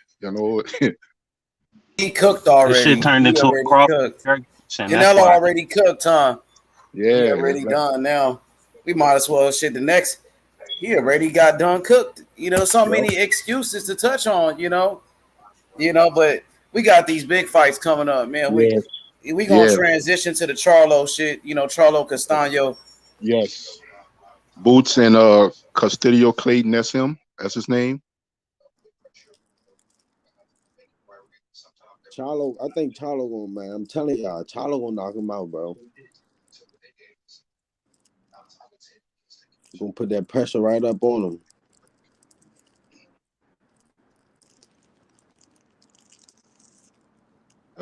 That's for undisputed at 154. So that's the next fight up. It's on next week.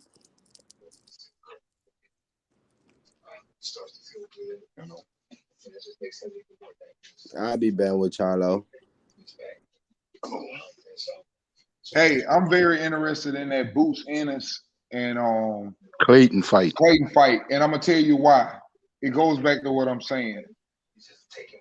The biggest fight that you have is a person that is not afraid of you. And Clayton has sent offers over there to fight him more than once. Ooh. I'm not saying that he can beat Boots, because I don't think he can. But it's always good to see someone fight someone that doesn't fear you. I don't feel the same way with Thurman and Porter and Garcia. Them dudes ran. They ran away from that shit. They don't want to fight him. They'll fight D. I'm sorry, D. I wanted to leave this Canelo shit alone, but Shelton Moore came back with something. He said, what is there to say, H? Alvarez told Kellerman that he's not going back to 175. So he gonna duck the motherfucking rematch. Even though he fought at 175 before against Sergey Kovalev. Now it's because it's 175. Man, fuck those excuses. He got his ass beat. And he don't want no smoke in a rematch. That's all that it is. Come on. No, I don't want to hear nothing about no motherfucking weight. Canelo fought guys bigger than fucking Bivol. Bivol just whooped his ass. He just don't want to fight Bivol. He just ducking that rematch. That's all that it is. I wasn't born yesterday. My mama didn't raise no fool. I'm not over here pushing no narrative for Canelo so I can get Canelo fans. Nigga, fuck that. H, before that breaking news, I told you a long time ago, he ain't getting back in that ring with that boy. I told you that. He's not getting back in that ring with Bivol. Why? For what? He just don't want, just say he just don't want no more smoke with Bivol. He ducking the rematch, even though he. You went out. Uncle D, like you said earlier, I watched the post-fight interview. He got the rematch clause in the contract, though, D. That's what I'm saying. Yeah. He put the rematch clause in that motherfucker. And he don't want the rematch now? That's some duck shit. And even my boy Havoc said it, not a good look for Canelo. Not at all. And Terrence Crawford is the best fighter in the world. Terrence Crawford, the best fighter in boxing, bro. Yep. Go ahead. I'm sorry, Uncle Simon. Go ahead, brother. Well, I heard Bivol say I watched the post fight interview after the fight and stuff like that while y'all was on doing the post fight thing on live, and they asked Bivol a question and stuff like that. And like Uncle D said, I know something must have been said in the ring, because the first thing, one of the questions they asked Bivol about the rematch and stuff like that, he said his intentions now is undisputed at 175. He said if the rematch happens, great. He said, but my intentions is also at the undisputed championship at 175 now. And I think he's gonna win it. Hey, I think he definitely. You said what now? At the post-fight interview, a reporter asked Bivol at the podium and stuff like that. He mentioned a rematch. I have a rematch clause with Canelo and stuff like that. And the first thing he said about the rematch clause and stuff like that, he said a lot of the demands that Canelo had in this fight, he said a lot of that has to come to my side now. Exactly. Mm-hmm. Exactly, because he got his ass beat. He lost. He also said that he never cared about the money. All he wanted was to fight, because he knew what he could do. And that says a lot. And that's why I say I got so much respect for Devin Haney, bro. You can't express what it's like to watch someone who's chasing greatness, man. Let people be great, man. Don't deny someone from being great. That's all I'm saying. And you see last night, Saturday night, what happened on Kadi? That never happened to Canelo in a long time. Know what that is? With Bivol, he ain't got that leverage no more.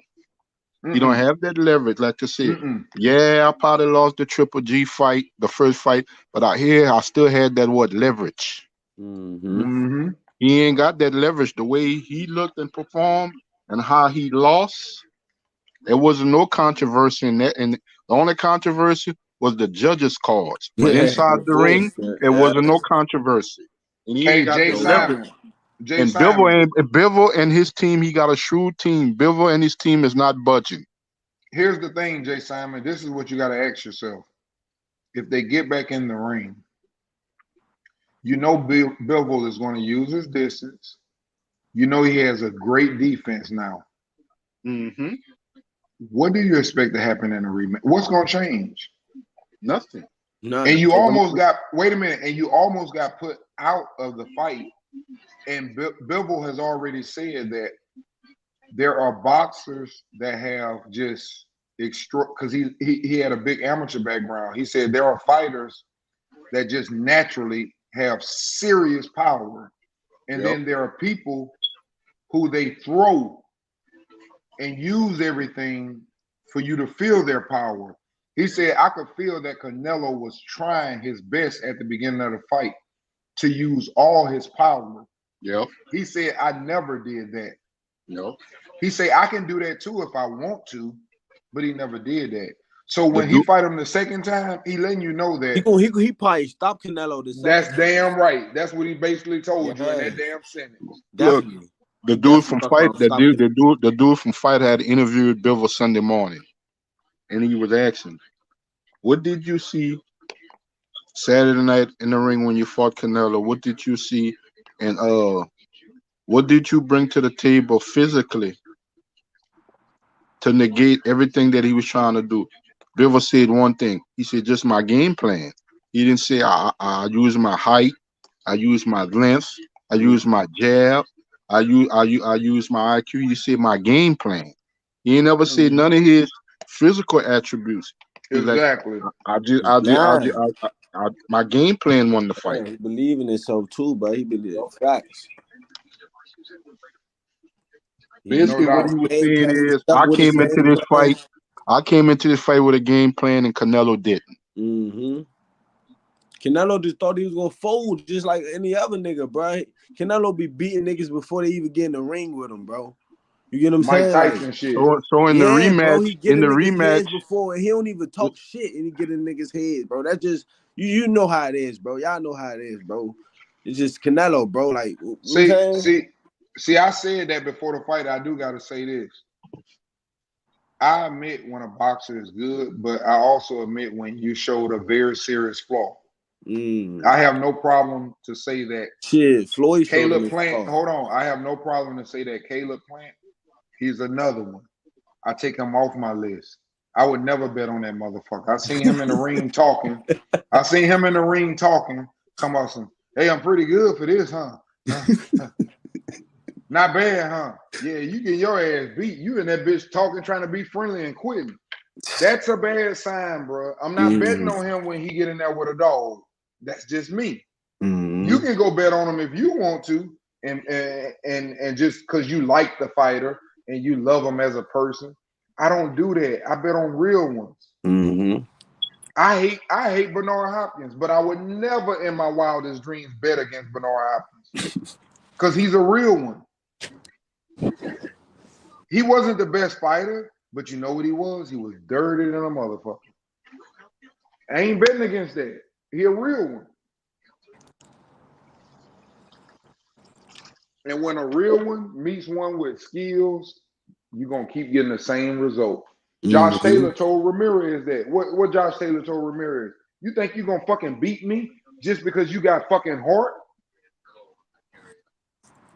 What happened to him? That motherfucker ain't fight for a year. That motherfucker was mad as hell after he got his ass whooped. He thought he was just going to go in there and bully somebody. Some people got heart, man, and they can fight. And you see this one, Uncle D? This one gonna sting more than the Mayweather fight. This loss. Are you talking about Canelo? Yep. Hey, since you brought it up, I want to see that rematch. I want to see Bivol cook his ass again. Bivol gonna knock his ass out, man. I need to see that rematch. I want that rematch. He's not gonna destroy his legacy, H Money. So man, ducking a fight, that's destroying your legacy. That is. Yeah, by ducking that rematch, you don't want to run it back. He'll do it you that lose all credibility. He'll rather do it that way. I'm not gonna lie. I ain't gonna lie. He better not duck that rematch. I swear to God, bro. They're gonna be the worst shit ever. Hey, a lot of people piled on Anthony Joshua, but he's going right back in there with Usyk. Exactly. Yeah. And Canelo was the favorite in this fucking fight. Nigga, he was supposed to beat Bivol. Bivol was the underdog. What? Canelo didn't take care of business, nigga. Mm. He didn't get YSM. He got cooked. He said Canelo was lucky it wasn't David Morrell. I was just telling him. Morrell would knock the fuck out of Canelo. David Morrell would knock his ass out, bro. Because Morrell got power and he got skills. And Morrell is bigger than Bivol. He much bigger than Bivol, bro. Oh, my goodness, bro. And he's a southpaw. Easy work, bro. You damn right about that. He said Morrell would have sent them. Come on, bro. He would have sent them to the fucking. Come on, he would have sent them to the hospital, man. Easy work, bro. You know that. YSM, I've been telling him. Morrell would knock the fuck out of Canelo, bro. And guess what, Morrell? He only got 6 fights. Hey, bro, it don't even be looking like he even be hitting them that hard, bro. He just be tapping niggas, man. That shit, hey, that nigga got bricks in his hand, bro. And Canelo making all these excuses. How you gonna win the rematch, bro? And you thought you won the first fight. According to Canelo, he got robbed in that fight. Man, that man delusional like a motherfucker. Even his trainer said that delusional ass shit in the interview. His trainer said it too. He got to get fired too. Because he lying to him. He's not telling his fighter the truth. That shit is like that Deontay Wilder. That shit is like some Deontay Wilder shit. He got a bunch of yes men around him. Facts. Man, hey, Bivol versus Canelo, the rematch. Who you got in the rematch, man? YSM. Who you got in the rematch? Canelo or Bivol? Because he got to take it. You hear me, Shelton? Shelton Moore, as a man, he better take that rematch. Come on, bro. You was the favorite in that fight. You was supposed to win. Nobody even knew Bivol at that time. We knew he was a good boxer, but nobody knew him like that. Canelo was supposed to win that fight. Yep. He was the favorite. Bivol was the underdog, bro. Even the judges, they was against Bivol. It was set up for Canelo to win. You see that? No bullshit, bro. He got his ass smoked. That shit, I don't even know. The judges scored wrong as shit. 113 and 111. Fuck out of there, man. Hey, Bivol is sharp too. YSM said Bivol might stop him this time. He almost stopped him last time. And Canelo was resting on the ropes. And Bivol, man, had him looking foolish. You know what I mean? Canelo was resting on the ropes while Bivol was so smart, just picking him apart, bro. Jabbing him, 1-2s, quick combinations. He was hitting him with everything, boxing him up.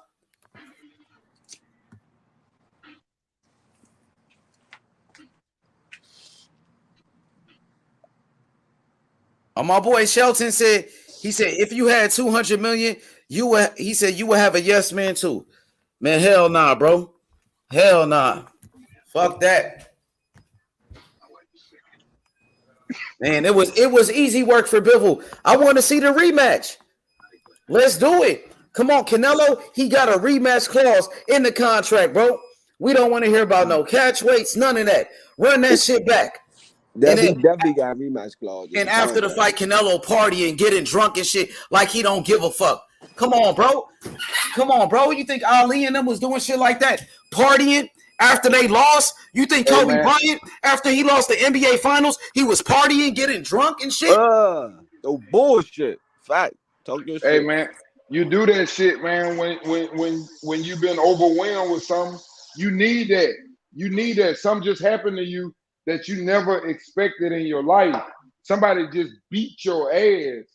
You can sit up and just lose your fucking mind and wonder because you thought you was the greatest, or you can go do something else like other people do. Start drinking. I'm telling you real shit. We know what happened with George Foreman after he lost to Ali. He went into major depression. Mm-hmm. He lost that fight in Africa. He said, man, I went into major depression. No, I ain't come back down. Hey, Shelton Moore said he won't do it, H Money. He knows that he can't win. If he know he can't win, he need to get the fuck out of boxing then. Yes, sir. Like Rocky White told him. Rocky White told him, "You can't win." Yep. Yes, sir. I agree with that. He Yes, needs to sir. get up out of boxing. He don't need to be in this sport if he don't think he can win. You know what I mean? Hey man, people lose. We lose who we are, man.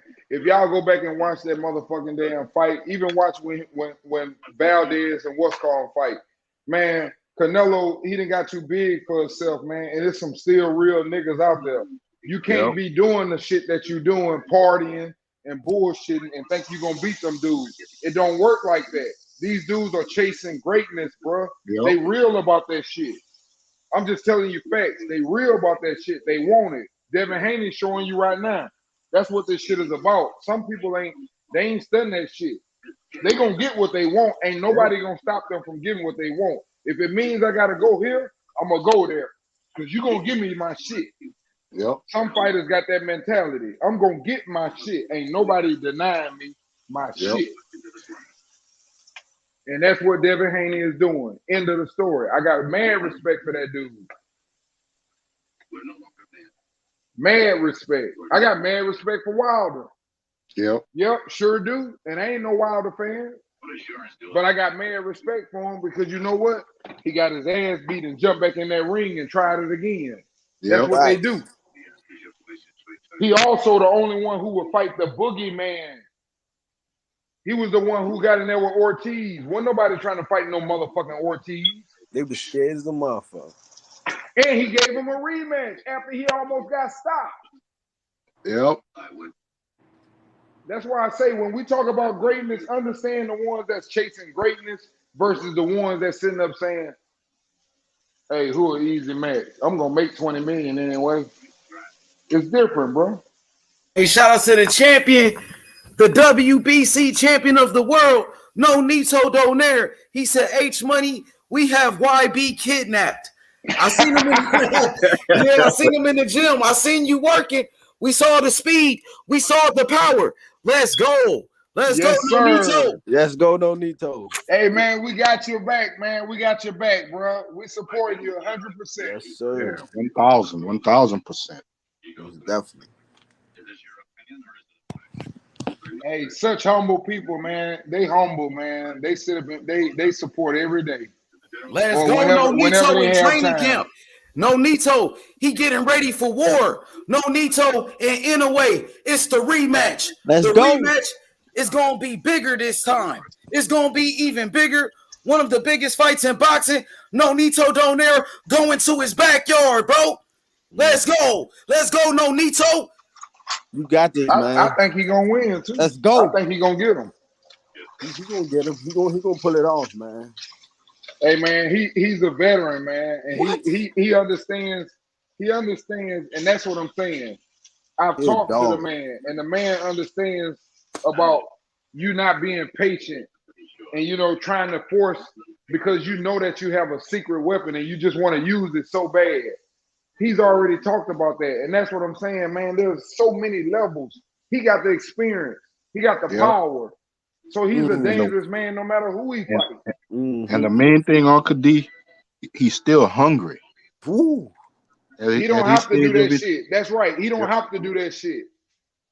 He's doing it for a different reason. He chasing greatness. Understand the difference, man. It don't mean you chasing greatness just because you move up. Mikey Garcia moved up and fought Earl Spence. Y'all say he chasing greatness. I say that motherfucker running from Lomachenko. It's a difference. That's the difference. That's the difference. Just like right now, Spence, I hate to say it.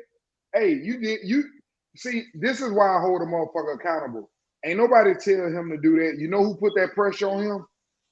Steven Jackson, all the smoke, all the motherfuckers said, they told him, they said, now man, if you don't fight Crawford though, man, you gotta fight Crawford, bro. They put his ass on the spot. So he jumped in the ring and said, y'all know who I want. I'm coming for all them belts. Now all of a sudden I hear this shit about Canelo at a catch weight. Now I hear Al Heyman ain't gonna make the fight. See, I'm not hearing that bullshit, man. Don't play with me. I'm too old for that shit. I'm not no fucking kid. You can't make me believe in Santa Claus, nigga. Grown ass man, don't play with me. You wanted that fight, take that fight, nigga. Otherwise, I'm not gonna respect you. Nothing personal. You can fucking whoop boots and jump to 154. I don't give a fuck. I don't respect you. You got to fight. You shouldn't have said what you said. Ain't nobody make you say that. Yeah.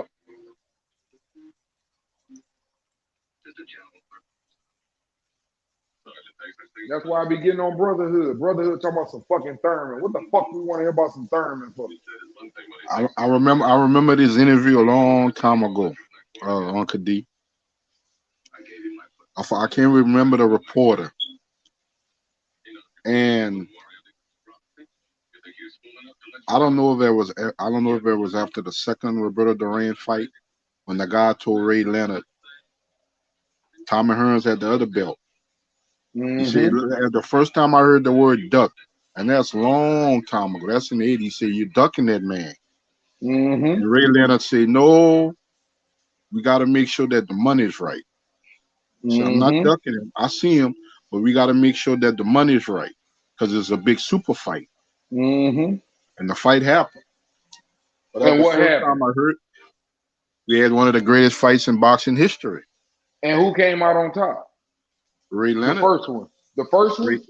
The first one. Ray Leonard. But they fought. I thought Duran won the first one, and he no. When the reporter said duck, he was talking about Tommy Hearns. Oh, Tommy Hearns. Okay, yeah, Tommy I remember Hearns. that. Yeah, he whooped Tommy Hearns. I remember that. No, I'm not ducking him, but we got to make sure that the money is right. That was back when we ain't had no internet. You know how they promoted the fight? They put all of them on cups.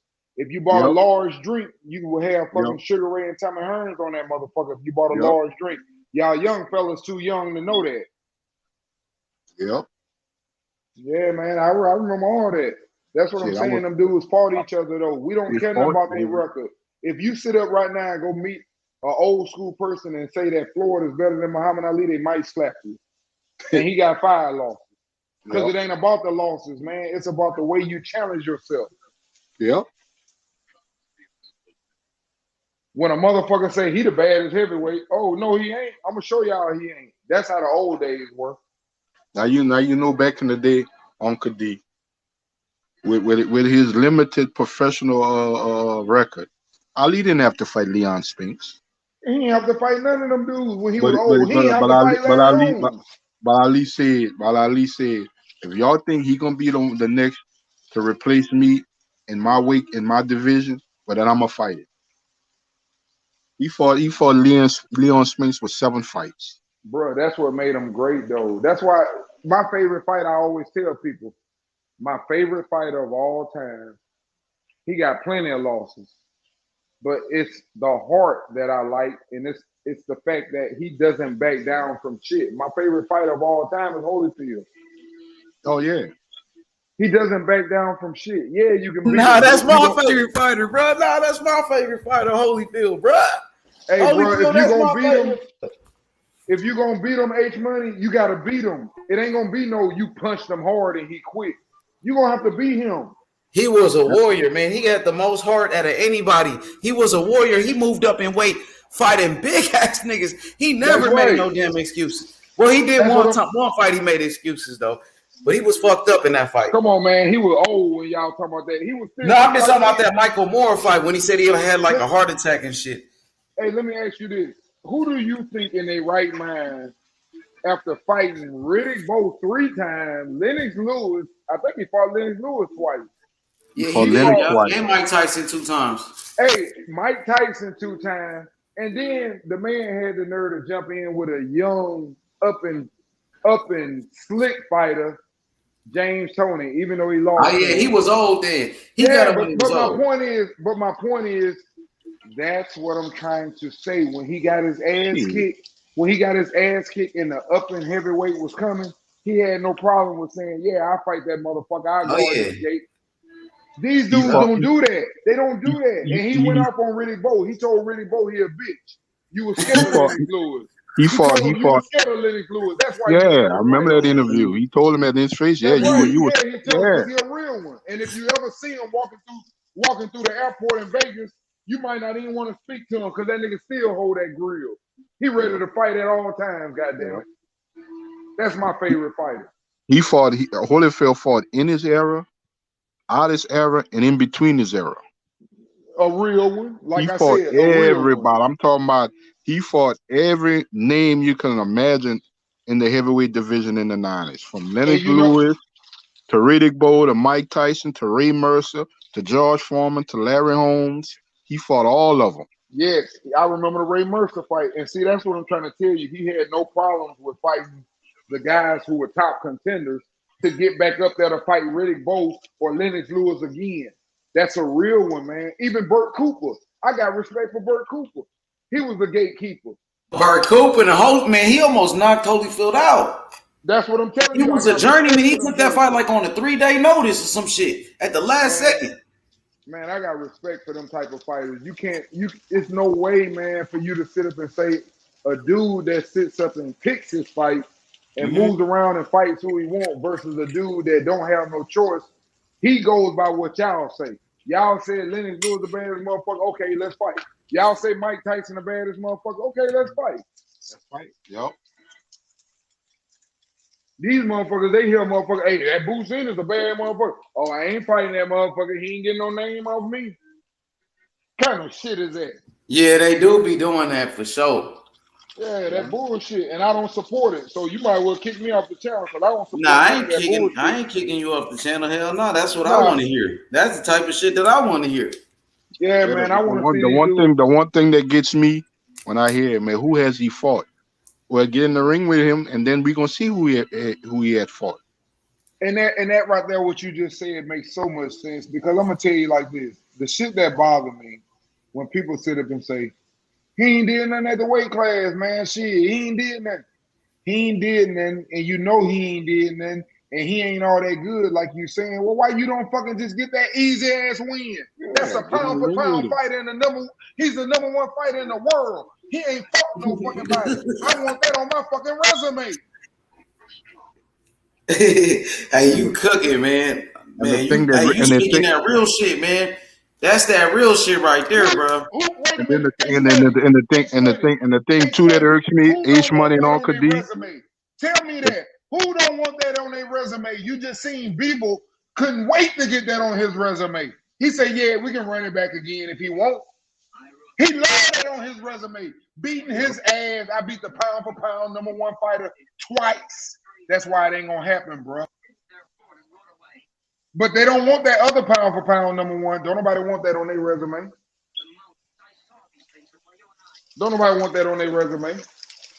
Keep it real. Keep it real. You don't want that on your resume. If you did, you could have been got it. All you had to do is sit up and say, hey, man, we'll pay you $7 million. Don't talk about percentages. Give him something higher than what he was getting. Then we'll find out. You damn right, Deshaun Brown. PBC scared. Yep. And it shows that they scared because they sent, I'm going to go even further. They sent Felix Diaz, PBC.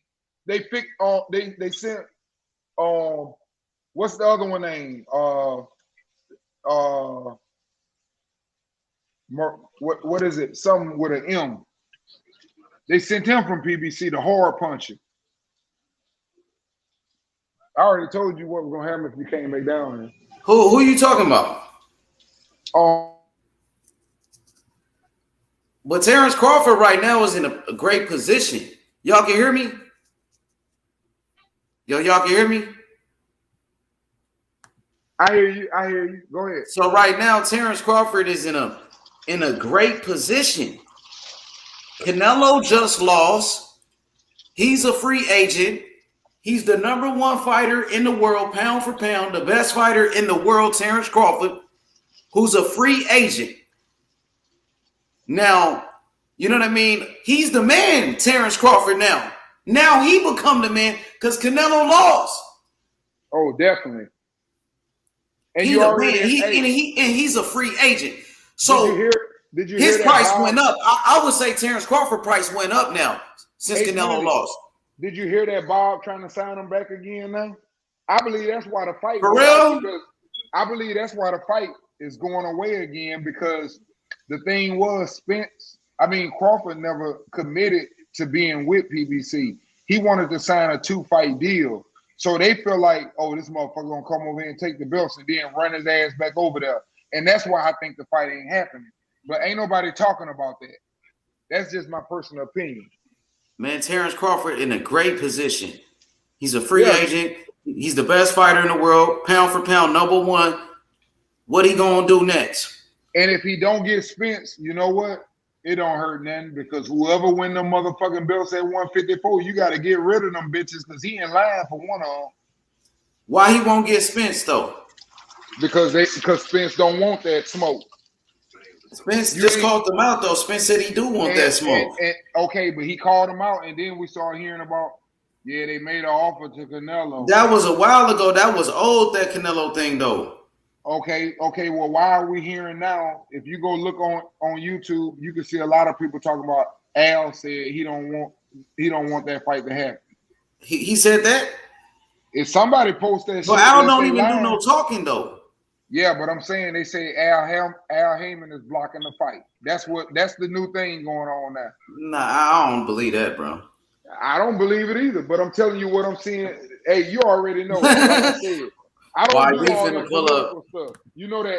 I don't know the political. But I know you just keeping it real with me. But you know what I'm saying. But I know Al Heyman, he don't do no talking, and we never know who made that story up. But you know, right now, Earl Spence said he want the fight. Terrence Crawford said he want the fight. Shit, let's make it happen. Hey, but we do have a history of one thing though. We got a history of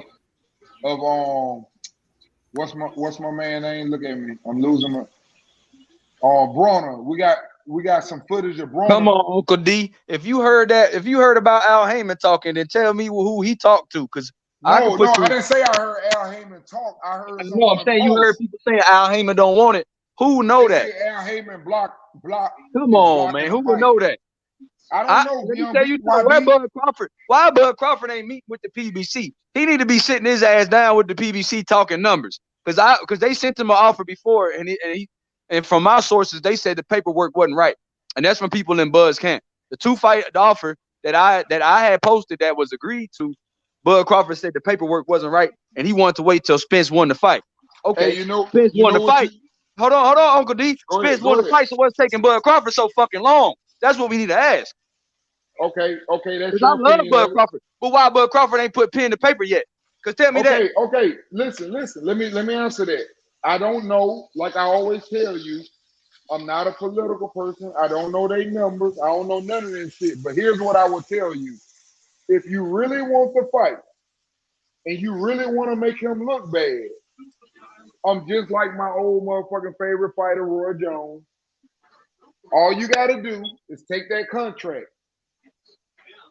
put that bitch on the internet, seal it up, put that stamp on it to Bud and ship it over there and show us what was on it. And he don't take it. And then we going to say that motherfucker a duck. But if you just talking and you don't send it, ain't nobody going to never win, man, because these dudes all know how to play the game. They all know how to play the game, YB. You got to understand that. You can send me something over here and I can say, oh, yeah, it was a bullshit contract. And I move on about my business. Oh, yeah, it was good money, but it was stipulations in it. He wanted this. And like your boy Russell did when Devin Haney sent that shit over there. You see what I'm saying? You can always sit up and go back and forth about what you want and what you don't want. But if you put that shit on this internet and you say, hey, look, I'll give your ass 50-50. Let's make this fight happen. If that person don't take that fight, that look real bad, YB. That look real bad. Put him on the spot. If you really calling him out, put him on the spot. Ain't nobody saying Crawford don't want the fight. It's just shit. Why? Look. What's up with Crawford though? I haven't heard him saying nothing, but I'm gonna fuck Charlo up and fuck Spencer up. But he ain't talking about no contract, and he ain't talking about, you know what? I want to sit down with PBC and make my demands more clear. Hold on. He ain't saying I want to make my demands more clear. All I hear is Spence saying, man, I ain't gonna talk no more till the fight is a go. So to me, that's the last thing they said to each other. I ain't gonna speak until the fight is a go. So that means Spence seemed like he really want the fight. It don't seem we talking about the Canelo shit that was months ago. That's when that shit was offered, because Dmitry Bivol got signed months ago. So Spence and them was in the running for that months ago. before he fought Ugas. So since he beat Ugas, all I've been hearing is that he wants Terrence Bud Crawford. And Bud Crawford has been consistent saying he wants Errol Spence. So and that's why the fight needs to I don't know happen, what's bro. taking so long, and it Me could neither. be it could be a hold up on both sides. Maybe Bud wants more money than what they willing to offer, which I don't care about. I don't get in the money stuff, but maybe that's why it's taking so long. I don't know. Maybe they're trying to work out a venue. Maybe they're waiting on that Canelo loss, seeing if he really gonna come back September 17th. I don't know, but it's something. It's something taking so long, and I want to know what the issue is. But I guarantee you, both guys seem like they want to fight. Yeah, and I think the fighters do. I've said that all along. I think it's more about the promoters. I keep telling you guys, you know, I said this a long time ago, almost like probably 6 years ago on Aki TV. I came on and told him, I said, man, y'all can't see that this is a power struggle. It's about which ones can hold those belts on their side as a promoter. You have to understand, man, when you got a champion, that's your money maker. That's your money maker. Right. We got to understand that. Is it worth the risk of me sending one of my fighters over to fight that dude over there? And my fighter got 2 belts. Should I send him over there to fight him? Or should I let my fighter make some money that I got fighters over here? That's what Floyd told y'all. We're not worried about no Lomachenko. Lomachenko need us. He getting old. We got plenty of fighters over here on PBC side to fight. Who said that? Floyd said that. Okay. Floyd said that. Go back and you can see that. Yeah. See, that's the thing. When I do say something and I talk, that's because that shit came out of your mouth. That shit flew out of your mouth. Like Earl Spence. I'm coming for that motherfucking belt Crawford got. Nigga, you responsible for that. I expect you to go get it. He is coming for that belt. You ain't heard him say nothing. But when he said, you ain't heard him say nothing else. Matter of fact, I might have to play it for you again. I think you got amnesia. I know it. I think your head hurt. I think you got amnesia, OG. I think you might have got that cigar might got you up in the clouds. So let me bring you back down, Uncle. Yeah, Uncle go D. ahead. Let me tell you something. You want to hear that? You want to hear what Errol Spence had to say to Bud Crawford? Yeah, I'm coming to take your shit. He said, I'm coming to take your shit. Hey, after you play that one though, H, the only thing I want to hear you play after that though is play that part when he said you got to get a belt, and then play that part when he get a belt and say I'm going to the route after Hey, you like play both you like going back to 2019, 2018. That's the worst part about it. That's the worst part about it. That's the worst part about it. That means that this dude is 4 years old and he was talking about fighting at 29. And we still fucking talking about that fight. He was still fighting in Dongo at 29, OG. And now you got Dongo at 29. And now you got your young boy brotherhood coming on here trying to throw Thurman in between it. He wants the nigga to be 36 when they fight. I'm like, man, what the fuck? Hey, as long as Bud Crawford taking and negotiate shit, he might be 36 anyway. I don't know what are you waiting on. Yeah. Before you know it, we're gonna be in 2020. YB, before you know it, we're gonna be in 2023. Hey, Don, I'm about to play the receipts, man. Because let me tell you something. Also, I'm gonna read you this excerpt of Bud Crawford saying it's the perfect time for this fight to happen, man. For all the marbles, it's a bigger fight now that's undisputed. That's what Bud Crawford said. What, a couple weeks ago? Let me find that. You know what I'm saying? So we want to bring receipts. Hey, Uncle D, I think you don't really want this fight. I think you starting to believe me when I say Errol Spence gonna beat him. I think you starting to really like, man, if Spence take this fight and he beat my boy, bro, Bud Crawford hype train is gonna go. You know, because damn, all the shit I said about Errol being stiff and fighting like Margarito and doing all that, and if he put a whipping on Terrence Crawford, then what's gonna happen to all the shit I said? You know what? You and my Uncle Sheldon, I think y'all don't want to be wrong, man. I don't think y'all want to be like YB. You was right, because Uncle Sheldon hit the jackpot with Bivol, but he also picked Dillian White, and he picking Castano next week, so he gonna be wrong 2 out of the last 4 weeks. But we ain't gonna speak on that. But hey, YB, don't do me like that, though. Got one victory, and he been gloating for about 2 days straight. So, hey, YB, I might say some negative stuff, but don't do me that bad. I ain't say that nigga fight like Margarito, though. Come on, man. Come on, now. I ain't that bad. I ain't say no shit like that. You said he fight like Margarito. No, dog. Don't do me like that. Don't do me like that. I did not say no shit like that. I respect Spence as a fighter. Don't do me like that. I ain't saying no shit like that. I'm laying. Hey, all right. I'm exaggerating. Uncle D never said that. Everybody in the chat, he ain't appreciate say that. Don't do me like that. He ain't say that. You gonna have everybody cooking my ass. That nigga said Spence fight like Margarito. Don't do me like that. He can fight, and I know he can fight, and I know he got a chance. I told you how I feel about it. I like Styles, bro. Just like I said, if Thurman jumped his ass in there with Spence, I think he breaks his motherfucking ass into pieces. If he jump in there with Crawford, I think he got a better chance. It's the Styles that I'm looking at. It ain't got nothing to do with me being no Crawford fanboy, no Spence fanboy. I just believe what I believe. I look at Styles, man. The dude has something that I see in fighters that is different from a lot of fighters. There's not too many fighters that will stand in the pocket and trade with you because they believe they're better. That's what James Toney used to do. James Toney knew he was slicker than anybody. If he could get inside with you, he didn't give a fuck about you throwing. Because he gonna catch you and fuck you up more than you gonna fuck him up. He believed in what he could do. That's why Holyfield got my favorite fighter, like I said. That's why he got fucked up. Getting up in there with James Toney, a slicker man that's gonna fight back and ain't gonna fold. It is what it is, young Billy, but your boy going down. This shit coming to the end of the road. This Texas shit is over with. Hey, is what stuff is over with, Uncle Jay? I mean, Uncle D, what you say? This Texas shit is over with. He finna fuck up the whole. Al Heyman know it too. Al Heyman say, wait a minute. That little motherfucker. Look, Al Heyman say that little motherfucker say he gonna whoop Spence and then go get his girlfriend. Hell no. I'm not finna let that little motherfucker beat their ass. His girlfriend, his cheerleader. Mm-hmm.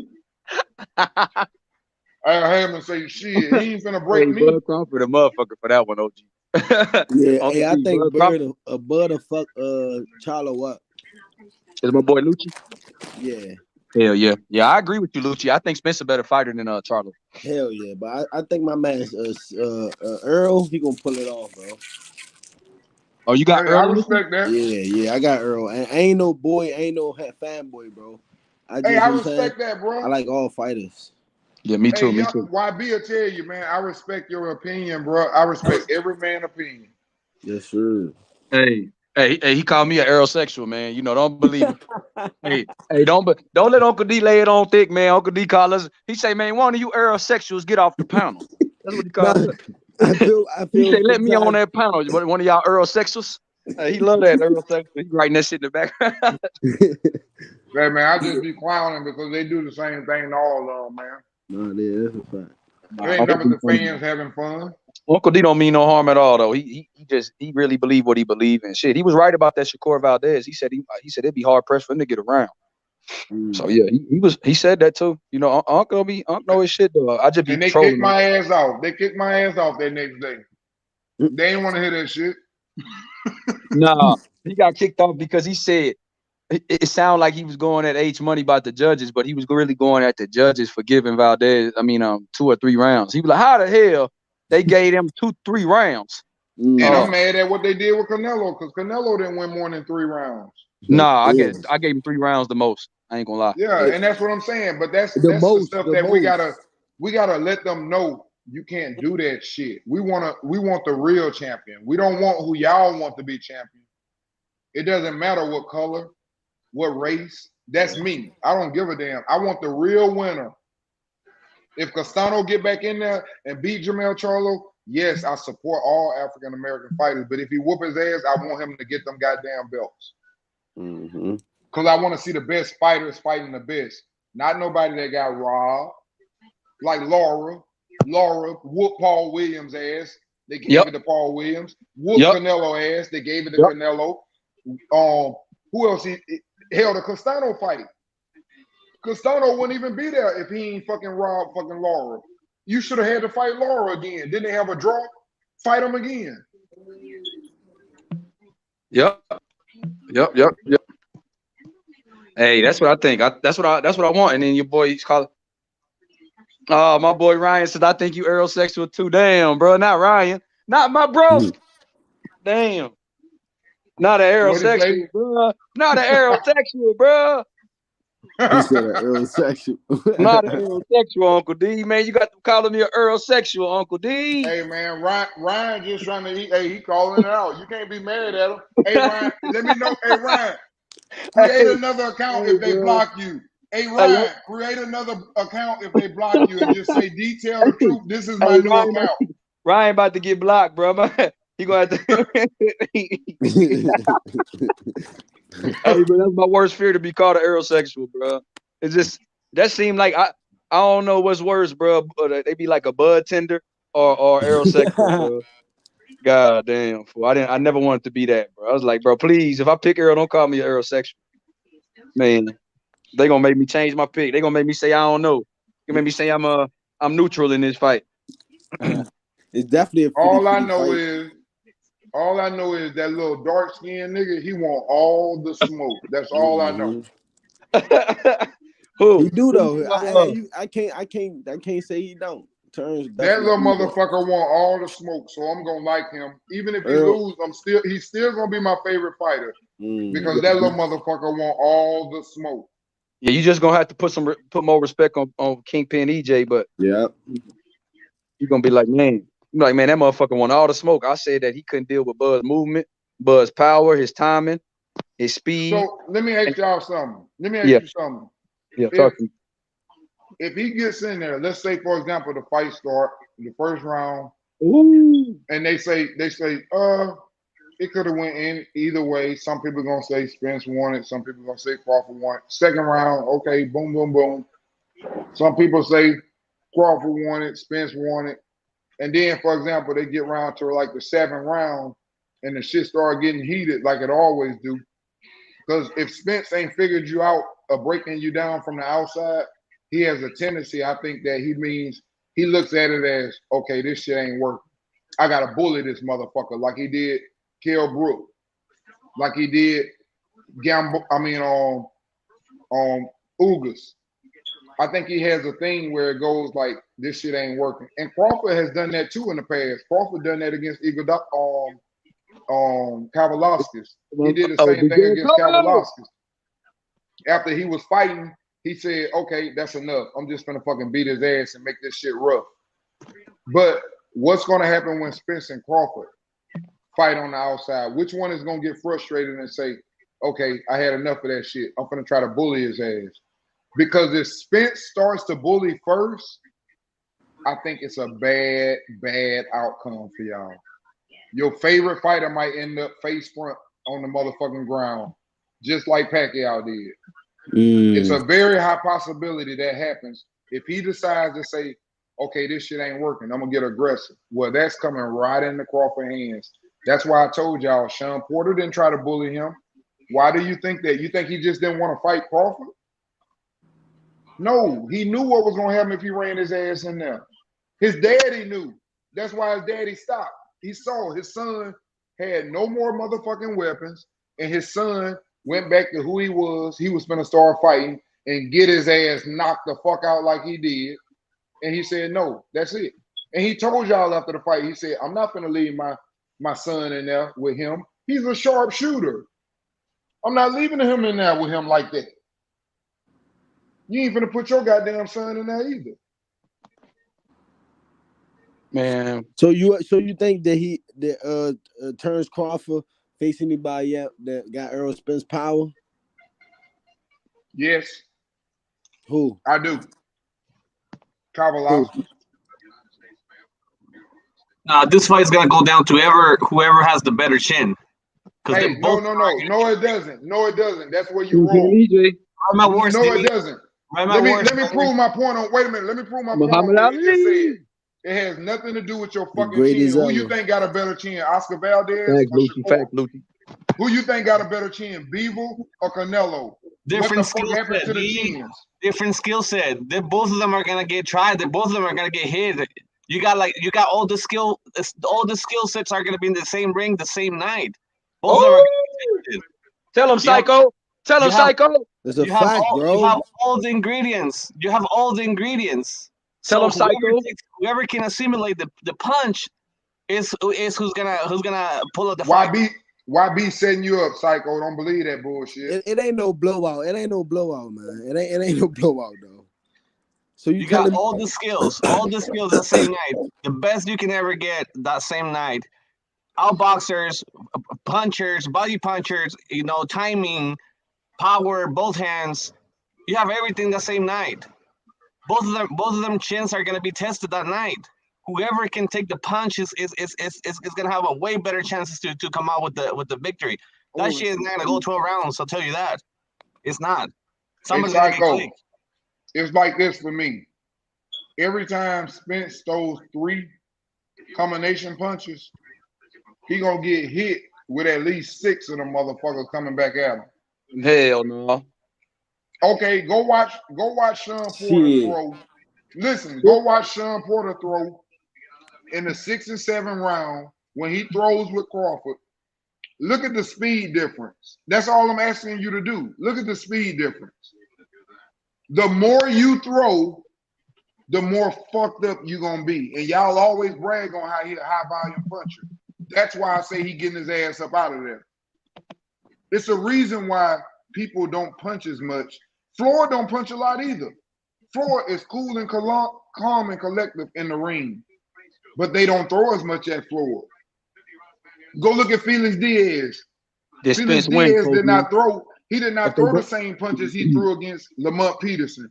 Why? You know. Why do these dudes not throw punches if you're saying that all you gotta do is outpoint them? Hey, and it's the same thing though, OG. Why these dudes besides Porter, like you said in that Porter fight, why these dudes keep their hands in their pockets when they fight Earl for some reason? Why is that? Okay, now I'm finna tell you that.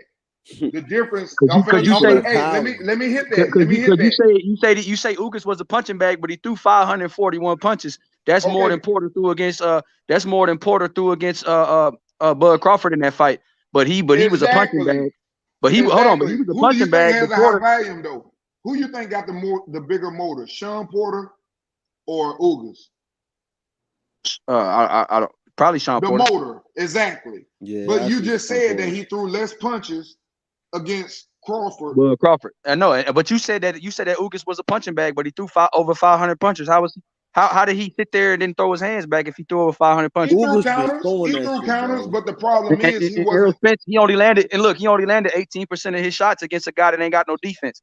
So y'all tell me that you know numbers don't lie. Shit, that he ain't got no defense. Hey, you want me to pull up some Ugas highlights and show you that motherfucker just sitting there with his hands up? Hey, dude, look against Pacquiao. How many percent of punches did Pacquiao land on him? 18%. So his defense is sharp. He just kept his hands in his pocket because Spence beat the fight out of him. He broke his fucking rib and broke his goddamn mind because that motherfucker is a bone crushing puncher. If you sit in front of Spence, he gonna beat the dog shit out of you. And if you can't get away from him, and Spence make it hard to get away from him because he's a dog like that. And he cuts the ring off, and he wears on your body. He takes your legs away. I seen Ugas time his ass. I'm willing to bet my life on it that Crawford can catch his ass if Ugas can catch him. I believe it too, but Crawford ain't some shit that Crawford do ain't as technical as Ugas. Ugas is more technical on the counter punching than Ugas. But you don't have to be as technical when you move your feet though. Ugas don't move his fucking feet. But Crawford is more wild than Ugas at times, and he gets caught. He definitely is more Errol wild. Spence is more. Hold on, real quick. Errol Spence is more compact with his shots, whereas Errol Spence throws his shit straighter than Bud. So Bud can have a speed advantage, but Errol Spence's shit might get there at the same time because Errol Spence throws his shit more correctly. Hey man, you gotta reprogram.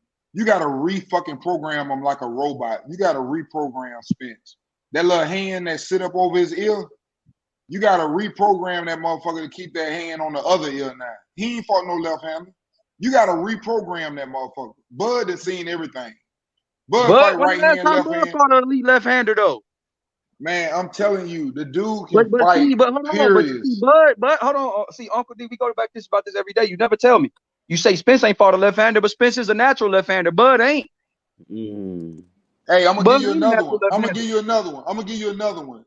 This is the stuff that I look at. First of all, I'm gonna say this. And Bud is not gonna be Errol Spence on the inside. Wait a minute. I feel like, for example, if you go back and pull it up, I don't have to pull them up. I can if you want me to. But he's fought more left-handers recently than he did. And not to mention, he fought a left-hander that was a gold medalist and beat him. So wait a minute. So he's fought left-handers. My point, what I'm trying to say, he's also fought guys that were longer than him, like Victor Postal. And I ain't talking about the Victor poster that Andre Russell just beat at 40 fucking years old. I'm talking about the one that was the motherfucking boogeyman that Danny Garcia said, fuck that, I'm going to 147. Okay, he's fought taller guys. He fought Benavidez, another long-ass guy with a longer reach, way more reach. He's fought little guys like Sean Porter, Felix Diaz. He's been all over the place. Spence has not been all over the place. That's all I'm telling you. And you're going to see that when the fight happens. Just like you saw that when Valdez got in there. He never been in there with nobody that can measure that distance. The motherfucker looked ordinary, didn't he? Just like Canelo. Canelo just got in there with Bivol. He never fought nobody that knew how to use their distance and stay behind their jab. It looked easy, didn't it? Now we talking about the motherfucker in the top 10 fucking fighter. But before that, we thought he was the greatest thing since sliced bread. Styles make fights, bro. Yeah, but in the words of Bomac, we fucking him up. Bomac is not doing the fighting though. See, Bomac fucking fucking up them. Bomac fucking up them plates of food and then not Bomac fucking up the wrong thing. Look, Bomac ain't doing the goddamn thing. And then when y'all watch that hallway interview that everybody be talking about, when you rewatch that shit, Errol Spence called out Bomac and said, "Man, Bomac, you said I'm living check to check. What's up?" And Bomac was like, "Nah, man, you know how it is, man." But every time Bomac away from Spence, we gonna fuck him up. But in his face, he ain't say a goddamn thing. And tell me I'm lying. Y'all watch that motherfucking hallway interview and tell. Since you like bringing up old shit. Tell me when the fuck Bomac said what he be saying on these goddamn interviews to Spence in his face. Tell me that. Because Spence said, "Hey, Bomac, now come over here, Bomac." He say, "Come over here. You was talking shit about me, Bomac." And he called. See, they were trying to pull Errol Spence card. Errol Spence told Bud to his face, "I'm a crush." Y'all just heard Bud talking louder. But I heard Spence say, "On my life, you ain't gonna stop me." Spence told Bud, "On my life, you not gonna stop me." Okay, YB, let me answer that. Now. So talk that shit. See, Bomac ain't say a goddamn thing to Spence face. See, we want to be talking about Bomac. We gonna fuck him up. Bomac didn't believe that shit when he was in Spence face. Hey, you know what the key moment? You know what the key moment in that whole hallway conversation was? What showed you that it was gonna be a fucking problem? And I'm gonna tell you to go back and watch it. See, I watch all that shit too. I'm on everything. You know what the key moment in that whole thing when they talk and both of them talking shit? Oh, I'm gonna stop you. They gonna say you was too little. Oh, they gonna say you stayed at the division too long and you was drained. I seen all that shit. But you know what the key moment in that whole conversation was?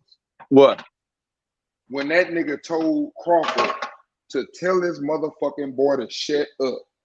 And that nigga stood in his face and told that nigga. He ain't tell his homeboy to shut up. That nigga say, "Talk to me, nigga." And Errol Spence would tell your boy, "Be quiet." He ain't back down from Bud. Bud. Hold on. So you watching that whole thing, and that's the thing that stood out to you? What about all that fucking giggling? Hold on. What about all that fucking giggling and laughing Bud was doing instead of looking at Errol out the whole time? Oh, he already was. But, and look, and hold on, see, because we always switch this goddamn video and make it seem like something is not. Bud Crawford was walking to the exit when he seen Spence, and Spence seen him, and he walked over there to Spence when he seen the cameras rolling. But y'all seen Bud and his homeboy going to the exit. Ain't nobody gonna say that though. Ain't nobody gonna say that. Bud Crawford was going to the exit. Hey man, Bud Crawford calling that boy out. Hey, hold on. And then if Errol Spence hold on. If Errol Spence don't worry about Bud Crawford, he the one told him, "I knew you was gonna be here." He said, "Nigga," he told Errol Spence told Bud, "I knew you was gonna be here." And he said, "I ain't know your number." Yeah, he did. He told that motherfucker, "Lock it in there this time, goddamn it." And then he said, and what Spence say? Spence said, "I'm my own promoter. Call me." And then look, and then Bud Crawford was laughing. And look what he's saying. Hold on. Nah, fuck that. Bud Crawford was laughing and giggling and shit, but y'all talking about he dominant and all this crazy shit. Errol Spence ain't have a smile on his face, but no time. And old boy tried to take a picture with them. He said, "Man, you ain't taking a picture of me and him." Errol Spence wouldn't even take a picture. Like, come on, bro. Stop the bullshit. Damn right. He don't want that. Stop the bullshit. Errol Spence told Bob Arum, "I thought you ain't know Al Heyman ain't exist." And then shit, his bodyguard, his homeboy asked Bob Arum, "So when you gonna make this fight happen?" And Bob Arum didn't answer the question. He asked him 12 times. Y'all watch that shit again. He say, "So when could you when you gonna answer that question?" He kept asking Bob, "So when you gonna answer that question?" And you know the boys from Dallas because he was country as fuck. He said, "When you gonna answer that question?" And they ain't answer that motherfucker. So tell me, like, see, man, y'all always pull up receipts on Earl, but tell me what happened in that hallway for real. Y'all watch that shit again. Because Top Rank say they fighters. Cause Top Rank He didn't say told, that. Hey man, his Earl told homeboy, that nigga. his homeboy Earl kept told that asking nigga. Bob Arum, when you gonna answer that question? I thought you said that shit could happen. So Hey when it man, gonna happen? So when the fight could YB, happen? And YB, Bob Arum make it. said, man, have a good holidays. We're all brothers in the sport of boxing. That's what Hey, the fuck hey, he said. hey, Tell me YB, I'm lying. You know what I'm hey, finna do? YB. I'm finna create a poll right now. Let's Tell me see I'm lying. who you got, Terrence Crawford or Earl Spence, so everybody can vote. Put your Hey, Hey votes man, in post because me right on now, a on the bud poll said I bet a got right million. now. Hey, Look, hey, look on the poll. hold on, H. Let me finish real quick before you get this poll. Look, let me respond to Postman. See, I watch this shit almost every day now because everybody be fanboying this shit. So I watch this shit just to see. Because I say, man, Errol Spence told Bud on my life he won't stop me. That's where the $1 million bet came from. And Errol Spence said bet 100,000 you won't stop me. Bud said let's bet $1 million. Errol Spence said let's bet $1 million. Shit, right after he said it, he said, all right, let's bet $1 million. He said, because on my life you're not gonna stop me. And then he told Bud like I'm gonna crush you. When Bud was calling him fat and shit, he was like, I'm gonna crush you. hey man, that dude don't even look comfortable Errol talking Spence about told boxing. Bud, I'm gonna crush you, bro. Multiple times. I don't know where y'all be hearing You just can go Bud back and talking. watch I don't know every why y'all hear video. all Bud words, but y'all don't hear what Hey, Errol told man to his Hey, face. I'm gonna crush you. just you can go write back. my name, H. Write my name. Come Bud, on, Hey, bro. go back. Go Y'all back be about and watch all fanboying, them bro. videos. This shit is Hey, it's all y'all good. bud It's tenders. all You know good. what? I'm gonna start calling y'all bud tenders. Since they talk about Errol sexually, y'all bud tenders. Well, the thing Hey, about the look, so go hey, ahead, look, H let me money, just say go. this real quick. I'm sorry, Jonathan. Let me just say this Go. real quick You go. because I had created the poll and shit. Who's gonna win the rematch? Canelo and Bivol. So I'm gonna look at it. We finna end this one. So 72% of the people said Bivol. He's going to beat Canelo in the rematch. You know what I mean? And Canelo, he only got 28%, y'all. So it looked like, man, you know what that means. Bag him up. You know what I mean? Bag him up, yo. You dig? So we're going to end that one. So the next poll we're going to create Terrence Crawford versus Earl Spence. Who you got? Put your votes in. All right. My bad, y'all. Go ahead, Jonathan. Hey, Rachel Donaire asked for the link, H Money. Rachel Donaire asked for the link. And she gonna she know what I gotta say because I told her Spence gonna win today in the gym. She know what I gotta say.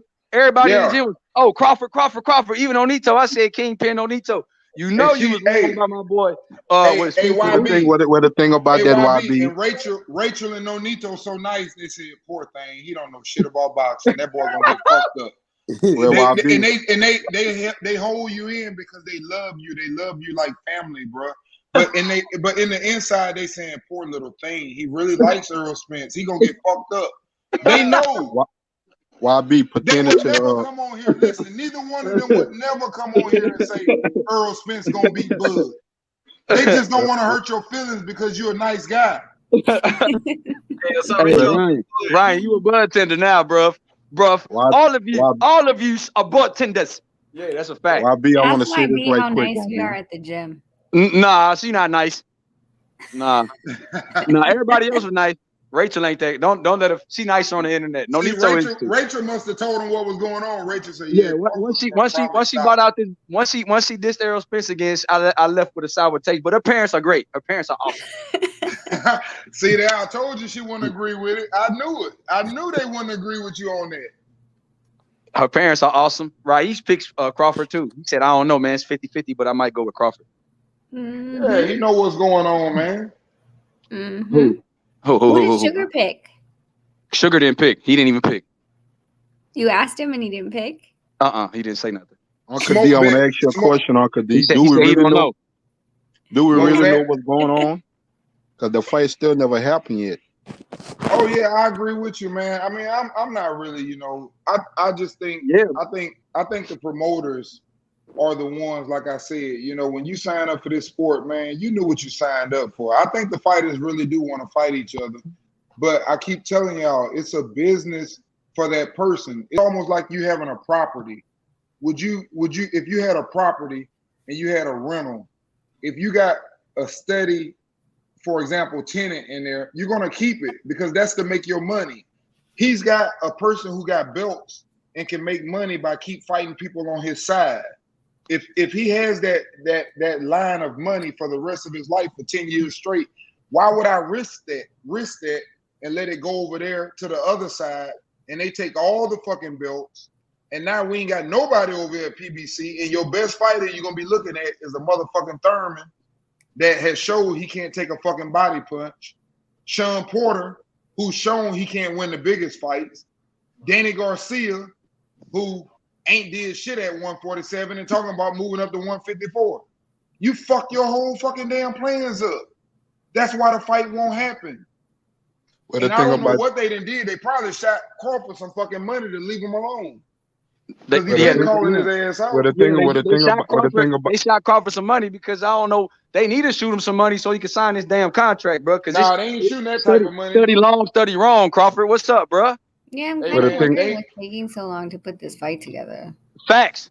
Well, the thing about that, Uncle D, what side does Crawford has now anyway?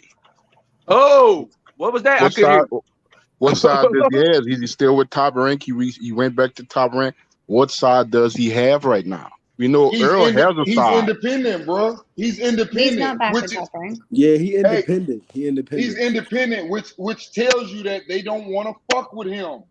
Who? It doesn't matter. He showed you. Everybody used that excuse. If he really wanted to fight, why he signed back with Top Rank? Now he don't sign back with Top Rank. Facts.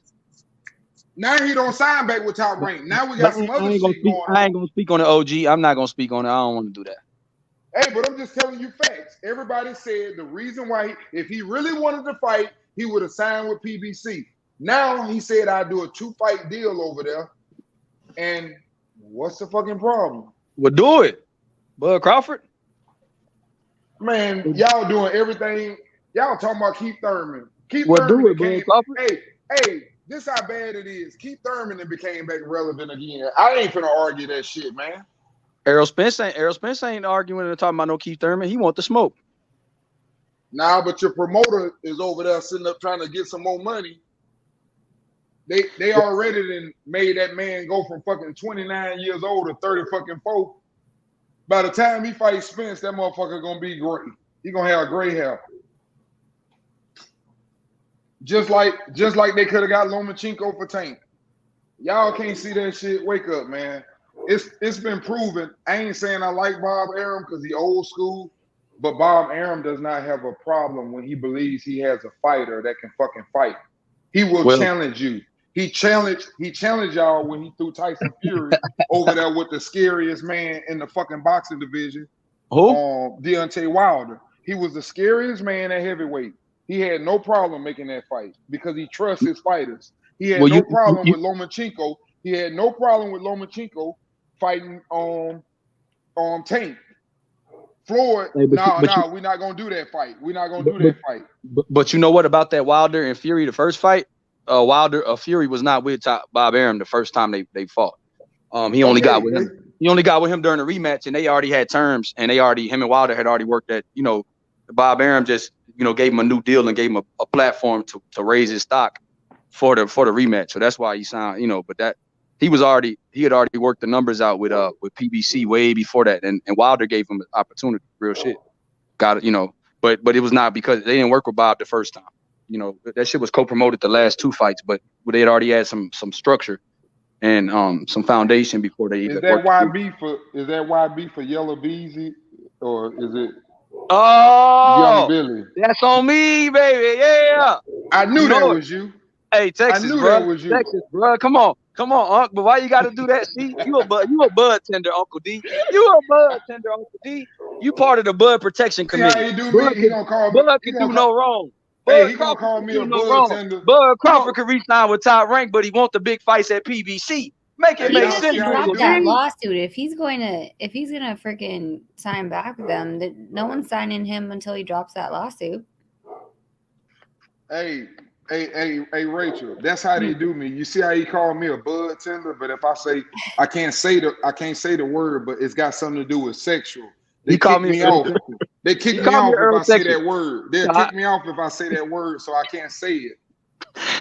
Ain't nobody kick you off. To be on here. You be writing.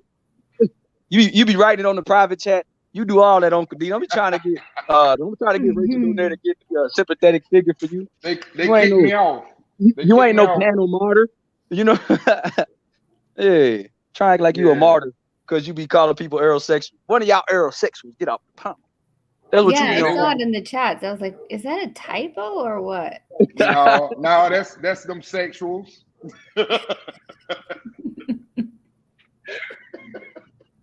Hey, that's funny. Hey, Danny Drew said your husband is a beast, Rachel. He's bad. I got in the way to win the fight. I'm not sucking up, but prove me wrong. Yeah, he's a bad man though. If you see what I seen today, you know, Donaire ain't playing. Hey, Donaire Donaire But just got to what be YB patient. didn't put on his thing though is that was after 10 the rounds 10 of rounds of sparring. sparring. I know. I could tell you that. I could tell that was you that was editing my publication. I Yeah. saw you. I was Yeah, like, you said wait a minute, this is you after said 10 rounds. You got to at least after put that 10 rounds of disclaimer. sparring. After 10 rounds of sparring, I was like, oh shit. I was like, Hey, Rachel about to take me too. Donaire. The thing about Donaire is the thing that I'm gonna say this. It wouldn't matter who he was fighting. He's one of them dudes that got a chance of what I'm trying to tell y'all. There are fighters that are chasing something. They don't have to do what they do. They chasing greatness, bruh. And then Yep. there are fighters that it's a business for me. I need this money.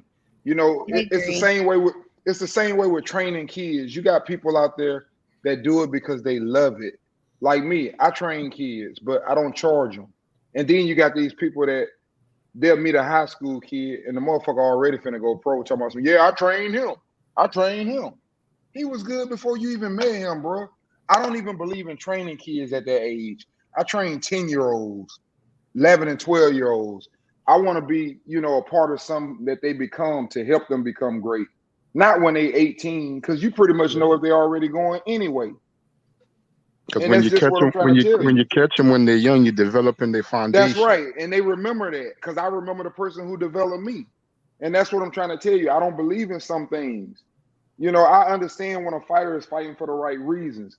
When a fighter, I did it. I had a team that called me, and I always tell people this story. I was, one team told me they'll pay me this amount of money. Another team said, "Well, we'll pay you 10,000 more," and then they came back and said, "Well, we'll pay you 10,000 more than that."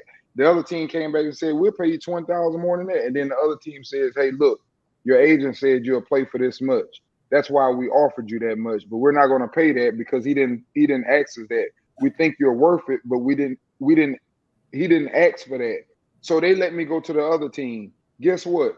I chose to go where the money was versus going to play with one of my former teammates the year before, and he was the general manager of the other team, and I was already cool with him, but I chose the money. And guess what? There's a lot of things started changing in my career, and it had nothing to do with me not being good. It's just I lost who I was. It's a difference, man. And that's what I'm trying to tell you. When a person fights for the right reasons and they chasing greatness, when one is fighting for money, it's different. Bivol just showed you that. He didn't give a fuck about 2 million. He just wanted the opportunity. All them other guys got 8 and 10 million. He didn't get none of that. He didn't care. He knew what he was gonna get at the end of the day, ass whooping and become famous. He'll get the 10 million now. I bet you get 10 million next time. It's kind of sad that he got 2 million though. It is Exactly. kind of sad because Danny Jacobs But got it's over the same 10. thing with Devin Yeah, Haney, man. though. Billy Joe Hey, got speak 8. on Devin Haney too. Devin Haney doing the same thing because Yeah, he wants to be great.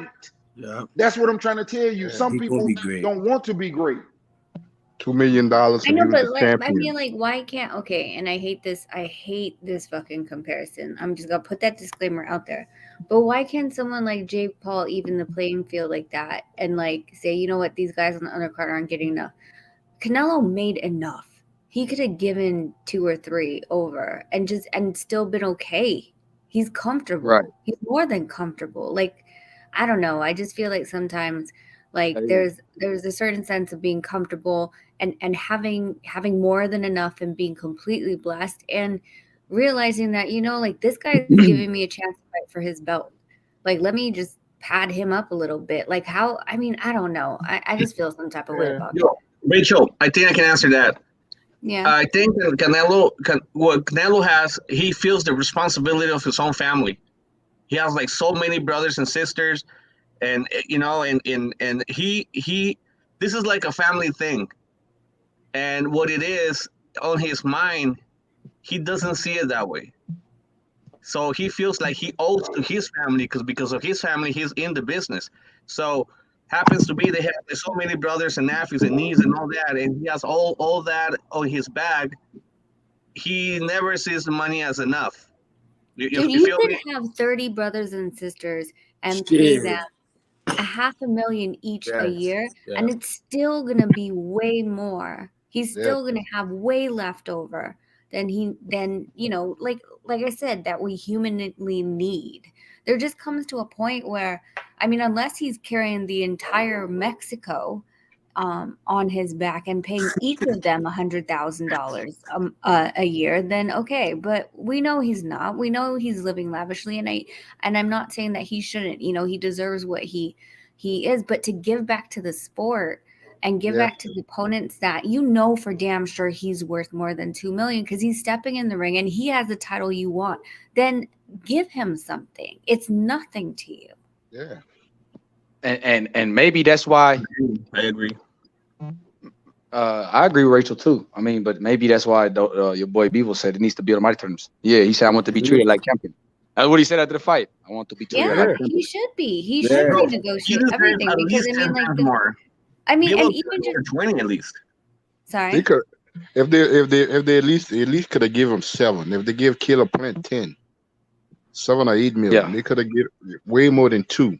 Like I said, like, okay, let's see. Let's just even throw out the purse. Fine. Canelo wants to keep the damn purse. Keep the entire purse. How many endorsement deals do you have? Could you have just tossed over that money aside? Well, There's so many yeah. times that Nonito's been giving endorsement money and he just gives it away. Like I remember when we weren't even making that much and they gave us 2 million pesos, $40,000 in the Philippines.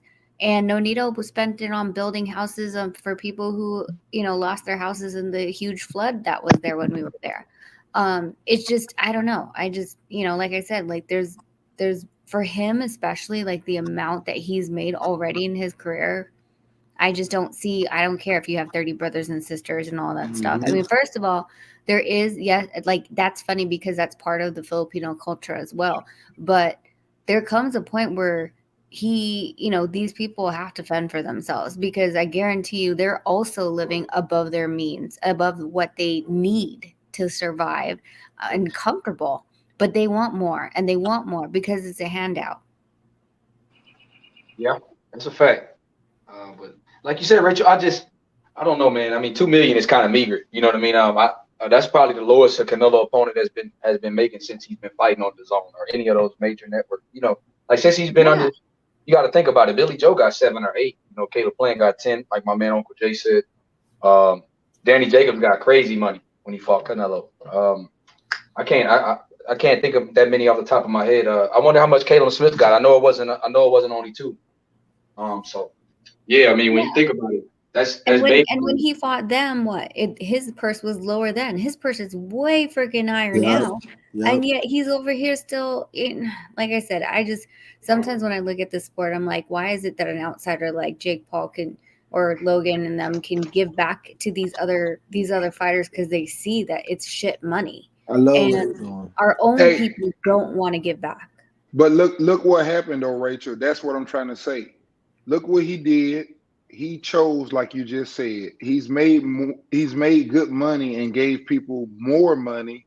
This time he made even more money and only gave 2 million. But look at the result. Exactly. But look at the result. That's what I'm telling you. When you change where your focus is, you lose something. I don't know how to explain it to you, but as an athlete, you see it all the time with the running backs. They sign these big old deals, and then all of us say he ain't did nothing since he signed that contract. Well, do you know why? Well, do you know why he hasn't done? Listen, do you know why he hasn't done nothing when he signed that big NFL contract for all them 200 million? What you just did was made everybody in the league hungry to stop you, to show you that you ain't all that, and it's a difference. There's a difference though. We're talking about a fight versus a salary where those fools freaking they'll sprain an ankle and be out for half the damn season and still get their damn salary. No, not in football. Not in football. That ain't guaranteed in football. Maybe baseball and basketball, but not in football. And that's what I'm trying to say. Everything that they sign on their signing bonus. That's why they want a big signing bonus, because they know there's no guarantee to get that money. Mm. And that's what's going on in the boxing world. They don't give a damn who they fighting. It's guaranteed money. It's only guaranteed when you step in that ring. That's right. But do you want to step in that ring for your legacy? Are you willing to step in that ring for your legacy to be great? And No, when we I'm say, not saying, like I said, like I'm not saying that Bivol didn't take the right opportunity. I'm just saying that I just feel like like I said, I feel like within our the way to give back to boxing is to freaking give something to this opponent. It doesn't matter if it's just, you know, like another million or two. You oh, wanted I this. agree. It's that's all my point. It's not like, you know, anything else. It's just I just feel like some sort of way about it because I think it, you know, boxing is a huge selfish sport. That's why they have to kind of renegotiate the contract with Caleb Plant, because he was like, "No, y'all not gonna lowball me." You know what I'm Yep. saying? Y'all want me? Y'all want to fight me? And y'all want to make this undisputed championship fight and stuff like that. I'm not just gonna take any offer. And look how he turned out. He wanted a lot of money. Every time you keep saying that money word, look how they turn out. Oh, Spence the money man. Watch how he turn out. Everyone that y'all keep hearing saying, oh my, like Keith Thurman is another one. Oh, But I'll see, fight Crawford. I'll fight Crawford if he give me 10 million. Watch hey, how this, he turn out. Watch how he turn out. Just remember what I'm hey, telling you. but Watch hey, how they turn out. OG, you told me Bud resigned the top rank for what? The second time, I think it was Yeah. like 6 million a fight, and that's what I was trying to say. It The was for the difference what is, though? No, OG, tell me what it was for though. It was for the what? it was for so many fights. I think it was what, 3 or 4 I fights. know, but what was the word that we call that you talking about now for Spence? What was the word he resigned for? For guarantee what? Money. Okay, then. Exactly, and that's what I'm saying. A fighter is So gonna use always that. say, So keep that same energy with Bud too. When you say he "Oh, resigned I the top do, rank for I the money, do," but he listen. resigned for top rank to have the biggest guarantee out of all the welterweights. You Okay, but said that, listen, so you listen. talking But about here, money. You no, see no, what I'm saying? no. You see how you Yes. contradict yourself in your own No, breath? no, no, no, no, no. Listen to That's what a I'm finna contradiction. say. That's a Listen to what I'm contradiction. finna say. Listen to what I'm finna say, young Billy. When I spoke on that, I defended somebody who I don't really believe in defending because I don't really care for him. But I said that when Bob Arum has a fighter, you have to understand the difference. This is the difference between Al Heyman having Earl and Bob having Crawford. Let me explain something. When Al has Spence, he might sit up and say, "Hey, look, I'm gonna let you fight Sean Porter. This is what we're gonna do. You're gonna make 3 million and Sean gonna make 2 million. And if we sell this many pay-per-views, then you'll get 6 million and Sean will get 4 million." That's what they're doing. Bob Arum, it don't matter if don't nobody come to the fucking fight. He owe Terrence Crawford $6 motherfucking million every time he step in the ring. I'm gonna take that money. That's all I'm telling you. It's guaranteed. It don't matter if y'all come or not. Whether you post on this bitch tonight, nobody come to the fight tomorrow. If he get in that ring, you owe him $6 million. See, he can't say what Al Heyman can say. Al Heyman can say, "Hey Spence, you ain't sell nothing, bro. I don't owe you number 3.5. You ain't sell Exactly. shit." So Errol Spence is doing it for the money. Then what was Bud doing it for? Point blank. Period. Now you got me. You're missing So we on the the same. point. Hold on. No, You're I'm not missing the missing point. nothing. Listen, No, I'm not.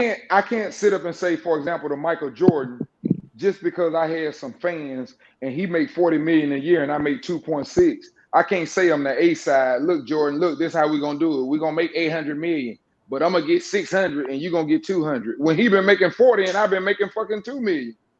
I can't do that. Exactly. So you still talking about money.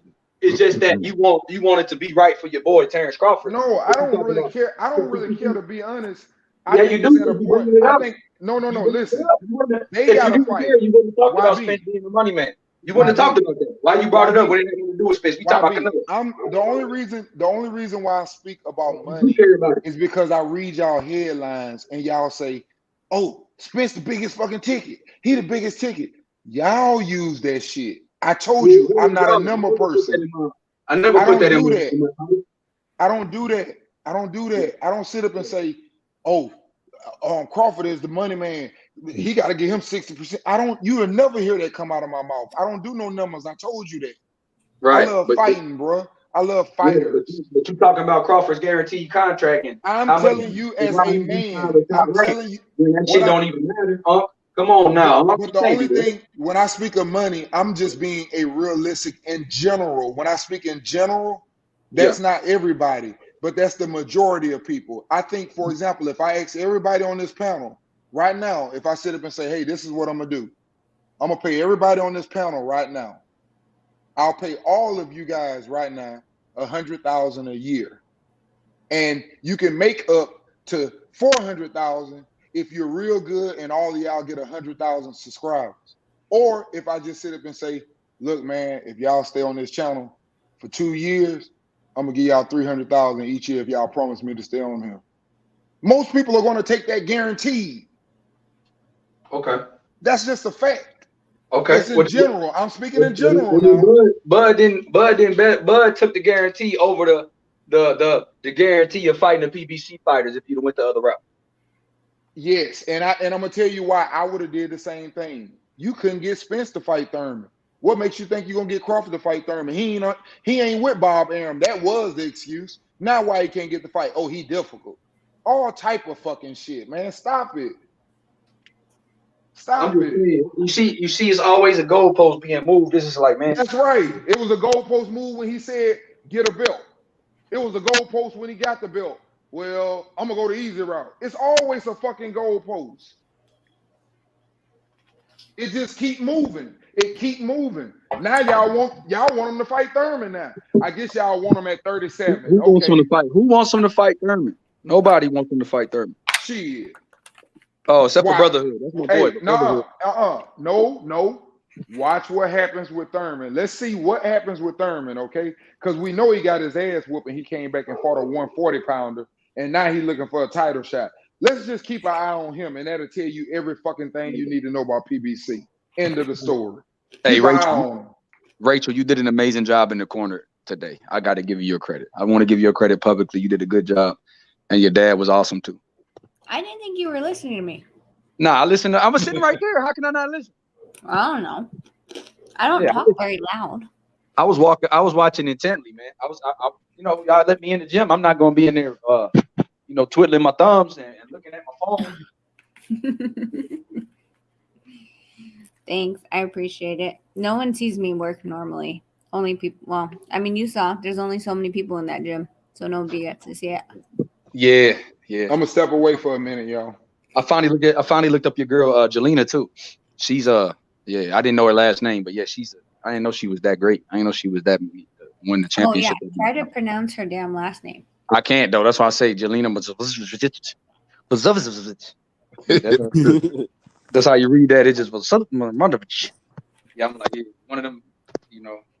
But yeah, she worked hard. I didn't know that she was that good. I didn't know that she was supposed to fight Serrano. I was reading up on she's supposed to fight Serrano too. So she was mad about that. Then they made her a WBC made her an emeritus champion. Yeah. Did she talk to you about that? She was pissed. Nah, I just read it and it said she was pissed. I read on it. She's a sweethearted person though. You wouldn't know she was that much of a badass. No, a lot of people don't know she's a boxer when we bring her around. It's funny. Yeah. Hold on, I gotta be right back. My freaking corsos are barking. And it's 10 we can hear them. We can hear him. I thought that was Uncle D. I thought that was Uncle D because his dogs knew I was on attack. And I thought Uncle D tried to go get his dogs on me. No, hold on. I'm going to lock him up. Hold on. Okay. I thought my main man Uncle D was attacking me for calling him a bud tender. Thought he was trying to stick cane corsos on me, man. Oh, yeah, that's some rough dogs. What? Shit. Them dogs don't play, man. Right, nah, but it's great out here in Vegas, Uncle Jay, man. I'm not gonna lie. When you coming back home? Friday, but I might just go straight to California and go see your boy Jamel. Man, I could have gone to that fight and didn't have to pay nothing. Because of Kevin Charlo, because his pops. Yep, but like I was telling you on the phone, man, I gotta help take care of my dad. Yeah, that's noble, Uncle Jay, man. Respect to you, man. Respect I you for wanted taking to care go to of that fight too, man. I wanted to go. If you. it was You in, gotta meet me if up it, in if it, Houston, man, for June if it 18th. was in Houston, if it was in Houston, I'd have been good. Cause I could have got some other family members to watch him because that's right there. But since we're in California, you know. Yeah. Are you gonna go to the mall Charlo fight in Houston June 18th? I'm I'm gonna gonna be there. try. I'm gonna try. Like It'd be I cool to say, meet you in person. hopefully by then we trying to get a sitter for my dad. You know. Yeah. It'd be cool to meet you in person if you do make it Yeah. out. I already got the fight program on TV on Showtime for Saturday night on my TV. I already got the fight program. Yes, sir. Yep. YB, how big are my dad's legs? Your pop like he calf raise the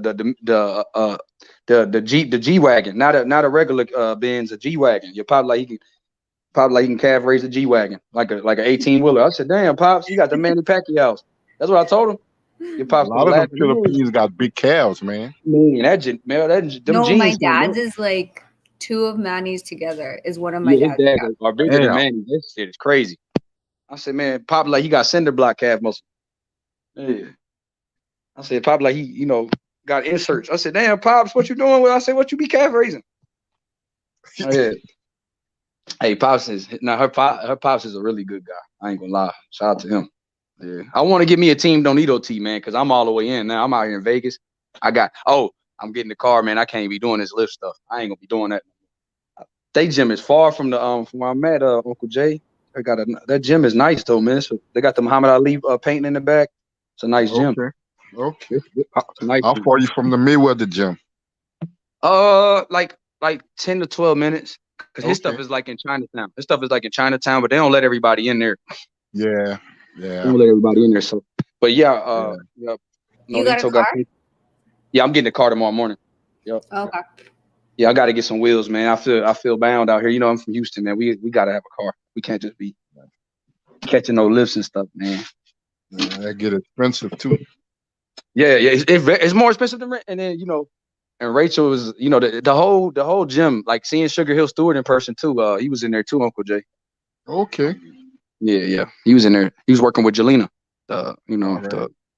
Yeah, so it was cool, man. There was a lot of Rais's team. Oh, Rais's team was talking about that Castillo Clayton fight. Yeah, I guess they work with Castillo Clayton too, and they was like, they're very confident going into the Boots fight. So I told them the truth though. I said I'm going with Boots. I said, man, Boots ain't nothing to play with, man. No. I call them boogie down boots.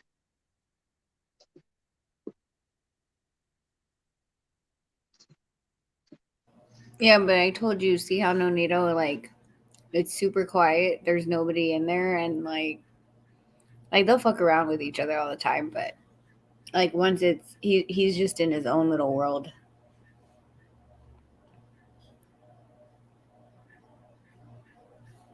So even if you're there, they don't even like say anything. They're just, he's in his own little world, shadow boxing and everything. Nonito is one of the only throwbacks that's left around that's in boxing. Man that just retired. He's one of the throwbacks that's still hanging around. YB, how old? Rais is young, isn't he? YB there? YB. Yeah, can you hear me? Yeah, now we can hear you. How old is Rais again? 31. Oh. And then Angelo's younger than that. Angelo's in his 20s. Yep. You'll see that. Right? Nonito outworks Angelo. See, I could imagine that. I got to see it on Friday, but the sparring was great. I mean, just to because it's two world-class fighters in there. These guys are both. Nonito's of course a champion, but Rais is knocking on the door, and the only reason why he hasn't got opportunities because of the politics. He told me. So he's been calling out Fulton forever and MJ, so he's going to get a chance at it too. And this guy's very tricky. But Nonito, man, 39, where the bounce he still has in his legs, he could fight however long he wants to. And that's what I saw today. I saw a guy that works hard. Like Nonito is not a champion that just wants things handed to him. He's not in the gym to be pampered. That dude, Nonito, puts in the work, man. And I got even more respect for Rachel and Nonito after being in the gym with them. Like, and it's not just because I know y'all. Yeah. That's why I call him a throwback. He is. He works like a throwback. Like a guy that just, is not satisfied. Like he has that like he still has that. Even though he's a champion, he has that contender mindset. Like he hasn't reached his goals yet. You know, and he's still and that's hungry. why that's why He still has a hunger for the sport. You know what I'm saying? Once you lose that hunger for a sport, especially a sport like boxing, because it's not a team sport. Like, you know, you have a team, which is your camp, your corner, and everything, but you're the one that actually got to go out there and perform and stuff like that.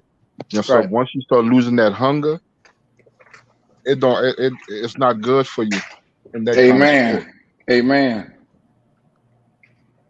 Yeah, but Nonito like is driven. Like I'll coach him to like what strategies and stuff and what I'm seeing. But when it comes to like, okay, first of all, he told Right East, he goes, I want to do 8, but if we can go to 10, let's go to 10.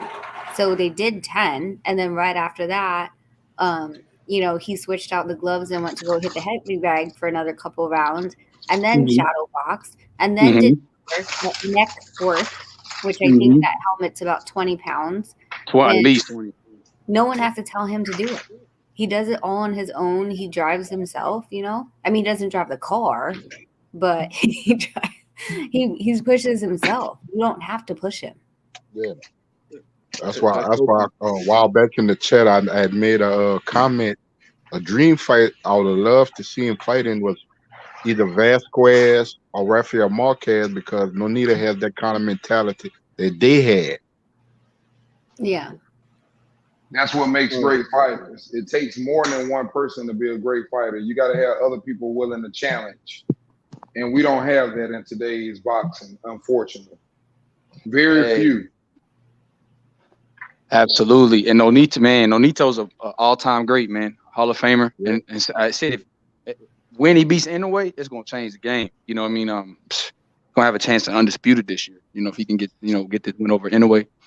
Man, we're going to Paul Butler, whoever got that WBO. Man, come on. I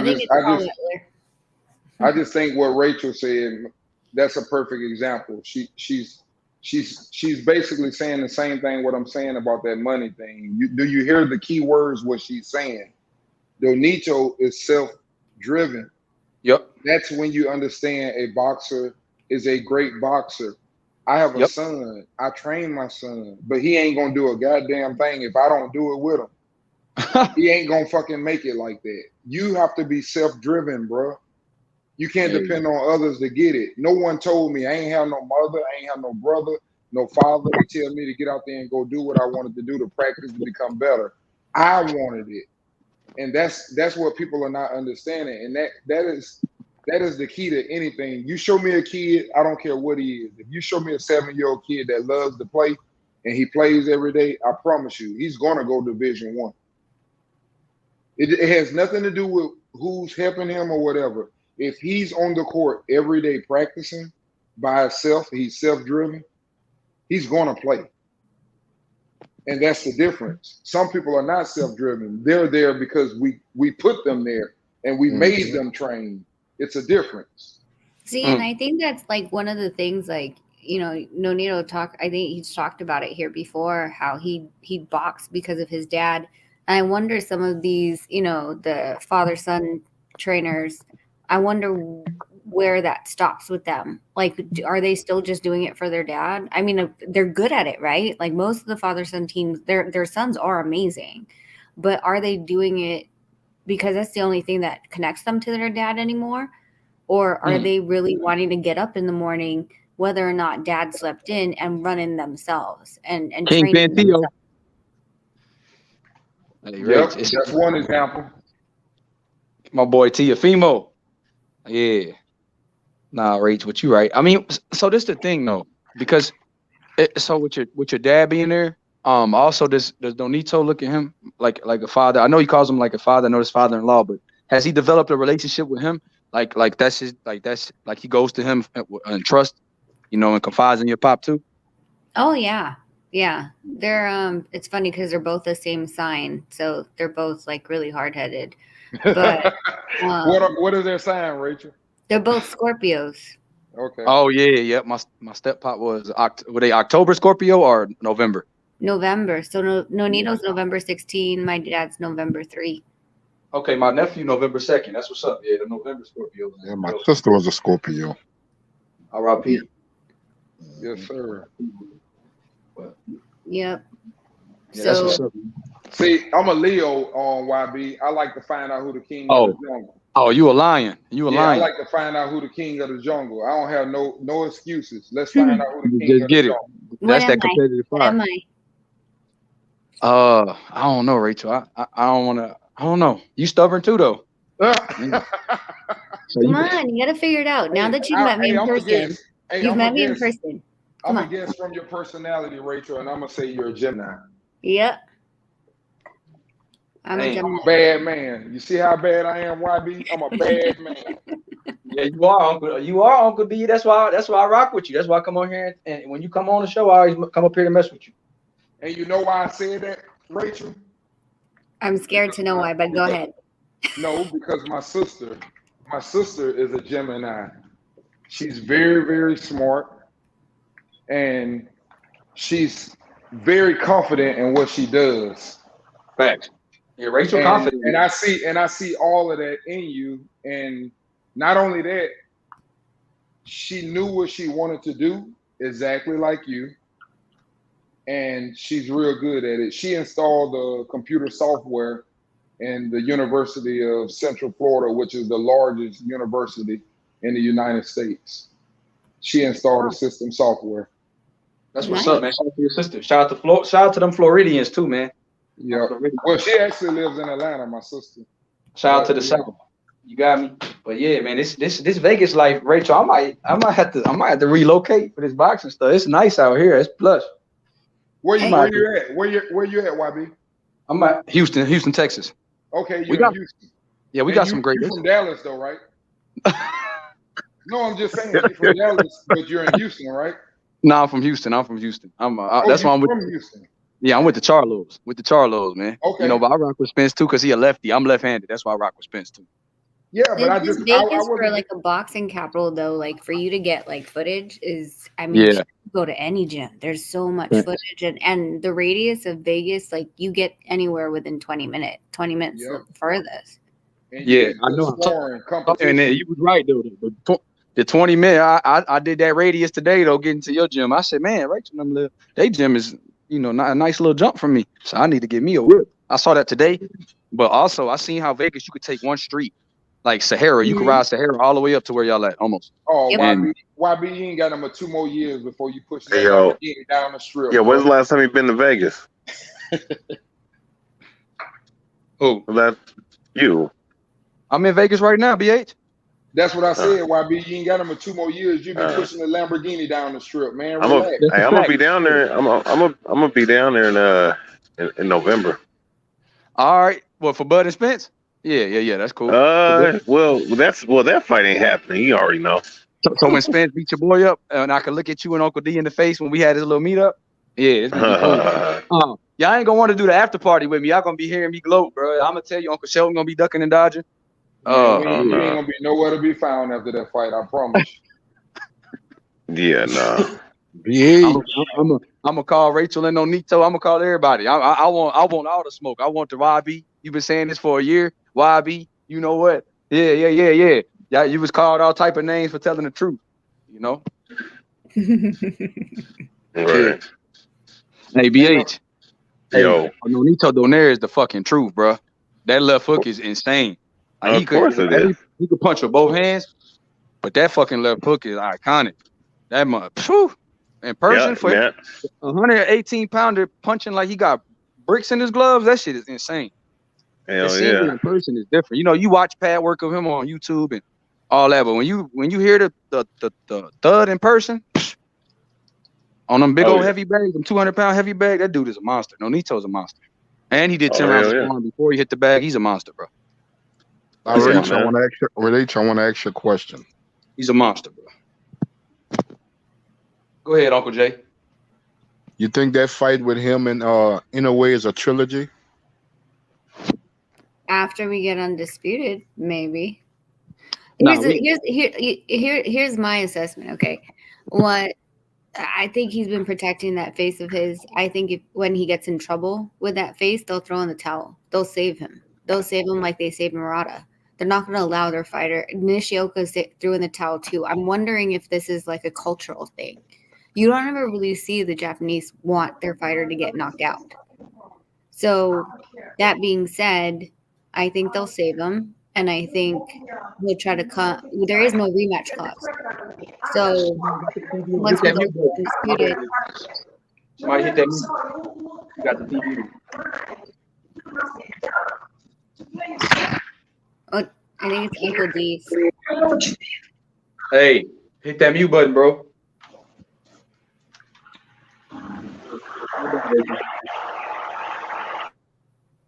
Yeah, go ahead. Go ahead. My bad, Rachel. No, it's good. Yeah, so there's no rematch clause. And Nonito wants undisputed, so he'll go take the belt from Butler, and then if he's still, the thing is, we've heard that Inoue wants to go up to 122. So, if they throw in the towel, they might just move up to 122. Yeah, and then you know what? We coming for Chocolatito because we want the legend versus the legend fight at 115, so we can get that 5th division title. Well, wait, Rachel, you guys talking about no Donaire going down to 115? Nonito with the Inoue fight weighed in at 116 the morning of the weigh-ins. I had to rehydrate him a little bit more to get to the 117. And I think that's because, I honestly, because he went from 126 to 118, I think we were holding his weight really, really extremely low because of the fact that, it was such a question if Nonito can make 118. And then, the tournament kept him there. It was only every 4 to 6 months he was in a fight, right? So there really wasn't much downtime for him to bring up his weight again. But, he just wants to touch it. He just wants to, grab it from Chocolatito, and that's it. He's not going to stay around. Right. I didn't know that. That's the kingpin, bro. Now we coming. Look, this is what it's gonna do. Either if Raiz don't get the Fulton before we do, then we're gonna take Fulton at 22. Or we gonna go down to 15, be 5-time 5 division champion, and go ahead and get that fight with Chocolatito. That's what Nonito is. I think that's the fight after undisputed. I think that's the fight. Chocolatito. I agree. Hey, I'm glad you spoke on him, YB. Stephen Fulton. I wanna say something about him too. I never speak about him. But he's another man. He's another man that I got a lot of respect for because he had a tough fight against Figueroa, and he had no problem. He said, "If you thought you won, we can run it back." And I applaud somebody that does that, man, in a close fight, because a lot of people don't give you no second chance. Right. So that's another example of what we're talking about. People trying to be great. And the other question is for you, Rachel. If Crawford fights Earl Spence, does he make it past 5 rounds? Oh my God. Yes. You think he makes it past 5? What about 7? 7? I think 7-8 starts to get iffy. 10? That's where I say he doesn't go past 10, and here's what I'm going to call right here live on the show. I also made this call against Sean Porter. I said that Sean Porter, and I'll show you guys the text message. That's how good I am. I said Sean Porter will be stopped in the 10th round, and his daddy will throw the towel in. I'm going to go again, and I'm going to say Earl Spence will be stopped also in the 10th round, and it will be Derrick James that throws the towel in. Man, what the fuck, Uncle John? And I'm gonna show you that I did it. I'm gonna show you a text message. Let me go Uncle find D, I put Bud Crawford by knockout over Porter. That shit ain't the same though. But see, let me tell you something. Porter didn't hit the ground 3-4 times in his career. Errol Spence, hey, look, man, I'm gonna tell you like this, bro. All right, Uncle D. Sorry. Don't tell me how I know. Just work with me, man. Your boy Errol Spence is a dog, man. Different type of dog, bro. Them dudes out here in Vegas, man, they know what's up with Errol Spence. The boys at that Mayweather gym everywhere, they know what's up with your boy. I'm just telling y'all the truth. I used to be the Bud. I used to be the Bud guy like you, Uncle D. I'd be like, man, Bud gonna stop this dude. Bud gonna hurt this. Nah, bro. You're gonna be disappointed. You're gonna be disappointed. They used to call me a Bud tender, bro. Look, them channels you talking about, OG, that you don't like, I used to go in there, they used to block me about Bud Crawford. But I was like, man, Raees Aleem, I start seeing, not Raees Aleem, Emmanuel Aleem. all these different guys that I know that go spar Errol Spence, they start telling me the truth. Like, yo, bro, man, look, ain't nobody gonna have an easy day with that motherfucker. That Jamel Charlo people, man, ain't nobody gonna have an easy day with that motherfucker, bro.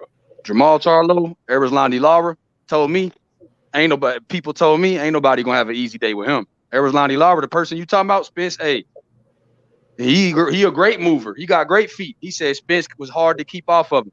He said I couldn't get around that motherfucker. So I'm gonna tell you the truth, Uncle D. It ain't gonna be what you think. I'm telling you the truth. And all these dudes are not 150. All these dudes ain't 147 pounders either. So I'm just gonna tell you right like that, Uncle D. It ain't just the Floyd story.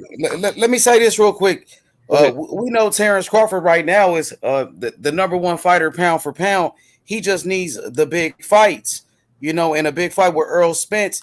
That's one of the biggest fights in boxing. I think Terrence Crawford should get with Richard Schaefer if he gonna help him get this big fight. That's what I think. Richard Schaefer got a good relationship with Al Heyman in the PBC. Yes, and he sir. needs a good team around him. And Nonito even said it. All the big fights he ever wanted, Richard got him all the big fights that he wanted. Facts. Yep. And you know what? Ish money. Mayweather used to talk highly about Richard Schaefer too. He always mentioned his name. Richard Schaefer does good business. Mm-hmm. I know. Hey, Richard Schaefer built Golden. I mean, he was the king of Golden Boy. Real shit. He was the architect behind that. That's why every time Mayweather fought on Golden Boy Promotions, he said thanks to Al Heyman and Richard Schaefer. He always said that. Every pay-per-view Mayweather said was thanks to Richard Schaefer. He would never mention words about that. He loved Richard Schaefer. So I think if that fight do come off, YB in the panel, I know the Donaire and Inoue is a big fight. But I think if that fight come off, I think that's a fight that should end the year out. Which fight? Crawford and Spence. Yeah, for sure. Yes, sir. Nah, but you don't need to end the year out. We need some space in between. I want it to be like September, October. I don't want that November stuff, man. No December stuff, man. Nope. I don't want them to say Bud was inactive. He ain't fighting over a year. I don't want no excuses. You eat too much turkey. Because he said he don't want no tune-up, and he gonna be 35 and he ain't fought in a year, and he gonna go in the ring a little bit more flat-footed, and people gonna be like, man, YB Errol Spence waited him out. Nah, fuck that. We want this shit in August, September, because people keep talking shit about me because of my pick. And look, I'm standing with it, bro. It's not coming in August, dude. We're already half May. They're not even at the negotiation table. It's not gonna happen. September, October. I think his birthday is in September, so he's gonna be 35 if they ever sign the fight. I don't want no excuses, just results. That's what they tell me. No excuses, just results, Uncle D. I don't want no excuses. I just want to see a great fight, and I don't want Bud Crawford to enact. Because if he out the ring over a year when he fights Spence, he gonna get beaten that fight. And I'm telling y'all the truth. Hey, there's a question in the chat for me from Ray. Ray's asking me if I thought Raymart Gaballo had lost his fight with the Puerto Rican Emmanuel Rodriguez. Because he felt it was a robbery. Yeah, I completely thought Gaballo lost that fight too. We were Rachel, watching. Nonito went to the bathroom when they were reading the scorecards, and he's like, "Oh, well, Rodriguez has this." Went to the bathroom. I go, babe, and he's like, "What?" I go, "I guess it's Gaballo we're gonna be fighting." He's like, "What?" He's like, "You're fucking lying." Came running back. I was like, "No, dude, they seriously." He's like, "I mean, look, even the the commentary was like." Didn't know what to say. They never do. And that's the thing. And Rachel, that's the thing.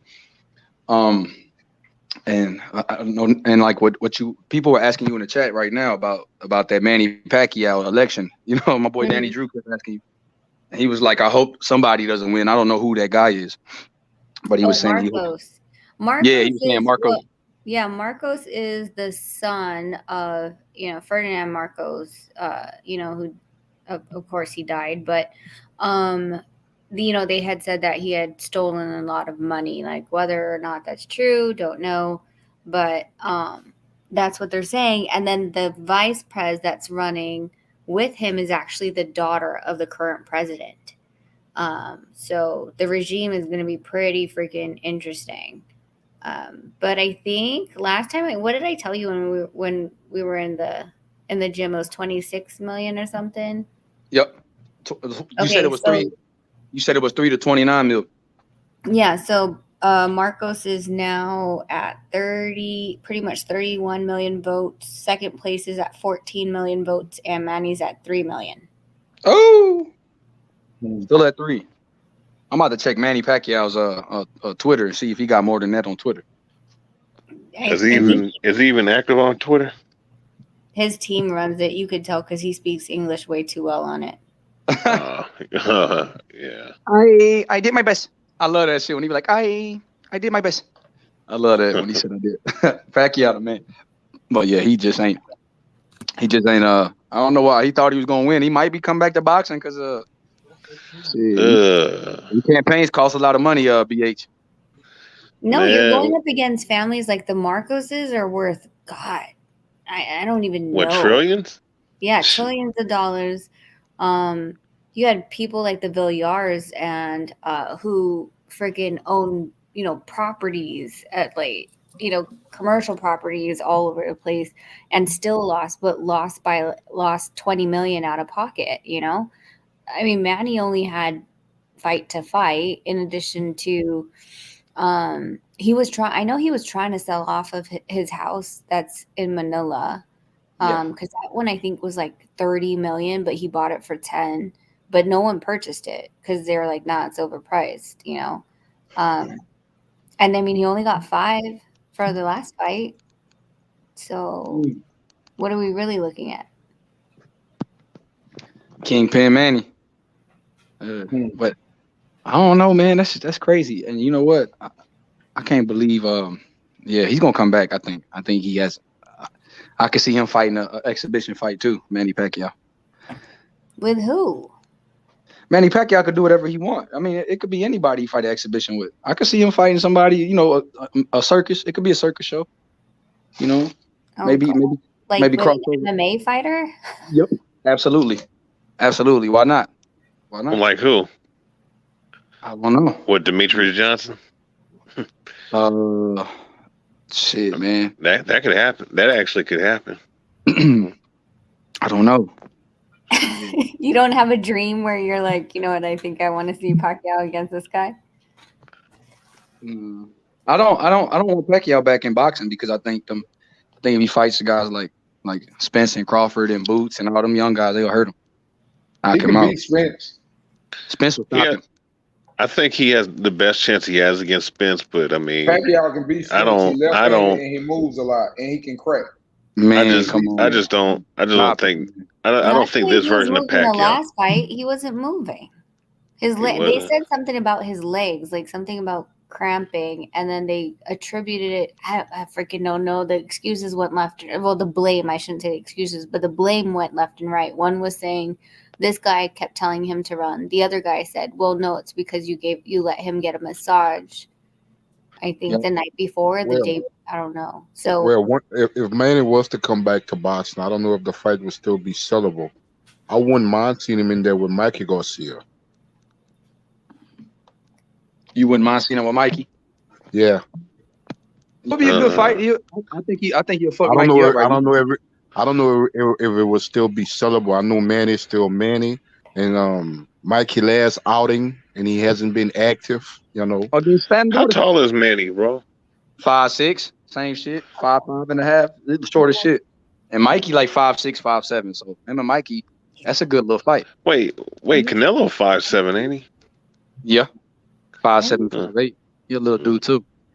So that's why I don't give Canelo no grief, man. Going up to light heavy, he did his thing, man. To me, he lost, but shit, it is what it is. I don't look at him no different. I don't look at Canelo no different. He just lost. Canelo a good fighter, man. We're giving him a hard time, but Canelo a great fighter. I give him his props. Isn't Barrera? Isn't Barrera doing an exhibition? Yeah, he fighting Ricky Hatton. That's what I'm saying. I know Manny can come back. Is he really? Yeah. He's fighting Ricky Hatton? Yeah, I think I seen the interview. Mm-hmm. Oh, you're right. That's where we. Sorry, Nonito told me. I asked him. I was like, "How tall is Manny?" He's like 5'5.5" or something. And I was like, you're taller than him? He's like, yeah. And I just checked BoxRec. He is 5'5.5". Yeah, that's where we at now. That's what these fighters doing. I'm just looking for Jake Paul to fight Canelo. That's the biggest fight in boxing. He said 2 years. Yeah, that's the biggest fight in boxing. Since we're gonna play these games, I might as well support the ones, that are good at what they do, because they got a big following and the real fighters are not gonna fight each other. So I support Jake Paul fighting, maybe Floyd Mayweather or somebody. I'm gonna support them guys. I'm a Jake Paul fan. Danny Drew's mad at me because I'm not looking into the politics in the Philippines right now.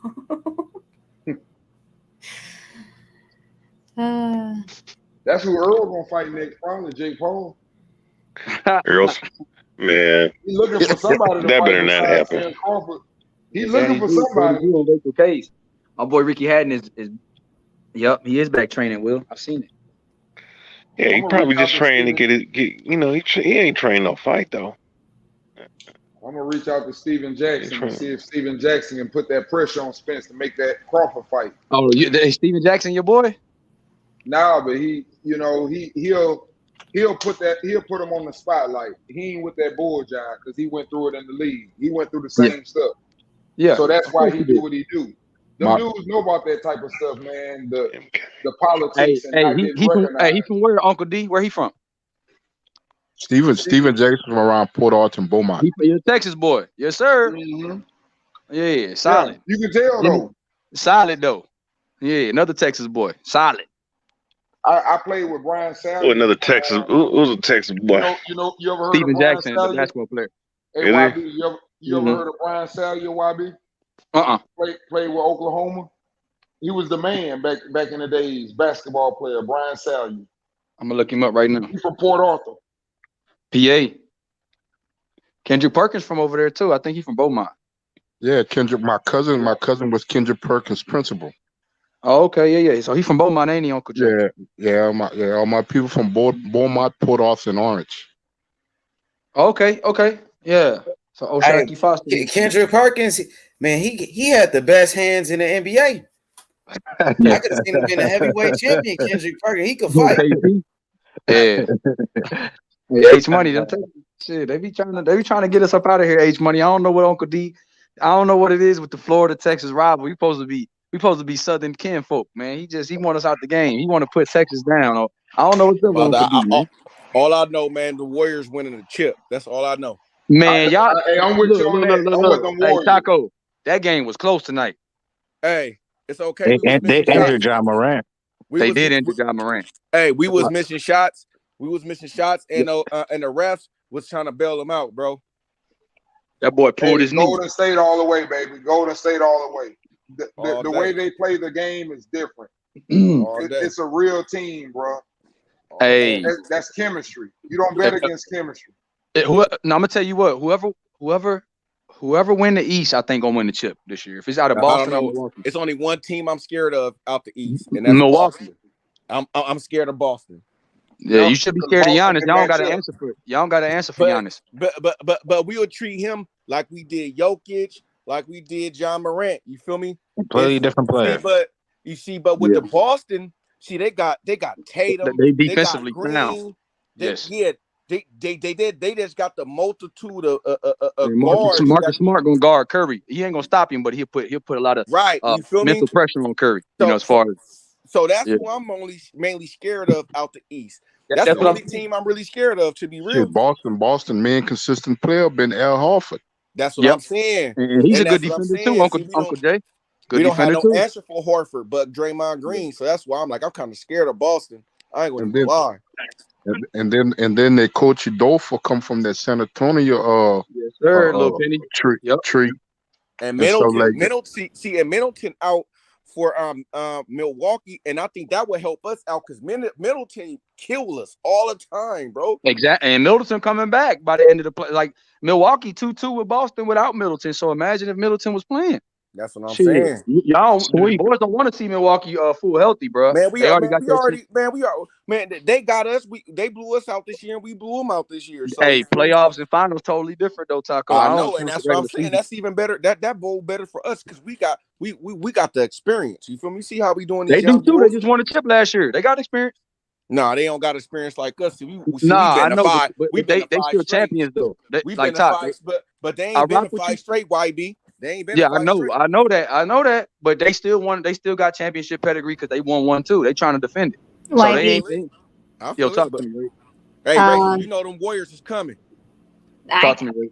I can't hate on the Warriors. I love the Warriors. But on that note, no Nito's staring at me because we have training tomorrow. So YB, you gonna be there tomorrow at 11:30? Yeah, in my car. Yes. No in your lift. car. Yeah, in my own right. car this time. Good night, All right. gentlemen. I will talk Good to you night. guys. Hey, tell tomorrow. Tell Neil Nito to knock that motherfucker out, man. Straight up, stretch his ass. You feel On me? the town. You know what I'm saying? I want him to stretch his motherfucking ass. You feel me? Straight up. Hey, tell him it's town business, Taco. You feel me? Straight town business. Hey, if he needs some motivation for a nigga, man, tell him I'll come out, man. I'll come in to give him some motivation. Nigga, shit. Hey, he gonna be like my boy Church in Devin Haney camp. Straight up. Seriously. All right, guys. Have a good All night. right, Ray. Have a good one. Ooh, I can't wait, YB. I can't wait, YB, until he stretch his ass, boy. I can't wait. Hey, Taco, check this out. Curry the best player. Best player what? Hey, you flew out. What's up, Big Dirk? My boy Dirk. What's up, champ? Hey, so see, he went out because he's about to say something crazy. Nigga, Curry the greatest player ever, nigga. Curry the greatest player ever. He better than Jordan, nigga. He better than fucking Magic. He better than all of them. Larry Bird. He better than LeBron, nigga. Curry the greatest, nigga. And the Warriors, they the best team ever, nigga. They the best team. Curry and Klay Thompson, nigga. Fuck you mean, nigga? They back, homie. Klay Thompson is back, Lakers nigga. fan. Nigga, it's the Warriors, nigga. Oh. Hey, H. You know what I'm saying? You know why the Memphis gonna lose? Because they up there playing Terrence Howard bitch ass. Playing Young Dolph. They ain't even playing Young Dolph. They up there playing whoop that trick fucking Terrence Howard. He ain't even from motherfucking Memphis. You know what I'm saying? Hey, spoken like a true fanboy, H, man. Nah, man. Hey, come get his ass, H. Hell no. Hey, you calling my boy H Money a fanboy? I take that personal. Like my boy. Hey, BH, I mean, come on, that's Stephen not even the Curry. best one. How am I a fanboy? The Warriors are the greatest team of No, they're not. All time. That's Hey, remember when Michael Jordan was doing that that last dance shit, and every time he talked, he said, "I took it personal." That motherfucker said, "Yeah, I took that personal." Yeah, that's what yeah. The Warriors. They're a great team. But the Warriors are the greatest team ever, bro. That team with Kevin Durant, can nobody beat that team with Kevin Durant, Curry, Klay Thompson, nigga Andre Iguodala, I can name 3 teams that can beat them, bro. I agree with H Money on that point. Yeah, that's the greatest team ever. You talking about with Kevin Durant, right? Yeah, with Kevin Durant. Yeah. H Money, you lost me when you said Steph is the best player ever. They're one of the best teams, but they ain't the best team ever. Ain't the best team ever. Team ever. Nah, bro, they'll get destroyed by the 86 Celtics, 85 Lakers. Stop with the hater shit, bro. No, I'm keeping Who gonna it stop a Kevin buck, Durant? bro. Who gonna stop Curry and Klay Thompson? Who's gonna stop Larry Bird? Who's gonna stop Kevin McHale and Robert Parrish? Hey, BH, I'm about to change I know, Kevin McHale, Robert Parrish ain't. Bro, they're too small up in the Durant, nigga. Kevin Durant. Hey, like your boy Errol Smith. They're a little too light. Kevin Durant is just as good as Larry Bird, if not better than Larry Bird. And then he is not better than Larry Bird, bro. Curry. Larry Bird can play defense. Curry is not a defensive player. And Klay Thompson. Hey, historian. Hey, Larry Bird was unguardable. I know your name is historian, but older is not always better. And Curry added. The Celtics team was, bro. Them motherfuckers was bullying that fucking team, bro. They can't grab boards, bro. Who win the championship this year? That shit works in this era, but he playing that era. The Warriors are going to win another championship. You gotta have big boys. He hating on my boy Curry, bro. Hey, Kevin McHale would eat fucking what's those dude's name? Alive, man. What's those? Hey, bro, them niggas is hella BH. Them niggas is hella slow, bro. Larry Bird. No, they're not. Look, no. No, they're not, bro. Hella slow, Hey, bro. Hector Rivera He funny Larry as got Bird shit. was not. Wait. No. Okay. Then Go why? ahead, go Wait. ahead, go ahead, go ahead, Wait. None of go these ahead. guys I see are fast, bro. It looks. This shit looks fast with HD and fucking 4K HD. I mean, bro. Bro, Nigga, athletes nah, get stop it. better. Bro, niggas is I way. mean, Hey, bro. one thing they don't do, one thing they can't do, you can't just be shooting threes and not crashing boards, bro. Everybody knows Hey, rebound and defense wins championships, bro. historian, bro, there's a defensive end in the NFL draft that ran like a 4.3. Yes. What was it, 4.4? Athletes have gotten way better than they were back then. Okay, Javon Curse ran a 4.3. What are you talking about? That's recent. Like that's recent though. Okay, Javon Curse came out in the Mario Williams 2000s. Hey, hold on. Mario Hold on, Williams Bo was Jackson. 300 pounds, Hold on, 6'7", 300 pounds, and ran a Hey, 4.6. So what? You make it sound. You talking about the 80s though? Javon Curse came out I'm like just in the talking 90s. about just 20 years ago, dog. Hey, That's what BH, I'm Bo saying. Jackson. Hold on, Mark. Hold on, Dirk.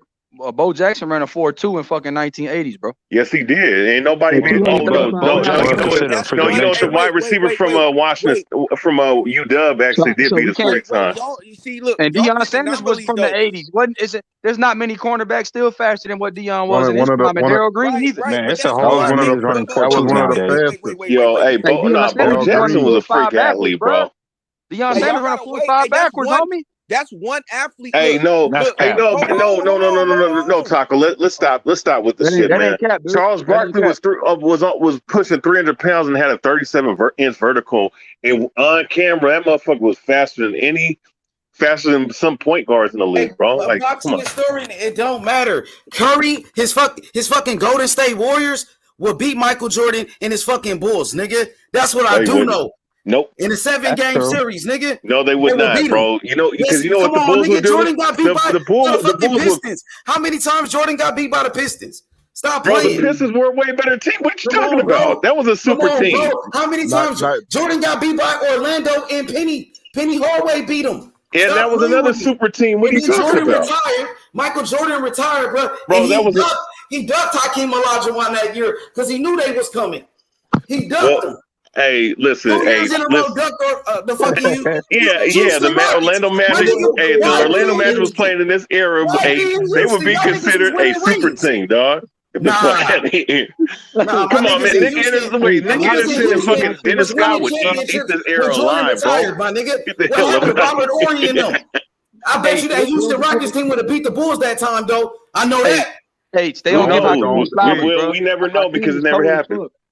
The only advantage I would give the old Why it era. never happened because Jordan retired and ducked Listen, them. the Warriors would get destroyed on the boards. They would no, you know what they do, all that fucking 3-point shooting. They just switch on everything, bro, and just crash the boards, man. They will make that game so ugly. Bro, they will make that game. Ron Harper is giving fucking Curry trouble, bro. Oh my God, Ron Harper was old back then, nigga. Ron Harper was an elite defensive player, bro. That was an old ass Ron Harper, bro. Yeah, Ron Harper. Money.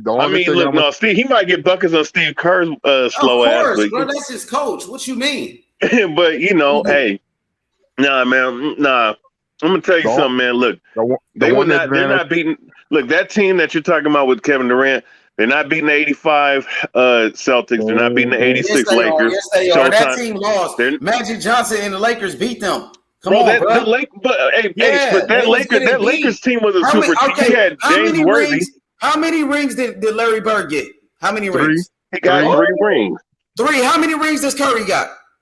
Already. And Curry's still going. He about to get another ring, nigga. No, he's not. No, he's not. He about to get a ring. He's gonna get a ring right now. No, he's not. Hey, well, you know what? Tim Duncan got. Hey, Tim Duncan's team would have beat the fucking the Kevin Durant team, bro. Hell no. Bruce Bowen would have fucking gave, bro. He was never defended by no Bruce Bowen. Stop it. Bruce Bowen. What are you talking about? Bruce Bowen was locking motherfuckers up, bro. He wasn't guarding the 7 foot. We're gonna turn boxing distortion into basketball distortion, bro. Yeah, let's talk about this Canelo loss. Yeah, I know. You got biased towards this era, but I want to say this. I want to say this right quick because that's Ginobili would make, bro. He would be eating up Klay Thompson, man. Get the hell we can get back to boxing. Can I get my 2 cents about Canelo real quick? Go ahead, let Uncle Jay speak his piece. I'm gonna say this right quick, then we can get back to boxing. Please. I came through that era. I need to say something too. I came through that era.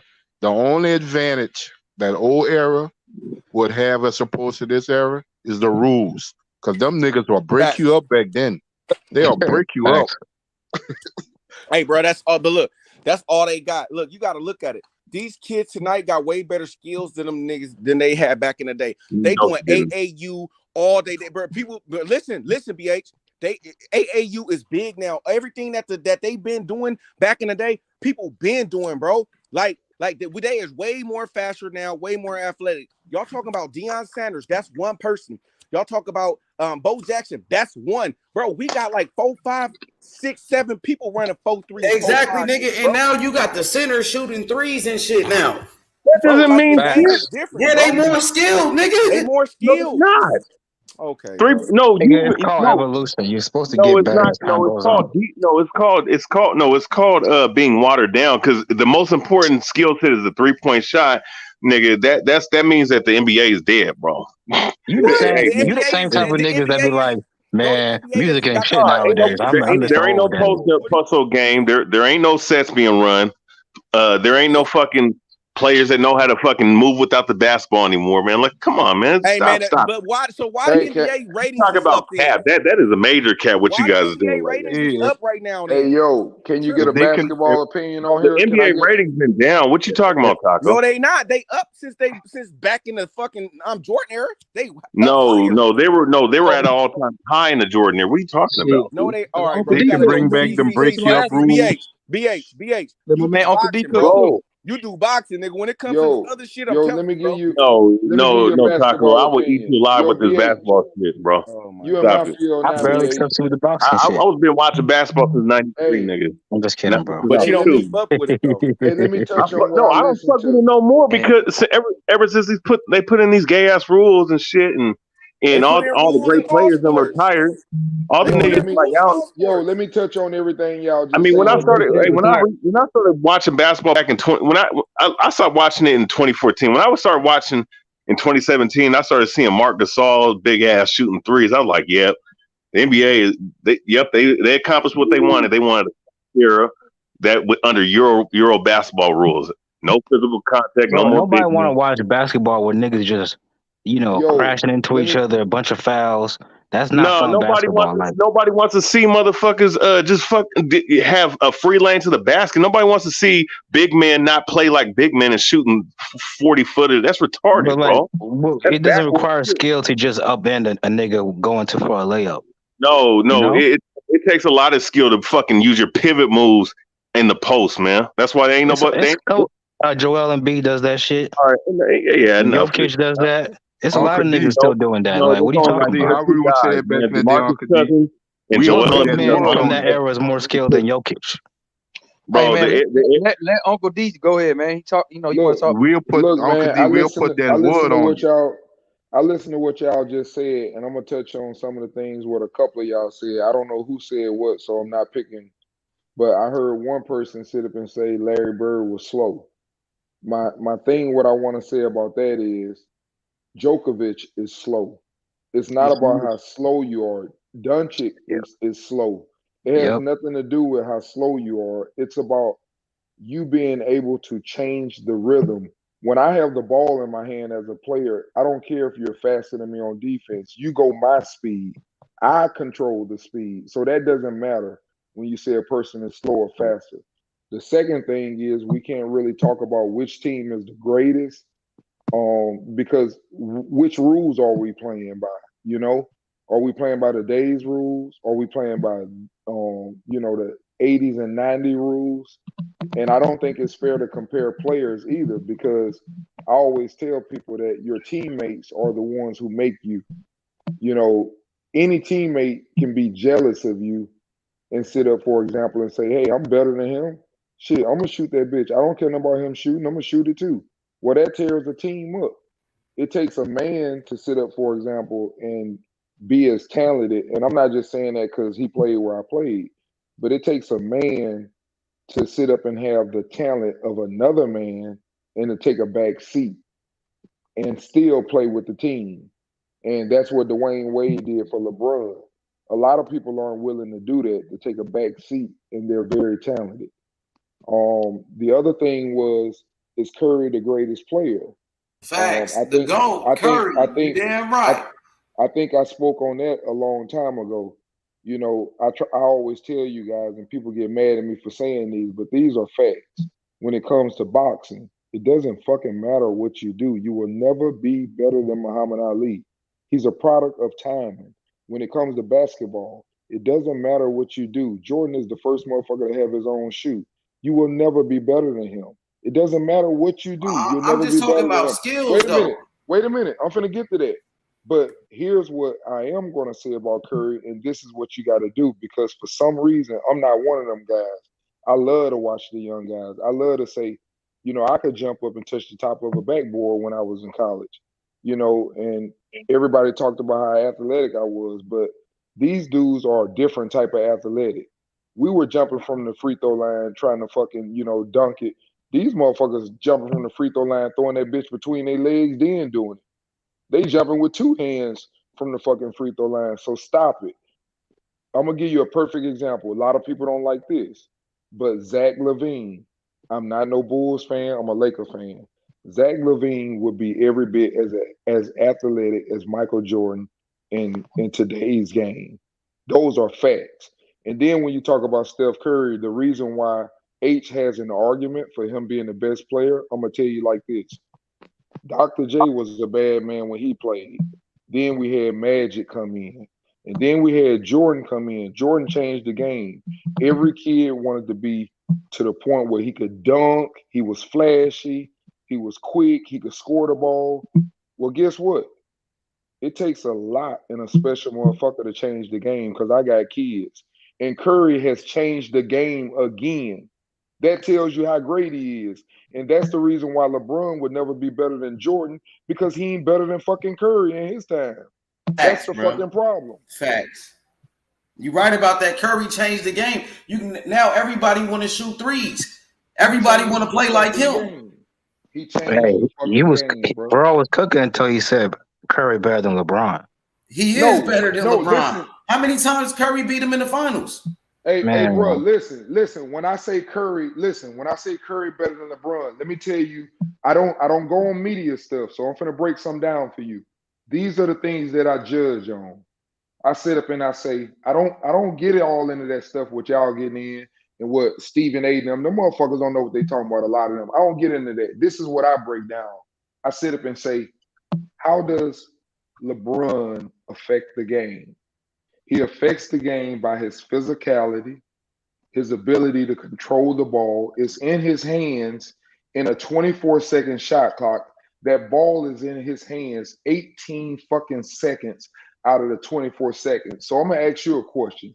If he don't fucking score the 2 points, who the fuck you think got the assist? Ain't nobody else can fucking get it. The same thing with Russell Westbrook. That's why he averaged a triple double. The ball is in his fucking hand the whole fucking game. Now, let me tell you another thing. Y'all always talk about LeBron make his players better. Kevin Love was better before he played with LeBron. J.R. Smith was better before he played with LeBron. Keep on going down the list. But what you cannot say is, when someone plays with Steph Curry, I don't care if they're a superstar, a garbage player, all of their percentages are up because he makes them open, because he has a gift that no man has. He's a man that when he cross half court, somebody better double him or pick him up off that motherfucking pick. And that spreads the whole floor open for easy basketball. Hey, And fact. that's I'm something you sorry. can't. Wait, I'm sorry. That's cap because Klay I'm Thompson telling you, and Draymond Green are Hall of Famers. Hell, Andre Iguodala before Draymond he left the Green, the Warriors thing, is the a thing future about, Hall of Famer. listen. First of all, you cut me off, but when you jump in and you say something, I gotta answer it. Draymond Green would never be a Hall of Famer on no other team unless he plays with fucking Curry. You know why he's great? Because he sets fucking picks. He does the dirty work. He plays He defense. understands. No. He's a Hall of Famer because he's a great teammate. That's what I'm trying to explain to you. Your So how teammates do he make win your Defensive Player of the players. Year? Because he can fucking play defense. But I ain't talking about what he do on defense. I'm talking about he's a No, good but what I'm offensive saying, player. what's that Let got me to do say with this real Curry? quick. Curry make everybody around him better. Look at Andrew Wiggins. He became an all-star with Curry. That's right. Everybody that play, that's what I'm trying to Man, tell that you. nigga's It's a not first just overall one. pick. It's He not been just had one. talent. Why he never Listen, was an all-star? He been in the league how he's many Hey, never years? so played. if Klay Thompson He played with, been on the Minnesota Timberwolves. He was a #1 pick, but he wasn't an all-star until he came to Golden State with can Curry. I ask you a question? Would Klay Thompson be a bum on any other team? Yo, hey, I just want to say this real I'm not quick. gonna Hey, say I'm That's not a gonna Hall of I'm about to Famer. say this. I'm about to drop out, but I'm gonna just tell you something, man. The most athletic player I ever seen live in any Derrick Rose. generation was fucking Sean fucking Kemp, bro. And Bye. I say he Vince. was. No, I I say mean, No. Vince. He got a Nick. boy. Okay, no, I Sean. say Vince I before he mean, grew out his no, knees. and you know what's so sad? You know what's so sad? Motherfuckers think that Blake Griffin was something in his time. Like, bro, Kemp was 10 times more nastier than him, bro. That nigga Yeah, was that nigga facts. was 6'10", I'm not impressed by 245 big pounds. niggas who can dunk. Vince Like, was the most Oh athletic yeah, and he had a player Nah, I've ever Sean 45-inch Kemp. seen. Sean vertical. Kemp was different, bro. You tripping? Sean Nigga, Kemp was different. Sean Kemp was the fucking first, bro. I ain't Sean never Kemp seen no was big man. athletic, but he wasn't no nah, Vince it's more Carter. impressive when a 6'2" point guard can dunk on a center. I Oh mean, my but god. LeBron Okay, James Kevin. was the Okay, same yeah, shit. Kevin. So You I had mean, Kevin Johnson what's the back then. difference? So what you talking about? No, not Kevin Johnson. Derrick Rose and Russell Westbrook are the most athletic point Yeah, guards Kevin ever. Johnson was up there, bro. But Nah, They yeah, Sean. athletic. I don't They're know Hey, about that, no, athletic bro. hey, for What their no. You about know Ja? size, what? bro. Listen, and now you got Ja right now too. But And look, let John me tell Morant. y'all. Let me tell Hey, y'all this. Let me tell y'all this. And See the we can't difference. leave Look, Jordan look, out of no, no, that no, no, either. no. Hold on, Jordan hold on, was the hold on. most athletic motherfucker. I give him that. Hold on. Let me tell y'all this. Some point The thing, guards. the ain't thing nobody with fucking with Thompson, Sean Kemp, and I'm out, bro. the thing with Thompson is Thompson does not have no handles like that. So Thompson need to be in an offense to where he could get his shot off. So he'll be a catch and shoot person. You feel me? So yeah, he'll be he probably would have been a good player, but how he Hell is labeled yeah. right now, no, he would not. Now he is labeled as a two-way player. Kevin Durant, look, okay, he is a great player. He is. But what happened when they was up on us and we came back and we had everybody who we drafted almost? We had who? We had Iguodala. We had Klay Thompson, who we drafted. Draymond Green, who we drafted. Steph Curry, who we drafted. Festus Ezeli. Nigga, we had motherfucking Maurice Pinks. You feel me? You know what I'm saying? Barbosa. You know what I mean? Sean Livingston. We ain't had no all-stars like that. And we still came back from 3-1 Hey, down Taco. against Kevin Durant, who's the best player. Then he come with us. Look what we do. You feel me? You also choked Unstoppable 3-1. team. Hey, and now look, hold on. Look what Kevin Durant is doing right now with Brooklyn. He is doing something cool. He is doing cool, but he's doing the same thing he was doing in Oklahoma City. He is not doing the same thing he was when he was with the Warriors. For me, that's because of Steph Curry, bro. That's Anybody, exactly. And that's why. See, That's okay, why this I is too much said. dick Let riding me right say now. this. That's what I'm saying when I say the Warriors are the best team ever because they system, the way they play together. That's right, and that's what. Hey, That's why I said, what nobody rules are we predicted Jordan playing Poole by? was going to turn into an all-star. That's That's Listen, not on because of that Steph Curry. Warriors team exactly. The chemistry, bro. They the but greatest team ever. They building stars, bro. Fucking Klay Thompson was the 11th pick. Draymond Green was the second round pick. Look at I, what they did with those players, bro. I'm just, yeah, I agree, They but ain't you got giving no Steph, #1 picks, but but you, Wiggins, who dude came said from your yes, I another phone team. agree, full of but lies. you giving Steph too much credit because Jordan Poole, he developed on his own. Like, you can't give Steph credit for, Curry excuse was me, on the team. Hey, What you But mean? but but look, hold on. No, you Curry was on the excuse can. me. fucking team. Hold on, you can because he watching greatness, bro. He's sitting next to greatness, bro. He Oh my practicing next to God. hey, greatness, bro. So It's he a let me just say touched this. him and that nigga bro. Hey, It became is. great. It's a hey, hold difference. He on. was a late round. He was a late first Hey, round pick. Bro. Jordan Poole, my no. nigga, he came out of Let me. nowhere. Hey, Bro, let me speak. exactly. Why? It's a difference from a nigga. He was Hey, in the D League last year. He was in the hey, D let Exactly, me League say last this. year, Taco. bro. Taco, when you was telling me about Jordan Poole, man, who the fuck is this nigga talking about? And now this nigga like a star on the fucking team. I'm telling niggas, bro, Hey, like silly. man, look. Look at Let me speak Kaminga. on something. Look at Hey, let me. Kaminga, bro. Look at Hey, let Kaminga, me bro. speak on that. Let me speak on this real quick. On y'all talking about Curry. Listen, man, he does deserve the respect for that because I'm gonna tell you why, and you wouldn't even understand it. And this is the things that I'm trying to explain to y'all what makes him so great. Steph Curry don't give a fuck who bring that motherfucking ball up. Anybody can bring it up. Clay, you want to bring it up? Kevin Durant, you want to bring it up? Draymond, you want to bring it up? He don't need the fucking ball in his motherfucking hand. He is effective every minute he is on that court. If his ass stand in the motherfucking corner, you better get over there. If he run off a motherfucking pick, everybody better switch. You're not understanding the things that go along. Wait a minute. You're not understanding the things that go along with basketball, bro. Basketball is a team sport. If someone sets a pick on you, there's only two things you can do as a basketball player. You go over the top or you go underneath the pick. There's nothing else to do. Okay, I'll say this. You go over or under. Wait a minute. You go over or under. You go under, you're dead. So they just double that shit. So that right. Wait a minute. D, I feel like Curry's also a better. Hey, hold on, H. Give me 1 second. I'm finna get off. Okay. The only thing, listen, I'm going back further with it. Not only is that important, what I'm talking about, but you know what the most important thing is? What none of y'all are talking about? Steph Curry is a superstar of his team. He allowed Kevin Durant to come in there and be the fucking man. He has no jealousy bones in his body. He passes the ball. He's not selfish. And that's why people want to play with him. That's why he's a great player, bro. He doesn't need the ball. Listen, he doesn't need the ball. So you can send anybody you want to the Warriors. He can be a ball hog and be successful. Because none of them niggas need the ball. They know how to play. Hey, D, see, and Jordan, his teammates, some of those guys, they didn't even like to play with Michael Jordan, nigga. And I feel like Curry was a better teammate than fucking Michael Jordan. Well, that is true. Wait a minute. That is true, but Jordan drove his players. But what I will say about Jordan players, and I always say this to people, and they don't like this, Jordan had the best team in history. Yeah, he did. And I say this because you can't find a guy that's first team all defense, an all-star player that will sacrifice. And that's what I'm saying Steph Curry is. Let me ask you this. Let me cut you off real quick. Let me cut you off real quick. Let me ask you this. Hold on. Put Steph Curry on that team. Put Steph Curry on that team. I understand that, Taco. Put Steph Curry on that team. Let me make How my many point, rings they win? Taco, let me make my point, though. Listen, what I'm trying to say about LeBron on that team. Wait a minute. Listen, this is what I'm saying about Jordan team, and I say he had the greatest team ever. He had a dude on his team. Nobody has ever had a player that said, you know what? If you miss, I'm going to get that motherfucker and I'm going to get it right back to you every time. He didn't give a damn about scoring.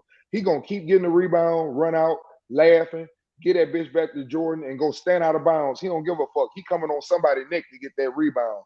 Okay, you had Scottie Pippen. What you need me to do, Jordan? You need me to lock Magic up? Yeah, I lock him up. Okay, I'm going to be the defensive player of the year on this other man. Okay, you had people like Kukoc. Kukoc was the European player of the year. A lot of y'all might not know what that means, but that's very fucking big in Europe. He was a bad motherfucker. And he was the sixth man of the year. So you got the best shooter in Steve Kerr. When you didn't have him, you had Paxson. You had Craig Hodges. All of those were three-point champions. So it goes undermining, and that's why a lot of those guys are jealous and mad at Jordan, because he doesn't give them their praise of what they were. And they feel like they're being undermined, like he was just this dude that won by himself. Jordan was being selfish. No man has never won a basketball game, I promise you, by himself. Yeah, Jordan was being selfish. He took all the fucking credit while Scottie Pippen was doing all the goddamn dirty work. Now, I feel like Curry was a better leader than Michael Jordan as well, because he let Scottie Pippen, like you said, a player that great, bro. He let him get underpaid, and Michael Jordan was cool with it and let Scottie Pippen, let them do Scottie Pippen dirty. He didn't say shit to the front office. Come on, bro. You know I ain't gonna get into no numbers. I don't do the numbers. All I'm saying that was some bullshit on Michael Jordan because he was the leader of that team. I can't put that on him. I am, bro. Because you was the leader. You should have looked out for your teammate, Scottie Pippen, bro. Bro, put Steph Curry on that team with Scottie Pippen, motherfucking Robin. Ooh, nigga, bro. I'm talking about, bro. The ball is humming. Nigga, Yeah, we all everybody know scored. Curry the better player. We all know that. Nigga, bro, they probably winning like who holds the record, my nigga, for the most points in an All-Star game? Curry, not Michael Jordan. Oh, I don't know about that. He do. He just scored 50 points in an All-Star game. Hey, even though he's better, But that shit that don't mean nothing. H. That Kyrie Irving All-Star is more game skilled than bullshit. Steph Curry. Well, just look at his career. Curry is better. Curry is better. Hey, there's a video right now. You can go and watch T-Mac. And they asked T-Mac, and he played against everybody because he was in that prime of his year, a young dude that got a chance to face all of them. T-Mac said the most skilled basketball player ever was Kobe Bryant. Yeah, Kobe. Hey, you know who the most skilled I've seen like in recent time is Kyrie Irving. I'm taking Curry over is everybody. very skilled. Hey, Kyrie belongs up there too, man. I'm taking Curry over everybody, Taco. Kyrie Irving is the most skilled point guard in the league right now. You know what? He's just not better than Steph. When Curry win the ring this year, bro, watch. You gonna see, bro. Hey, Kyrie, listen, I'm gonna say something about that. What he just said. He was cooking Steph. One of y'all was comparing them. Let me tell you the difference. Kyrie is more athletic. He's just as skilled, but there's a difference. He can't do it without playing with the ball and making all his moves. Steph can do it either way. Steph can just run and don't even dribble and catch shots off picks and live like that and drop 30 a night. He can live detail. like that. You know what's the difference though? Kyrie Irving is a better, like, if it was a one-on-one game, athlete. He would cook Steph Curry. But the game, score. Hey, yeah, you're right. Team ball, Steph is better. There you go. Hey, Curry killing them. Whoever you talking about, dog? Hey, hold up. That's why Curry gonna win the fucking ring. Where Kyrie Irving at right now? He not even in the fucking playoffs. He cooked Steph in the finals. I don't give a fuck what he did. Curry about to get. Who got more rings? And he shot a three in his face. Nigga? Who got more rings? How many times did Curry play Kyrie in the finals, nigga? Curry beat that nigga 3 times in the finals, nigga. And he had LeBron, nigga. Fuck you mean? Yo, Dirk, let me say something about that, what you said about Kyrie. You said that he was what, better at what now? He's like, if there was to play one-on-one, he would cook Steph. Okay, now let me tell you something about that. Let me say something about that right now. If the Golden State Warriors right now played the Memphis Grizzlies and they said, hey, everything is one-on-one, no picks, the Grizzlies will kick their ass. But that ain't what it's about. Yeah. It's not a one-on-one game. Hey, Ja Morant is more. Wait a minute. Let me finish, bro. Me too, Taco. Ja Morant is undefended.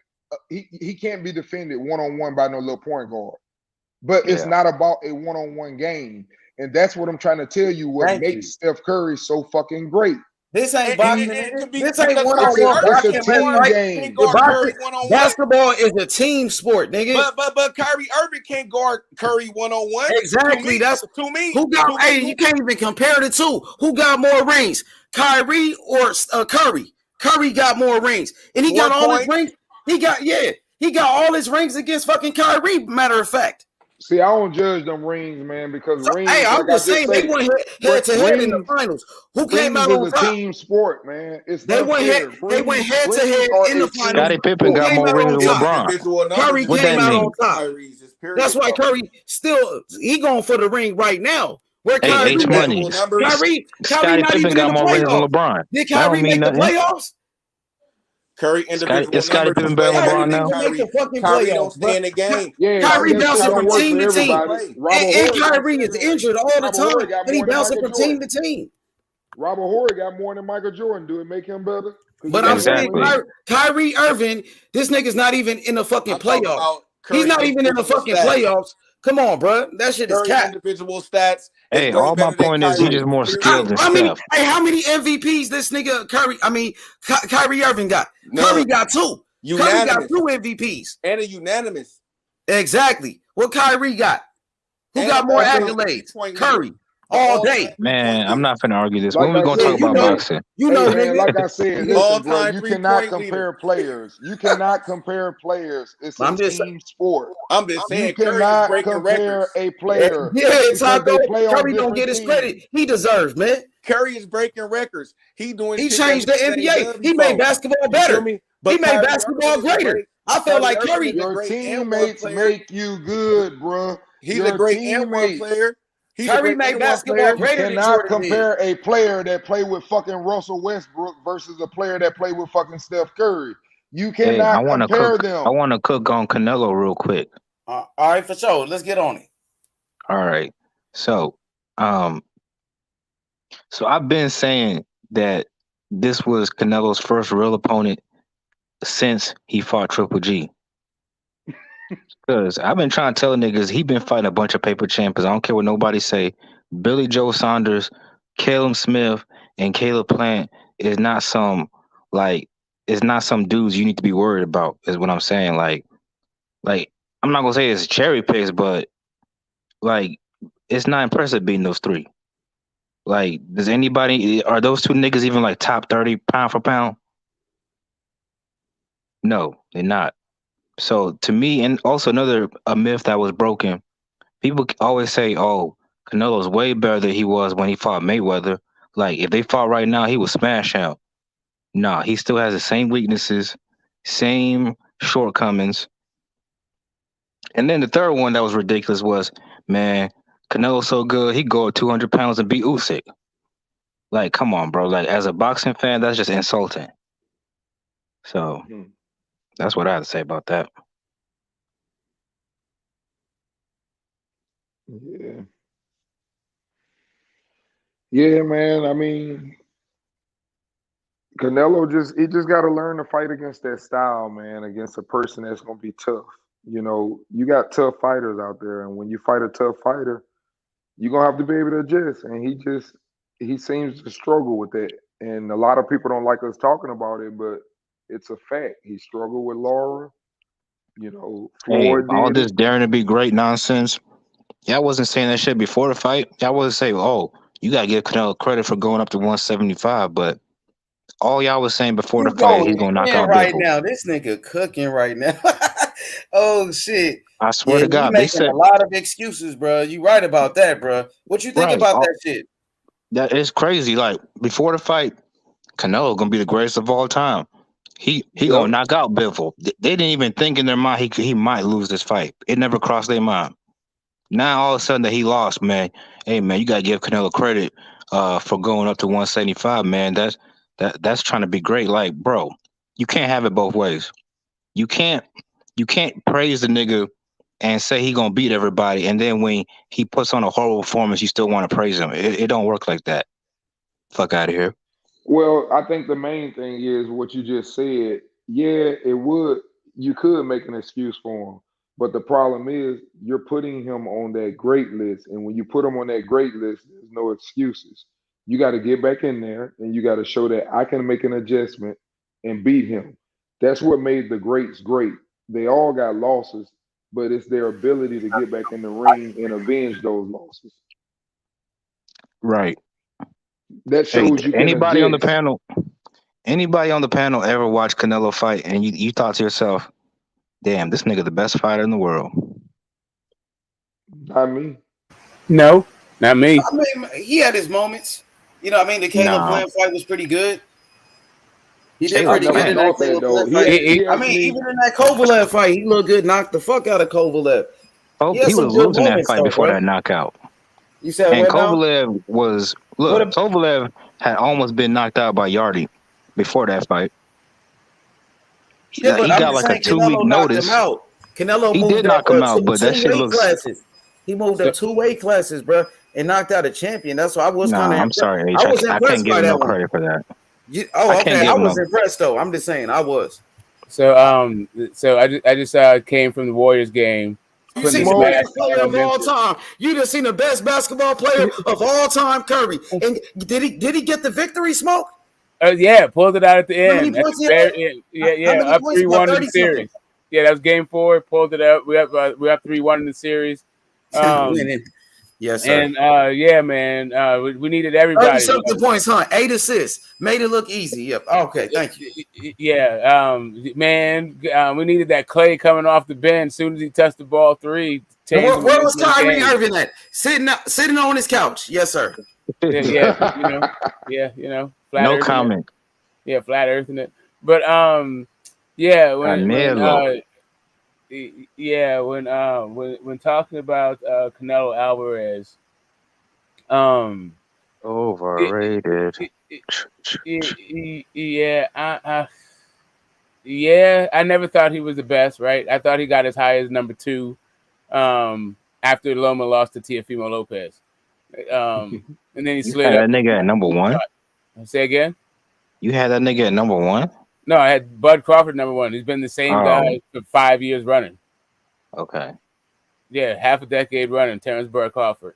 Best Man, fighter. I ain't never had Canelo number 1 on my look. Yeah. Y'all say it's your opinion. Everybody got their own pound for pound list. He ain't never been number 1 on my pound list. Never.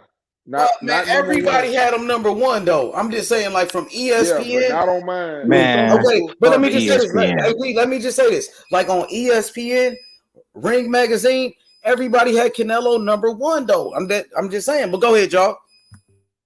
Ring Magazine. Yep, that's the same magazine that refused to put. And even the other fighters were saying they felt like Canelo was number 1.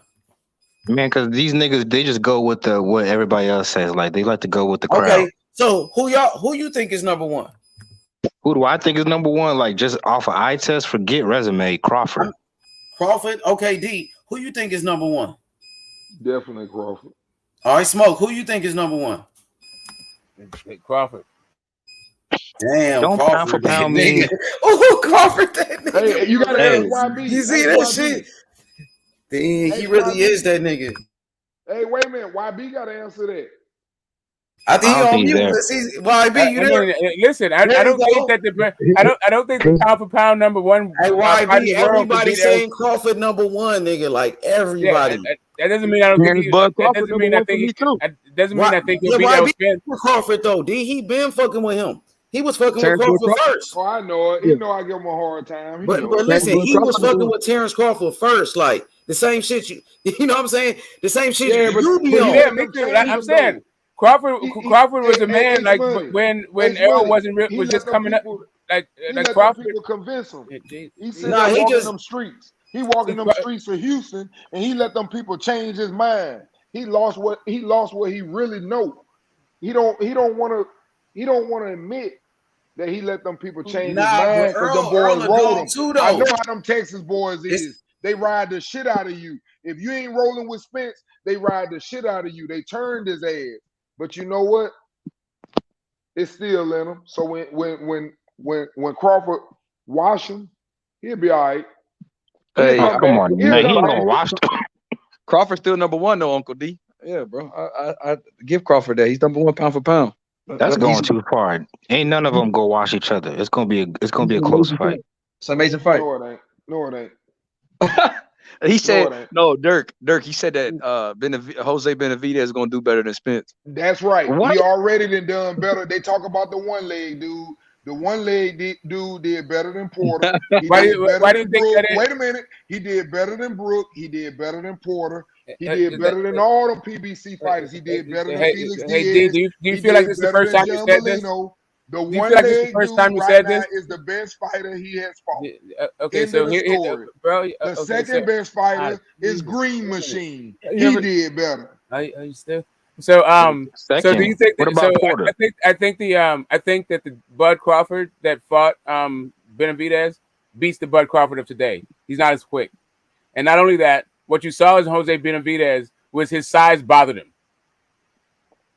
Yeah. Exactly. Mm-hmm. He's a big long man. Yeah.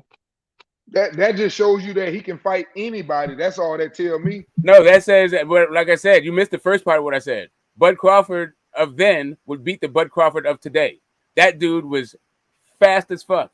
He was cat-like fast. He's still Bud fast today like is that. not that dude. No, he ain't. No, he is not. Like that. It is actually he's actually markedly slower.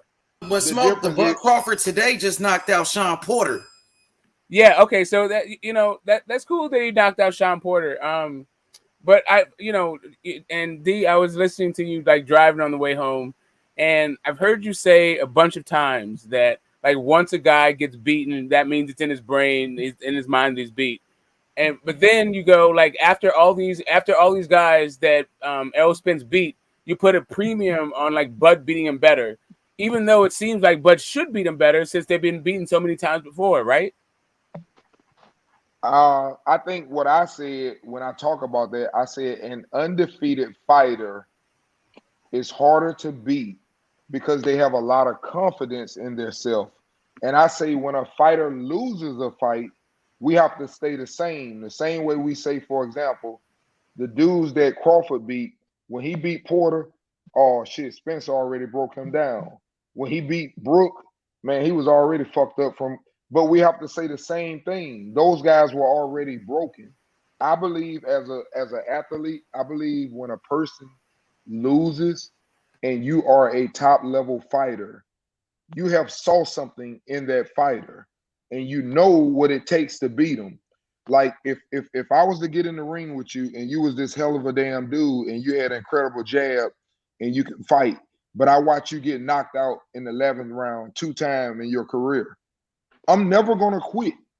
I'm never gonna quit because I know you will get fucking knocked out. I know that you're not like that. I'll stick around to see if I can get some good luck. That's all I'm saying. When a fighter loses, people see things in them and they want it. When a fighter has never lost, he believes he can win. So you're going to get the best of him until you break him. Right. So I mean, I get all of that, right? So, and I've understand, and I've heard you say this in various ways numerous times. That's why I don't understand why you put the premium on these Bud knockouts against dudes that's been knocked out multiple times. I did not. The two sentiments don't really add up to me. You must have only heard a little segment of it because what I've been screaming the whole time is that none of them motherfucking knockouts mean nothing to me. None of them. Styles make fights, bro. None of them knockouts mean nothing to me. I'm not looking at that because, like I said earlier, every time you speak, you talk about how Bud knocked all these dudes out, and that's why he's knocking out Errol Spence because all these guys he knocked out. No, what I said about okay, I'm sorry. I thought maybe it's a bit different. You really are missing the point. The reason why I say Spence goes to sleep because Spence is an aggressive fighter, and y'all talk about his high volume. You will not have a high volume on Terrence Crawford. You keep saying aggressive as if working behind the jab versus not working behind the jab that has the same level of efficacy. Like what Bud is what Errol is a guy who's aggressive but works behind his jab. The same way we just saw from Bivol. He's not just leaping in with leaping left hooks and all when it's in his chin like fucking Errol, like Sean Porter. All right, so let me ask. Can I ask a question? No, because he just cut me off. Let me answer that shit. Hold on, can I ask a question real quick? Let me respond to that right side. I'm gonna give it to you. Let me respond back to that. For one, the reason why I have confidence. 2 reasons. The same thing what you just said. He fights behind his jab. You know what I already have seen in Errol Spence? He can't fight off his back foot. That's why Sean Porter damn near beat him. So it don't matter if he fucking use his jab and make Terrence Crawford come forward or whether he want to come forward. He fucked in my opinion. Okay? That's my personal opinion. You may not like it. I just don't think he can fight backwards. And if he do come forward, he gonna get fucked up. So he fucked either way he go. So this is the thing right here. I don't think, especially Uncle D. You know, I got much love for you. Smoke, I got much love for you. Y'all ain't finna change nobody's opinion tonight with the conversation we having, bro. Y'all, y'all dug in on both sides. I'm not mad at either one. I'm just saying we got to have a conversation that we can at least debate about because at this current moment in time, both of y'all are dug in on where y'all stand. I'm cool with that. I'm cool with it. I'm trying to get some clarity. I'm not trying to convert anybody. Like, hey, I know. I said that. I said, hold on, smoke. Hold on, smoke. Hold on, smoke. Hold on, smoke. Brotherhood anyway. No, we're just talking back and forth about sports. We already have our picks. That nigga brotherhood didn't get this smoke. He got the same account. That's the same fucking account. Brotherhood. That's all that is right now. And no, I'm saying, listen. I ain't never seen all the way up until fight night. We're gonna be talking the same level of crap to one another about this fight. Like you got Bud, you got little T Bud coming 3 divisions up to the guy, you know, who's the monster of the division, right? Number 1 pound for pound, my favorite fighter. I feel like can beat everybody in that division except for one Errol Spence Jr., who I expect could fight Canelo Alvarez at 168 pounds. That's no knock on the skills of Bud Crawford. That's a big ass dude that's good at what he does, and he has a lot of ways to win. Doesn't mean that Bud can't win at all. But as far as the back and forth between D, Tell the Truth, which is a very ironic name when it comes to this Bud Crawford stuff he talks. It's just what it is, man. We're not Hey trying man, to convince anybody. hey man, look, it is what it is, man. I'm gonna stand by what I say, and when the fight is over with, just like pretty much all of them have been, except for this Canelo one, which it did go the way I thought it would go, but I didn't know if he'd get the decision. Other than that, y'all thought I was delusional. I told y'all, oh, Shakur ain't been tested. Oh, he didn't know what Hold he didn't know what a on, gold Uncle medal. D, Uncle D, Uncle D, Uncle Because D. I said Hold one on, round. real quick, No, hold on, real quick. Let me ask a question. When you say y'all, bro, I I know rock you were with with you. me. I know you were with me. Wait a minute. But the thing, the And where reason was why I? nobody, hold on. The reason why I say nobody was with me, because I overdid it. Everybody thought I overdid it. I said he won't win but one round, maybe. And You did everybody said, oh, overdo it. you delusional. You did overdo it. No, I did not, because he really didn't win a fucking round. If you Man, go not back in and look your at the fight. estimation, but Bro, as far as the y'all judges, arguing about peanuts, bro. Nah, Come he yeah, I'm on just still now. saying, he like, he like ate God we up all damn.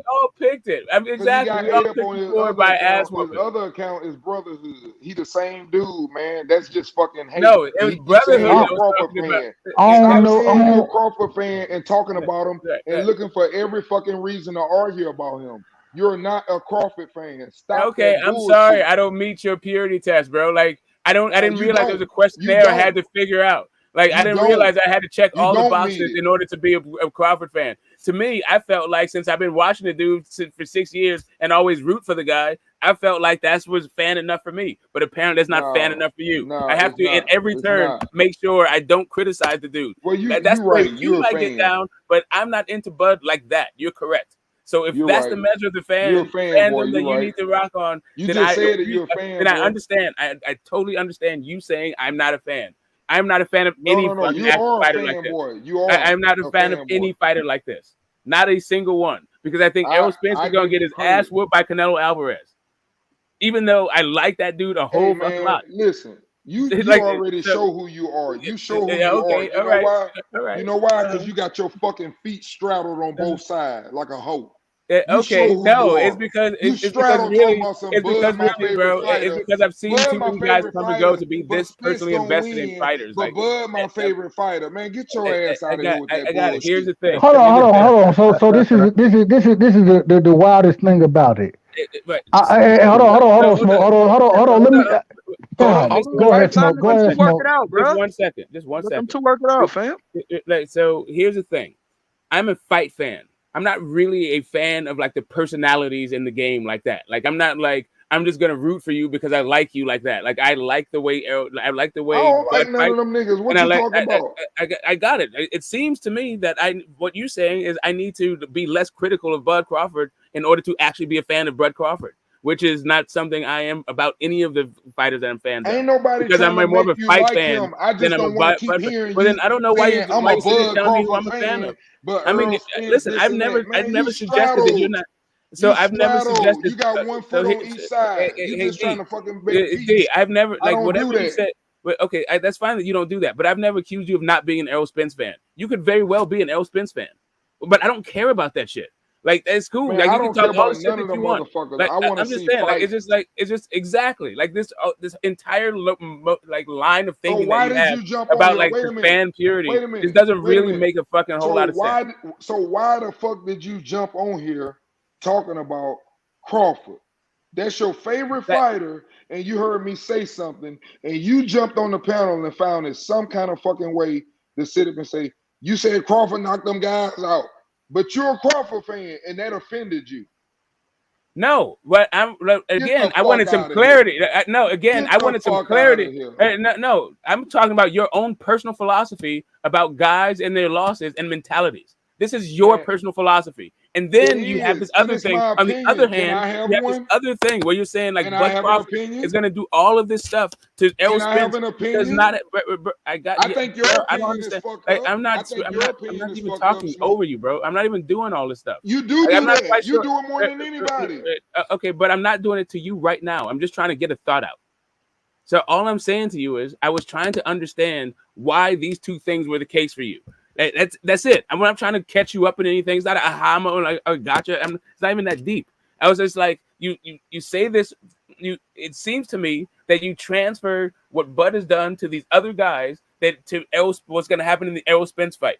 But then on the same token, you're on here saying that once a guy loses, you can see there's a blueprint on him and you can beat him the same way. And that's what you were just saying, like right then. So it's kind of like when, like, I didn't bring up Errol Spence and Bud. Like, literally, H Money said, "Who's everybody's favorite fighter? Who you got for pound for pound?" I've had Bud for 5 years. Like I've already said, a half a fucking decade. Long before Okay, I now was can even I an talk Errol a little Spence bit? fan. I've been a Bud fan longer than I've been an Errol Spence fan. Like, literally. But anyway, whatever it is to you, I'm just saying it is what it is. Okay, now I'll let you talk. Now I'm gonna talk and I'm gonna be calm just like you were. I have no problem with you, bro. But the thing that you say is you say that you are a Crawford fan and you say that it bothers you and you worry about my concept of what I said. All I'm saying is this: just because a fighter lose does not mean that you can go beat his ass. I'm not saying that you can go beat him. But what I am saying is that when fighters see something in fighters, all you have to do is look over the history. There were fighters that were undefeated, dominating people. We thought they were unbeatable. And then when they lose, just look how people start lining up and they fall apart. It's because they figured it out. You've been broken by elite boxers, is what I'm trying to say. And when I talk about, for example, Spence and Crawford, make no mistakes about it. The same way I said about Oscar Valdez, it doesn't say that he's not a great fighter. I just knew what the fuck was coming. He wouldn't win one round because I knew he was in there with a fighter that loves more than anything not to get hit.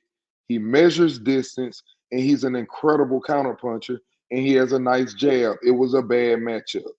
When I look at the Spence fight, I look at the Crawford fight, I watch. I've seen him sit up, for example, in the fight with Kell Brook. I've seen him throw his jab. I've seen Kell Brook come over the top of it. Every time he throw it, poof, over the top, pop him in his fucking eye. Just doing it constantly. And I watch what he done when he realized that, hey, this guy is a good boxer. He said, okay, this guy's a good boxer. You know what he started doing? I'm finna fucking take his fucking soul. And he bullied him. And I know that Crawford, as a fighter, everyone says Crawford doesn't move.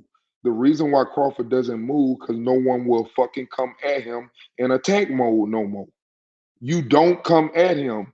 That's why your volume is down. Earl Spence volume is high. And if you throw a lot, you give him more time to adjust and to counter you. The more you throw, the quicker he's going to get your timing down, the quicker he's going to counter you. He's not going to be a stationary target.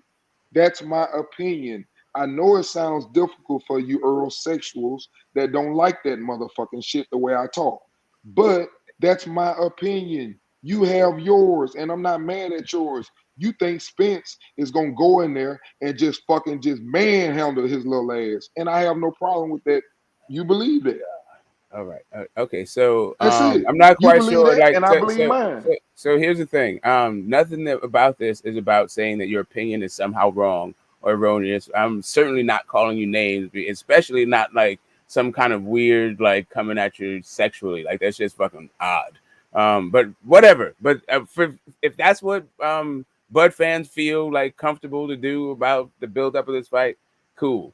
To me, all that sounded like was a whole lot of ways to say that Kell Brook got stopped by getting his eye fucking socked by Triple G, Errol Spence. So Bud knew how to stop him by hitting him in his fucking eye. And then Amir Khan had been stopped by everybody in their fucking mama. Well, not everybody in their mama. That's the knock on him. But I mean, I will say that Bud is the first guy to stop him by hitting him in the thigh.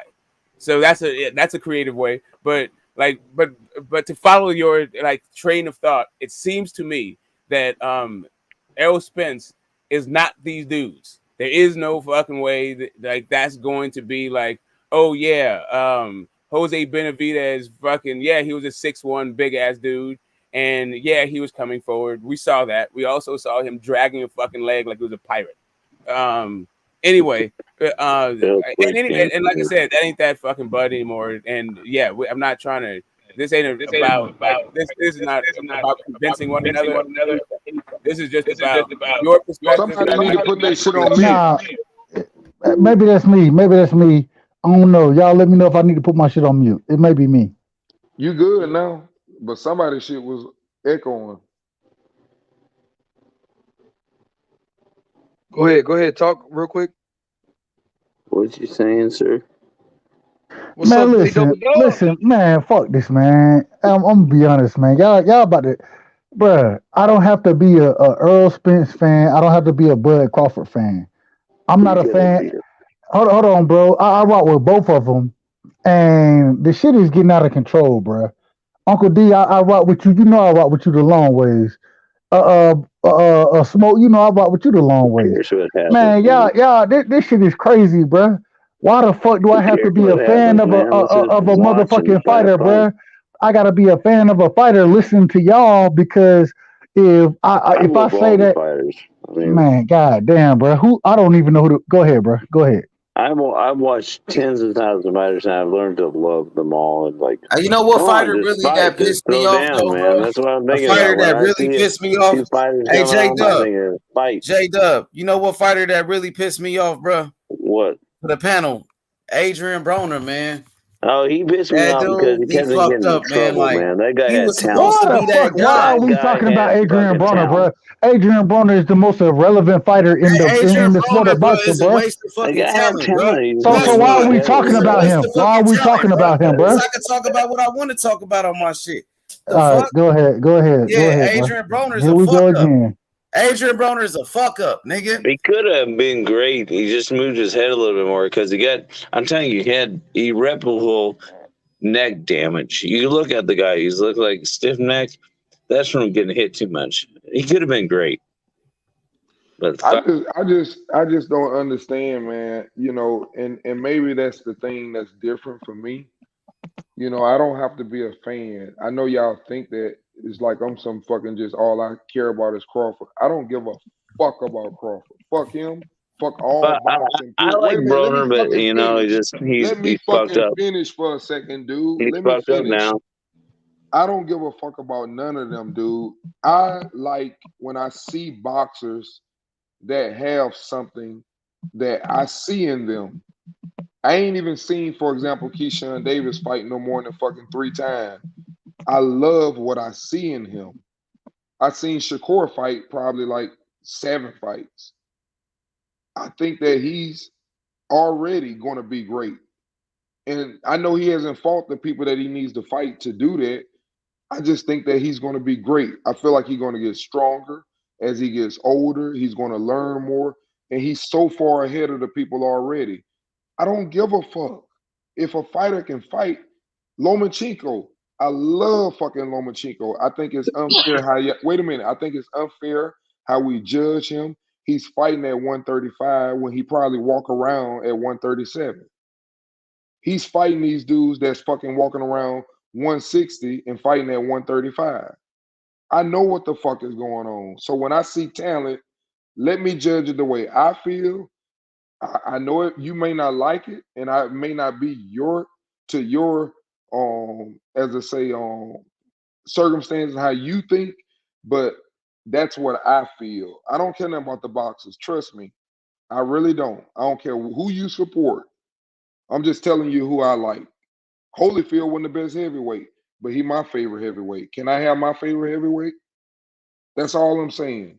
I ain't got nothing against Spence. Spence a good fighter. We'll find out. But respect everybody's opinion on here. Don't get mad at me because I talk about when we act. If you ask me a question, I'm gonna explain it why I think it's gonna go bad for him. Because I think it's gonna go bad.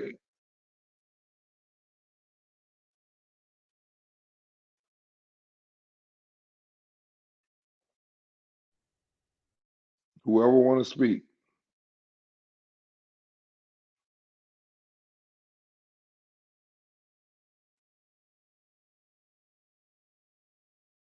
Yeah, that's pretty much what we all do. That's what's up with the YTBC, especially like the open panels where you come on, everybody give their opinion, match it, mix it up. I can't wait for the fight to be signed. Can't wait for fight night.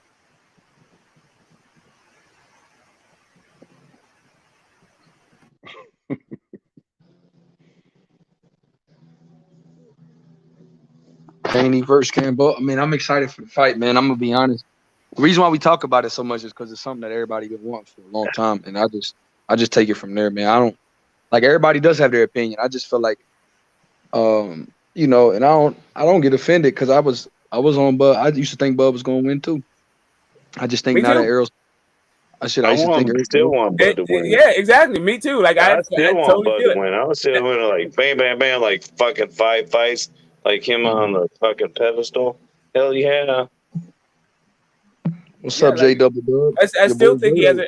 I still think he has Never second guess yourself, great Billy. chance in the first 5 rounds. An excellent chance. The first Young half of the Billy, fight. your daddy didn't teach you that. Never second guess yourself. Yeah, he did. Okay. So you gonna learn what dad taught you. Yeah. And now my uncle D teaching it to me, so I appreciate it. You get me? Like I respect Never that though. second guess yourself. Never second guess yourself. What you saw, you saw. It was what you saw that made you think like that. Don't second guess it. They all men. That's what's gonna make the fight so great, because both of them gonna find out that Earl ain't finna fucking goddamn back down from you, and Earl gonna find out Crawford ain't finna fucking back down from you and just let you throw at his body. That's what's gonna be so great about the fight, bro. It ain't judging one or the other. Hey, whichever one win, I've said this on record every time I speak. If Earl win, I pray that Charlo wins and Charlo moves up, and I pray that he gets a chance to get in there and do it at 154. If Crawford wins, the same thing. I hope he gets a chance to fight for them belts at 154. It's the same thing for me, bro. Man. So, what do you guys think of the winner up there getting the immediate shot at undisputed at 154 and not having to fight their way up the ranks? That'd be amazing. That's like some cheating shit, or No, I don't. I think because these guys are pound for pound guys, reigning champions. I think they should be able to get a shot over, let's say, and not trying to diss the mandatories and people that work their position, but boxing is like, we know what we see, and we know who the great fight. We know who is elite, and we know what type of fight Bud Crawford and Charlo would be, or Spence versus Charlo, or Castaño would be, and the winner of that fight. So I don't. You got undefeated guys coming up, and Bud Crawford, would be his 4th division. You've seen this guy undefeated. If he beat Spence, I mean, who's to say he wouldn't be able to beat Charlo? So there'll be a lot of intrigue there. He's a long reigning champion, so I couldn't see anybody having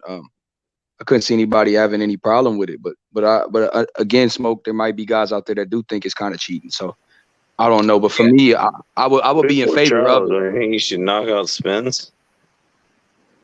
I'm just saying, like, I feel like Fondor is a hard fight for both guys. Absolutely. And he's like right there, right? Like he's like he's next, right? He's like right there to get a title shot. Absolutely.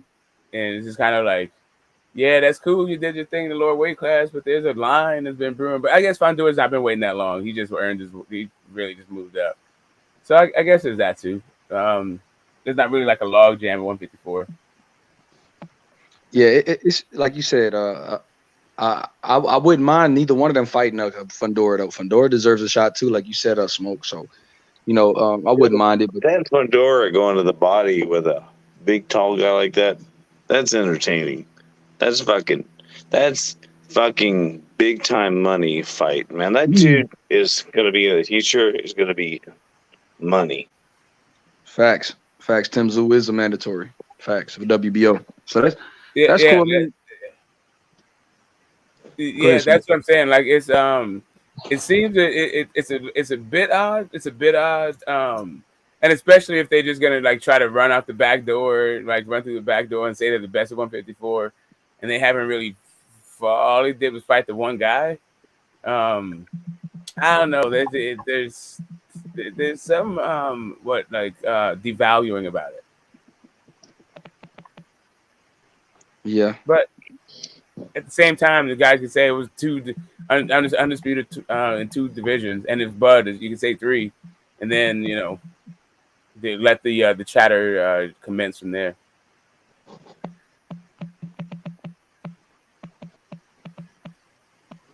I don't know, man. Charlo versus fucking Castaño fight week, right?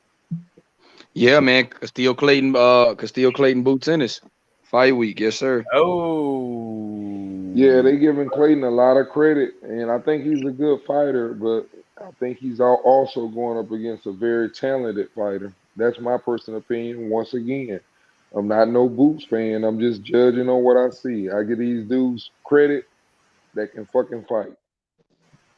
Yeah, I think Cristian Castaño, he's a good little boxer, but I don't think he has enough pop to keep Boots honest.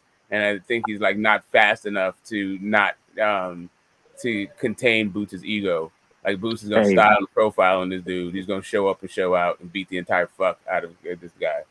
I don't like using the word generational talent, but I gotta keep it a stack. I think Boots is a generational talent.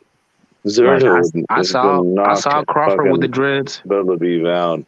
He's gonna beat him down. He's gonna beat him like he'd never been beat before.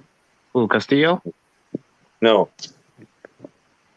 I'm saying Zerto is gonna beat Bivol to a pulp. He's gonna beat him up. He's gonna beat him up bad. He's gonna beat him up gonna bad. beat Bivol? That's what you got? Yeah, he's gonna beat him up bad. He ain't gonna be nothing left to Bivol after fucking Zerto. Come on, when Zerto comes up on him, he's gonna fucking beat him up bad. He's underwhelming. He's gonna fucking fuck him up. Hey, but he got to worry about Joe Smith. Beat his ass. Target, and Joe Smith Zerto's gonna whoop his ass. I'm telling you the truth. He's gonna come up on that motherfucker like he's never been come up before, and so like, oh shit, this is some gangster shit, and he's gonna lay some hands on that guy. I disagree, but we're all on top man, there's no stopping. He's gonna come off. Ain't gonna be no fucking easy ass Canelo shit with him like leaning up on the ropes. It's gonna be Zerto on his face all day long. It ain't gonna be him like, oh, I'm gonna lay up here and you're gonna hold my hands up. No, it's gonna be Zerto with his hands on him. You ain't gonna play that game with Zerto. He'll fuck you up. Yes, sir. Hey, you think Zerto really like that, huh? You think Zerto really that guy? He's the guy that comes up on you and he don't stop. He's the guy that will push the pressure on you. I actually like him as a boxer. I've seen him box. I like him actually. All I know is he got like almost 50 fights and he ain't fought nobody yet. Nah, he got a lot of good fights, bro. He beat my boy Jesse Hart, and he beat Maxime Vlasov. And those guys are the guys that have a little bit crazy, you know. Only crazy guys fight him. Only crazy guys fight him. Have you seen the interview with YB and Zerto? Did you see that? Oh, you gotta watch it. You know, Young Billy, he interviewed Zerto, your favorite fighter. I watched it. Oh, okay, for sure. Because he's too good looking. Man, why do you do saying that fight ain't gonna happen? He's gonna be on a soap opera and knocking people out on the same night.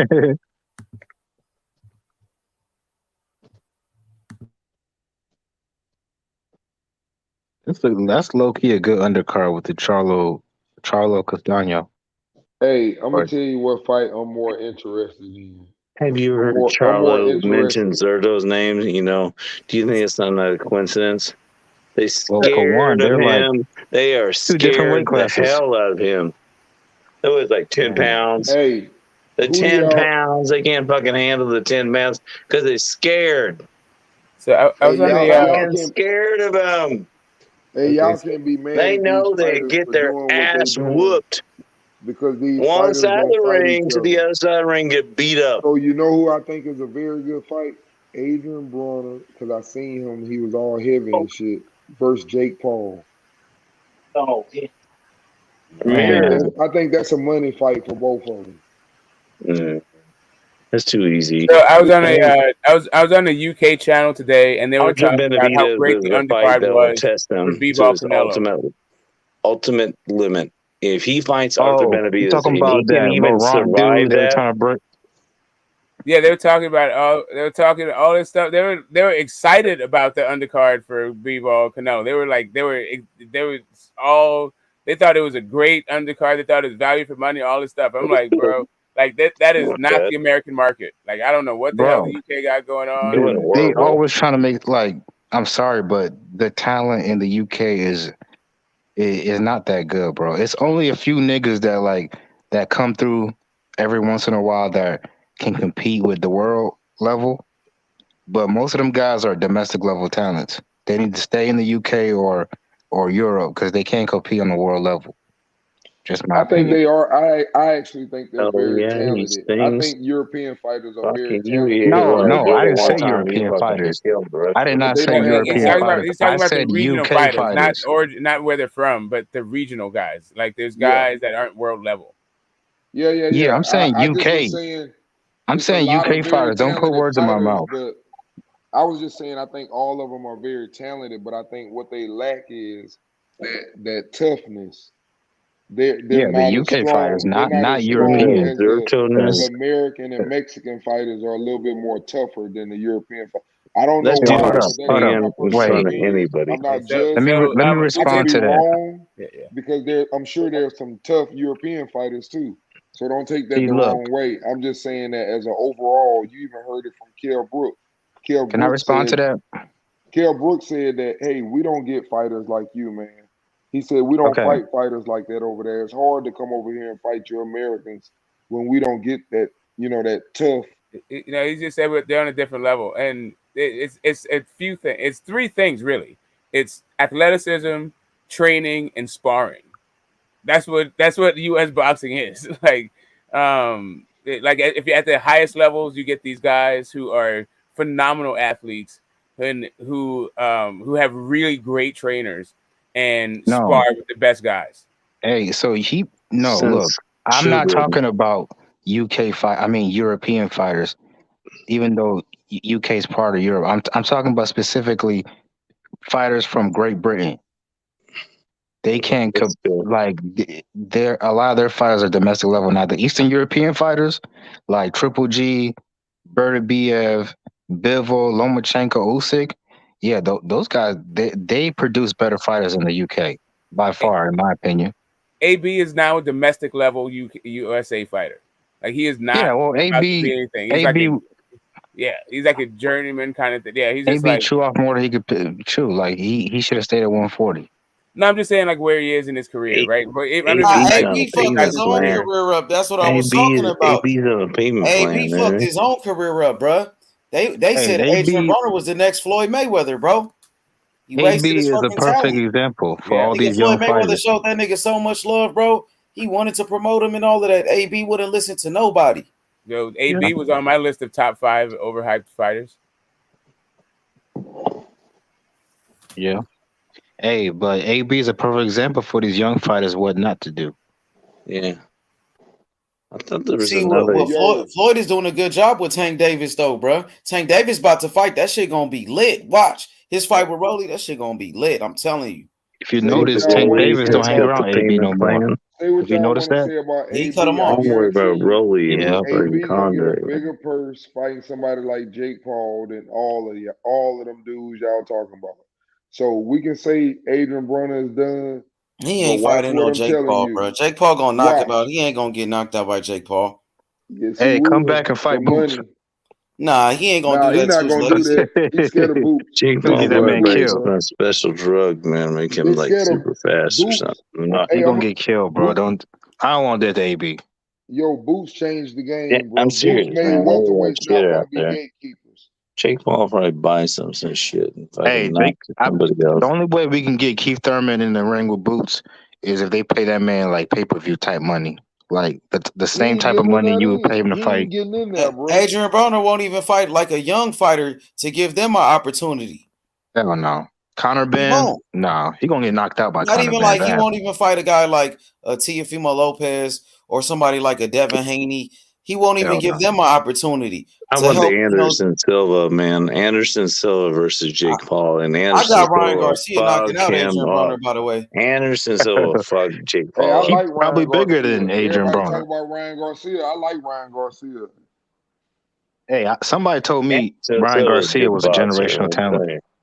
Get the fuck out of I here. ain't say that, but I like him though. I think he gonna be good. Nah, let me say this. If he didn't have that speed and power, he'd be a bum.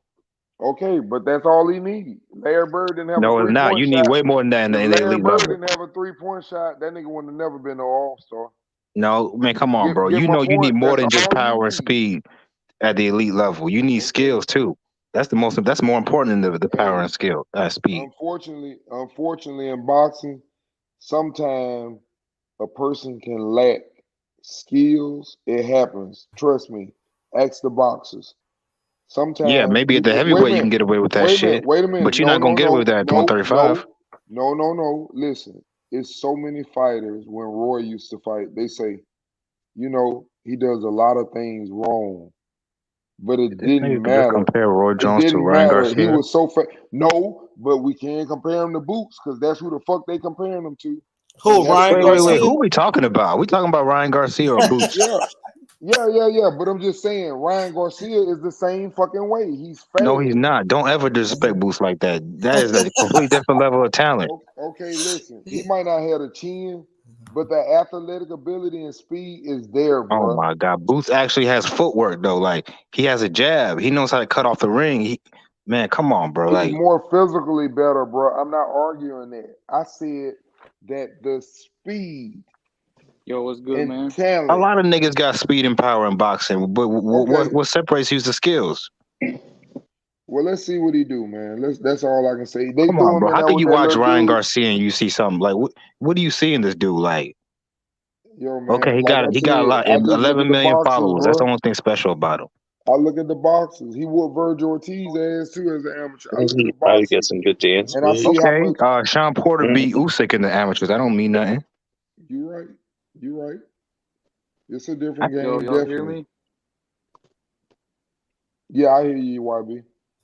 Yeah, we can hear you. Oh, that's somebody else. YB said Boots made Terrence Crawford not say his name. But You know better. Crawford about Hey, to try to fight Earl Spence though. He trying to go for the undisputed. Hey, y'all know Bread Man? Yeah, I know he's a trainer. He said they're not gonna fight Boots. He's gonna retire one of these old ass niggas. I mean, it sounds good though. I mean, I like Boots in though. the history of boxing, don't let the Boots is Floyd Mayweather overrated, Canelo bro. shit. Hey, don't let the Floyd Mayweather Canelo shit fool you. Most of the time, the young fighter takes out the old guy. Yeah, That's but a they trying fact. to fight each other. Like Terrence Crawford and Earl Spence, they trying to fight for this undisputed. Boots don't even have a belt right now. I That's a understand that, step but back, he's bro. about to be a mandatory. Yeah, Boots he trying to get his name up. He got to get his name up right now. He got to get his weight up. You feel me? That's facts right there, man. But he nice though. I ain't gonna lie. He about to fight on Saturday. Hey, he about to do his thing, man. I heard that dude was talking shit. He about to fight. Oh no, not him. The coach. No, YB told me. YB was out there with what's his name? Castillo Clayton. They said he was talking shit. What'd he say? Like the Boots was trying to duck him. Boots didn't want to fight him. All type of crazy shit. Like talking crazy. He talking reckless, nigga. Like for real, for real. Let's see if he has Boots the gonna same stop energy. that dude, man. He gonna beat the brakes on him. I got Boots in like 6 rounds. Hey, they talk about all these welterweights fighting Canelo, but the only one that could realistically make the weight at 168 if he had to would be Boots. He's big enough to fight a Canelo. Yeah, Boots is a big ass motherfucker, man. He's probably bigger than Canelo. He's 5'11". Canelo's what, 5'7", 5'8"? Shit, if he's 5'6" in real life. Keith Thurman need to fight one of these guys, man. I don't want to Keith see Keith Thurman wants Thurman that fight Spence. Boots. I want to see Boots fight against Butayev or somebody like that, or Danny Garcia and them. Yo, Age. They will. Showtime is trying to make the Keith Thurman Boots fight. I want to see Keith Thurman fight. He gonna retire Keith Thurman. He I gonna want hurt that Spence man. to be retired, but Thurman? Oh, Nah, Thurman is he's a okay. good fighter. Thurman. Hey, Thurman is a good fighter, but you know, I think a lot of injuries fucked him up. He's not the same fighter like before. Yeah. Agreed. I'm not gonna lie, he was cold And before the he injury. can't take body shots either. And we see Manny Pacquiao beat his ass. Okay, let's not act like that fight wasn't competitive. It was competitive. Pacquiao beat the fuck out that boy, man. He did though, for real. He dropped him in the first round. Pacquiao hit him with a body shot so fucking hard. Thurman took his mouthpiece out and was screaming. He was That nigga was running for a lap. Y'all agree with me on this? I think Thurman beats every welterweight except Boots, Virgil, I think Crawford, you and Pacquiao more time, but Spence. Ugo And that's a lot of welterweights knock right him there. out. You just named like 5 niggas. Thurman. That's damn near the whole welterweight division. He's 5'. You just named like 4 fighters. I think Stanionis would beat Thurman's ass. And Butayev. I don't think so. Yeah, Thurman. Yeah, Stanionis. He'll beat his ass for sure. Rashidi Ellis. Why he don't fight him. Stanionis? Who is Thurman gonna fight? Nobody. He gonna go another 2-year hiatus. And then when Jaron Ennis said he wanted to fight Thurman, Thurman said, I don't know who he is. I never heard of that guy. But Floyd Mayweather talking about how good Jaron Ennis is. And even Terrence Crawford and Earl Spence, they all know him. But Keith Thurman, yo drunk ass don't know him? Come on, bro. Right. No, he don't want to know him. That's what it is. I know him. And that's why I say the division. He said he know who he is now. Keith Thurman. I know he is. He's some kind of job turkey, isn't he? Hey, Keith Thurman did the same thing with Earl Spence. When Earl Spence was coming up, I don't know this guy. I don't have to fight him. And he did the same thing with Jaron Ennis. The same exact shit. Hey, Keith, if you beat Jaron Ennis, bro, I guarantee you get the Spence fight. Who? I remember when Thurman was coming up, he was a monster, man. He was the one. He was good. He was good. Yeah, now it's the opposite. Who he beat though? Who he beat? He beat Sean Porter. He beat Danny Garcia. Yeah, those are the main ones. Now you know what? It go H Money. That's what I keep screaming to everybody. His best win is against Diego Chavez. Diego Chavez. That's his best win. Y'all can keep throwing Spence. I mean Porter. Yeah, Y'all can throw the Porter and the Danny Garcias out there. His best victory is against Diego. No, it's Porter, bro. Porter's the best win for Crawford too. I'm just telling you, bro. I'm just telling you. Bro, who's Crawford's best win though? Diego whooped Timothy Bradley ass too, and they disqualified him. Okay, D. Who was Crawford's best win? For me, that Sean one Porter, leg right? dude that they talking about. Nope. Who? Nope. The one leg dude. Come on, man. Come on, man. You can't be serious. Retired. Yeah. Come on you now. asking me. Man, he was Are you serious? time. I'm just making sure. Over like 5 minutes. Come on, Let me tell you why I say what I say. Can I justify what I say? Yeah, go ahead. Okay, the reason why I say that, because I'm not looking at what y'all looking at. Yo, bro, so disrespectful. Let me finish. And then hold on, let him finish, bro. I'll let you finish. Listen, the reason why I say that is because a lot of fighters fight fighters, but this dude he's tall, he's long. He went into the fight arguing with him. He's been chasing him for 2 years. He's saying, "You ducking me." That's a person that wants to fight you, and he has a lot of advantages against you. Just like what people are saying right now, Bivol was too big for Canelo. Well, Benavidez thought that he was going to be bigger than Crawford, and he told him, "I'm gonna come to your hometown and I'm gonna walk you down. You too fucking little." Those are the fights that make a tough fight for me. I don't care nothing about y'all saying, "Oh, Sean Porter been in there with Thurman. He been in there with him." Crawford done already told y'all that wasn't his toughest fight. He doesn't know until you get in the fucking ring. One dude went 12 rounds. The rest of the motherfuckers then went. Benavidez went 11 and 3/4. The rest of them went what? 10, 10, 8, 7, 6. They all getting up out of there. So why how can you say that wasn't his tough fight? He had to learn another way to attack Benavidez because Benavidez had a very long jab, and Benavidez, whether y'all like it or not, is an incredible counterpuncher. Trust me. You talking about Jose Benavidez or David Benavidez? Yeah. Jose Benavidez. He's an incredible counterpuncher. Okay. Well, why did he go 12 rounds? Why did he go 12 rounds? Why didn't nobody else go 12 rounds? Why didn't Brook do it? Why didn't Porter do it? And it was a competitive fight. Remember, because they had already lost before, and there was the blueprint about how to beat him was already out there. Yeah, okay. Okay. But I can't wait Benavidez till this made it a fight more happen. competitive fight than Brook and Porter. You motherfuckers gonna feel me when that fight happen. I promise. No, I'm just saying, like, if you, I know that's your opinion, but I feel like Sean Porter, Terrence Crawford best win. Terrence Crawford is, I mean, Sean Porter. On paper? Let me finish. Sean Porter is a two-time welterweight champion, who have been in there with some of the top guys, who got some good wins, so I think Sean Porter, has the best resume out of all of those guys, accomplished way more than Jose Benavidez Jr. I feel you, but can I say this? Can I say this to what you just said, Devin Haney? Yeah. Let me say this. Devin Haney, biggest win on paper is Gamboa, but his toughest win was Linares. You get where I'm going now? What about Jojo Diaz? Devin Haney beat Jojo Diaz too. So he got some good wins. You're right. And you know what? That might have been the toughest fight. But you know what? It's not going to compare when you look later on down the line and you say, who is his best win? You know what it's going to show up on this thing? Two-time gold medalist, Yorkis Gamboa, former pound-for-pound fighter. That's what's going to show up on the resume. That's why I told y'all the other day, everybody think Tank ain't fighting nobody.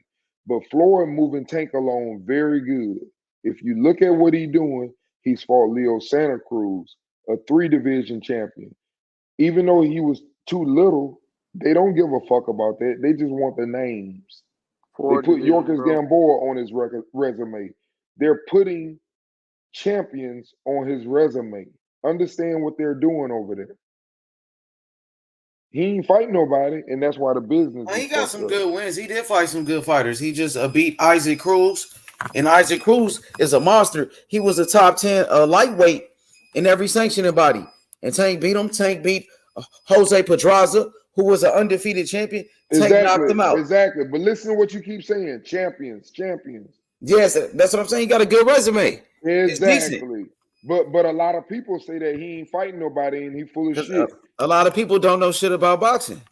But I'm just saying that when you make these resumes, we have to take into account some of these resumes are made. Some of these resumes are earned. Like, for example, everybody getting Victor Postal on their fucking resume right now. He fucking 40 years old. I don't want to hear that shit. You're fighting Yorkis Gamboa. The motherfucker been knocked out 6 straight fights. But you getting it on your resume. I ain't mad at you. If his ass want to fight, yeah, send him over. Let's put that shit on our resume. He fighting for money. He'll take a dive at this point.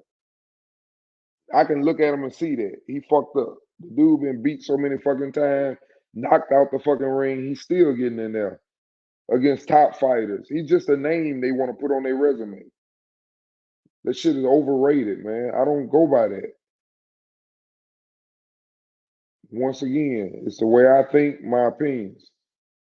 I ain't mad at yours, but Yeah, but I think I'm Sean not Porter impressed it's with just between beating an Sean old Porter. ass dude up. Look, it's between Sean Porter and the Gamboa fight for me, because at that time Gamboa was undefeated, bro, and Gamboa was a monster at that time.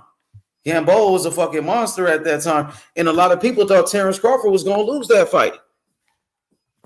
Yeah, Victor Poster was a tough fight. Ricky Burns was a tough fight over there in Europe. That Yeah, might have but been a tough fight. Gamboa was that guy Don't though. nobody talk about that. Ricky Burns might have been his toughest fight. He was, I mean, but Gamboa was like a threat though. Gamboa hurt him. Like that was a tougher fight. Gamboa was a tougher challenge than Ricky Burns. Gamboa was winning the first 4 rounds against Terrence Crawford. He was winning the beginning of that fight. He was beating Terrence Crawford to the punch. Terrence Crawford was having problems with his speed. Because once again, Gamboa is a great counterpuncher. He was showing that he was the quicker man and he was patient. But as soon as the fight broke out, you're going to go back to who you really are. That motherfucker got the fighting. He got the fight. Wait a minute. He got the fighting coming forward. He was in no trouble though in that fight with Ricky Burns, but that Gamboa fight, he was actually losing rounds in there. He lost some against Ricky Burns, but not like he wasn't hurt or anything like that.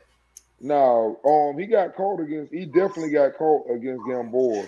I ain't ashamed to say that. He definitely fucking got rocked against Gamboa. He got rocked because he didn't see the punch, and that's what I'm saying. Them dudes can take punches that they can see. They can't take a punch that they don't see. That's when they fucked up. That's why I think Spence, is a more stronger fighter than any other welterweights.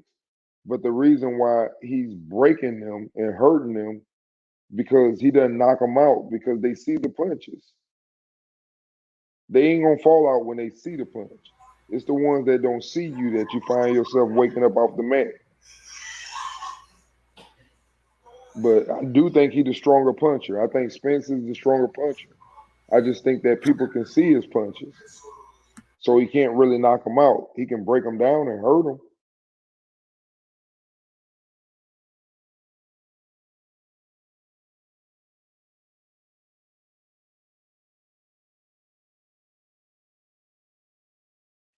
Somebody wrote who the greatest heavyweight out of the UK.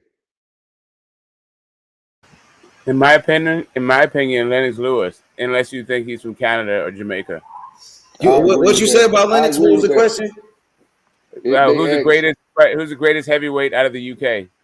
That'd be Lennox and Tyson Fury. I say Lennox Lewis like you, Smoke. I agree with you on that one.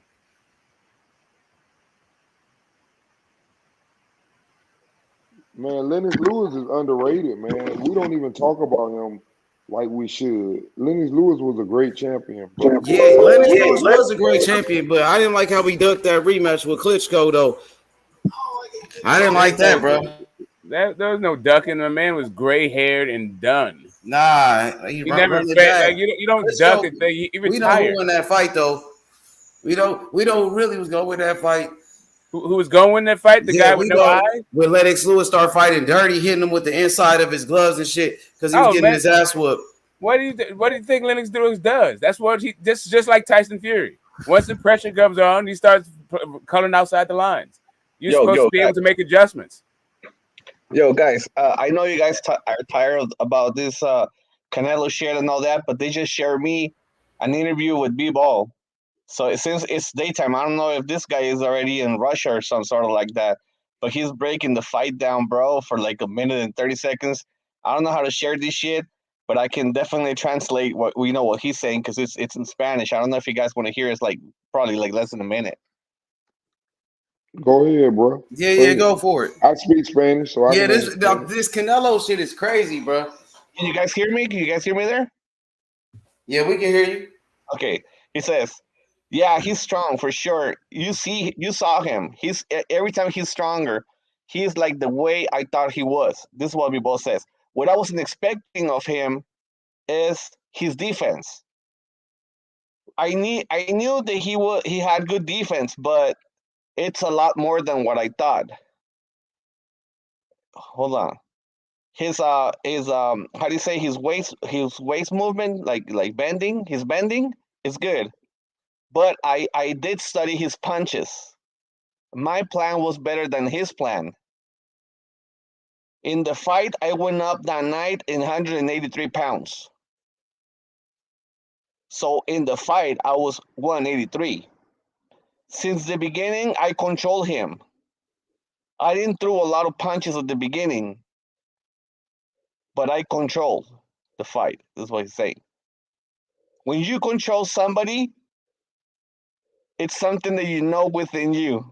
Shit. I felt them tired in about round 7. In the 10th round, he was already tired. But it says somehow here and there he will come up strong and hit me hard as the beginning of the fight. I just did my job. I did what I got to do. I did everything. Now it doesn't depend on me. And all I can say is thank you for the fight. You're a great champ. Canelo, you need to think about your, well, I don't know how to fucking say that word. And don't judge boxers for what the media says. Judge them for their skills. This is what fucking Bivol said. That's it. Yeah, he basically telling y'all the same shit I'm saying. A name don't mean shit. Judge me off my motherfucking skill set. That's Damn, what I'm bro. saying. You can't judge these fighters like that, man. We don't know nothing about these fighters until they get in there and get in there with somebody that got different styles. You get in there and you think you're gonna fight a right hand dude, and you hit him, and then he switch left hand. Oh shit, what's going on? Man, judge these dudes on their skill level. They got to be able to adjust and do different things. We get caught up in the Mike Tyson thing and watching somebody knock everybody out, Virgil Ortiz and them. Man, them dudes ain't showed me nothing, man. When somebody get in there that know how to box and they tough just like they are, then we'll find out who they are. Otherwise, I don't want to hear that shit. Yo, I know you But guys are talking about heavyweights. How many times have you guys ever think that Holyfield felt that he was the underdog coming into a fight? A lot, bro. Evander was a big underdog in most of his fights, at cruiser, at heavy, even when he went to the Olympics. Like, I do. Evander Holyfield's one of my favorite fighters. I've watched a lot of documentaries on him. Do you guys have any hey, he chance? my favorite fighter, and I don't think he ever went into a fight as an underdog. Y'all might have thought he was the underdog, but I don't think he ever thought he was the underdog. With that Gamboa fight, a lot of people thought he was gonna lose, though, bro. Yeah. Gamboa was on the I pound don't for know if pound. he. I don't think he was the underdog, though. Was he? A Smoke might know. Crawford. Yeah, Crawford in that Gamboa fight. I don't believe he was, but I would look it up.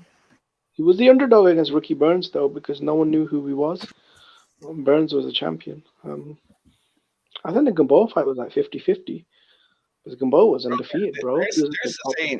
There's a saying right here in TJ, bro. At boxing gyms, they say, you know what? No matter who you're fighting, if it's a champion, he's a champion for a reason. So we're gonna fight him as a champion. Feel me? Crawford was a 2-1 favorite against Gamboa.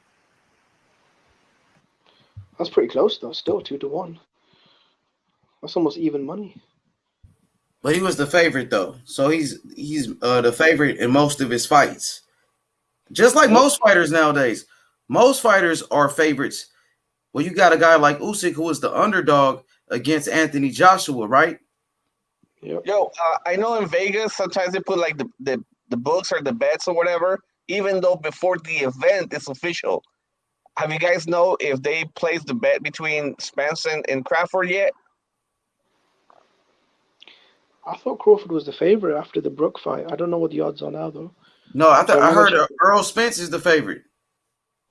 Oh, okay. Yeah, but I heard Terrence Crawford is not even having any negotiations right now with the PBC. So I don't even think Vegas hasn't put up odds for Terrence Crawford versus Burns. I heard So they're that was not just even some local shit. negotiating the fight right now. By the way, You know what? They're gonna what you say, accelerate. Smoke? I'm sorry, Smoke. What you say, brother? I missed that. No, I was just saying that they didn't even put up odds for Ricky Burns versus Terrence Crawford. That was just some local UK shit. Okay, go ahead, my brother. Go ahead, Psycho. No, I was gonna say that they're gonna accelerate that because the next biggest event, it would definitely has to be Errol Spence Crawford. That's the next upcoming. I hope that the fight happens, bro. But I heard that they're not even negotiating that fight, and now a lot of things have changed, right? In a couple the last couple days, Canelo has lost. Psycho. Terrence Crawford is now the best fighter in the world. He's the number 1 pound for pound, Jimmy. Now Terrence Crawford, his stock has went up.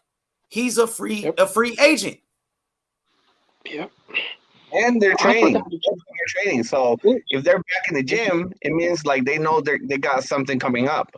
Terrence Crawford is worth more money now since Canelo lost. Yep. Not only that, bro, but that he's a pound for pound top guy. Yeah, he's the number 1. He's the best fighter in the world. That's what I mean. Because Canelo was the best. He was the number 1. Now he lost. Now Terrence Crawford is the number 1 pound for pound. So he's a free agent, Jimmy. His stock went up, brother. Who's going to get this guy? We got the number 1 fighter in the world, pound for pound, the best fighter in boxing, who's a free agent. Who's going to sign this guy? He's the biggest free agent in boxing. Everybody should try to sign this guy. 100%, bro. Yeah, true that. Hey, now, H, let me ask you. I don't know if you or Smoke have this statistics, but who sells more tickets? Who's like the highest? I don't know, ticket seller or whatever between Spence or Crawford. Who does better numbers by themselves? That's Spence by a long way. That's Spence. Earl Spence. Yeah. But Terrence Crawford does good numbers when he fights on ESPN, though. Yeah. When he does over a million. Yeah, he gets he's a solid 2.2 viewer share. It's not like that's not great for ESPN, but it's good. It's the same thing that like Carlos got on like Fox and shit, And a lot of people know Terrence Crawford. They try to downplay him, but this guy is doing some. He's very popular though, bro. You can't deny it. A lot of people do know Crawford. He does have a fan. When he fought Sean Porter in Las Vegas, bro, they sold out. Just like when he fought Jeff Horn in Vegas, it was sellouts. So I know Spence does more ticket sales in Texas, but they're not like Las Vegas tickets, are they? They're like $20 tickets. So Jimmy, I don't know, man. Did you see the poll in the chat? You seen the poll, bro? I made. Who's gonna and the other thing is you have to be very careful of like your sourcing when you start saying like they're not Las Vegas tickets, as if you know what the Las Vegas tickets are, or all the tickets are Errol Spencer $20. Like they're only one price for tickets. There may be some $20 tickets. There was $20 tickets for AJ versus Ruiz at the Madison Square Garden. So like $20 tickets are not like an anomaly in boxing, but like how many of those tickets are actually available, that's a different thing.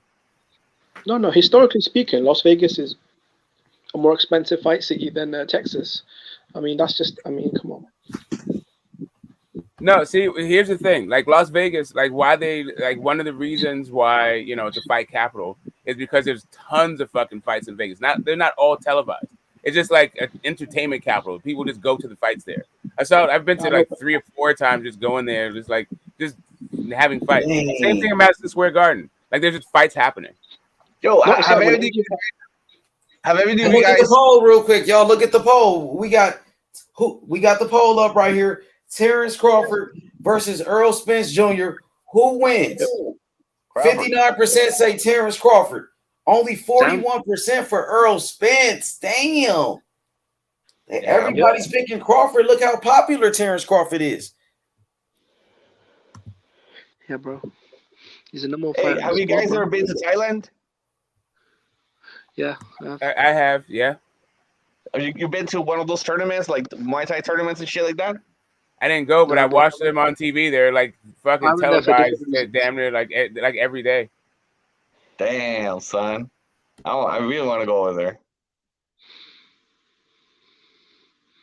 Yeah, I hope it gets made, bro, because I feel like the sport needs it. Crawford versus Spence. So does the welterweight division.